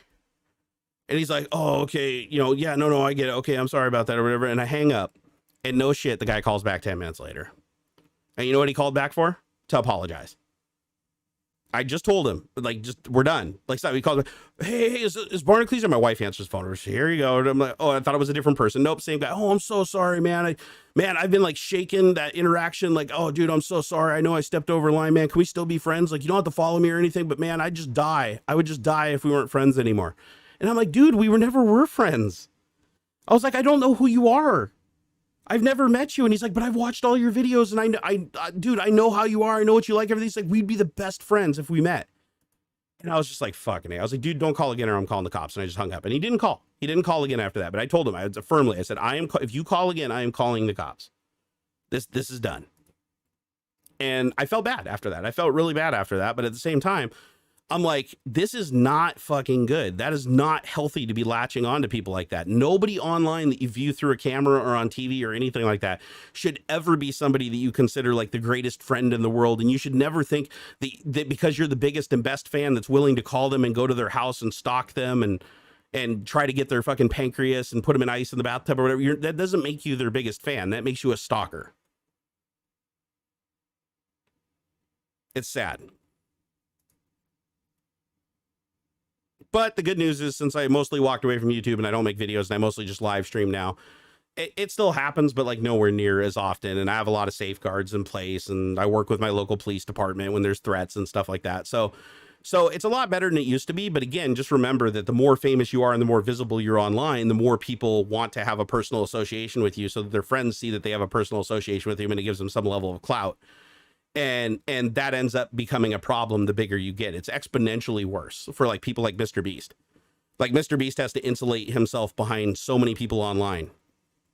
And because I'm sure, I bet you Mr. Beast, if you could look at his business email box, I bet you he gets 100,000 emails a day that are people asking for stuff. And I bet you he gets 300,000 emails a day that are replies to the previous mail that never got responded to, threatening him and telling him how much of a piece of shit he is and how they hope he died because he didn't give them money or promote their thing or help their family. And this is a very real thing. You don't hear a lot of people talk about it, but hell, that's what I like to do. I like to talk about the things that nobody else talks about.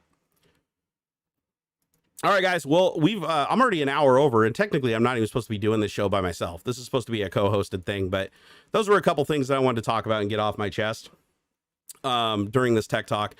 And I'll see you guys again on Monday over on Twitch TV/Barnacules. I'll be over there doing my stream over there, which is a lot more like the last hour of this stream has been. That's pretty much what I do over there.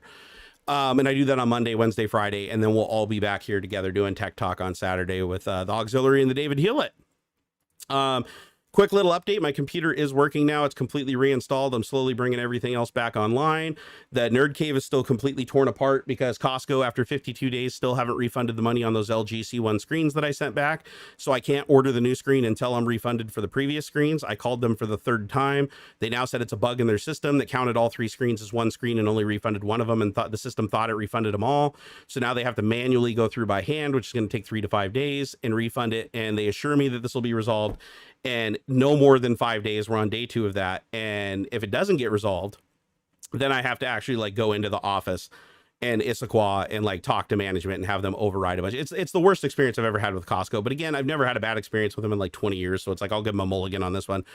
But once that's done and I order the new screen, then we can get back to building the Nerd Cave back to the way it's supposed to be. So, which I'm really excited about. Like the vision I have for the new setup with the bigger speakers and everything like that, and more focus on audio, and it's gonna be cool. It'll be cool. Well,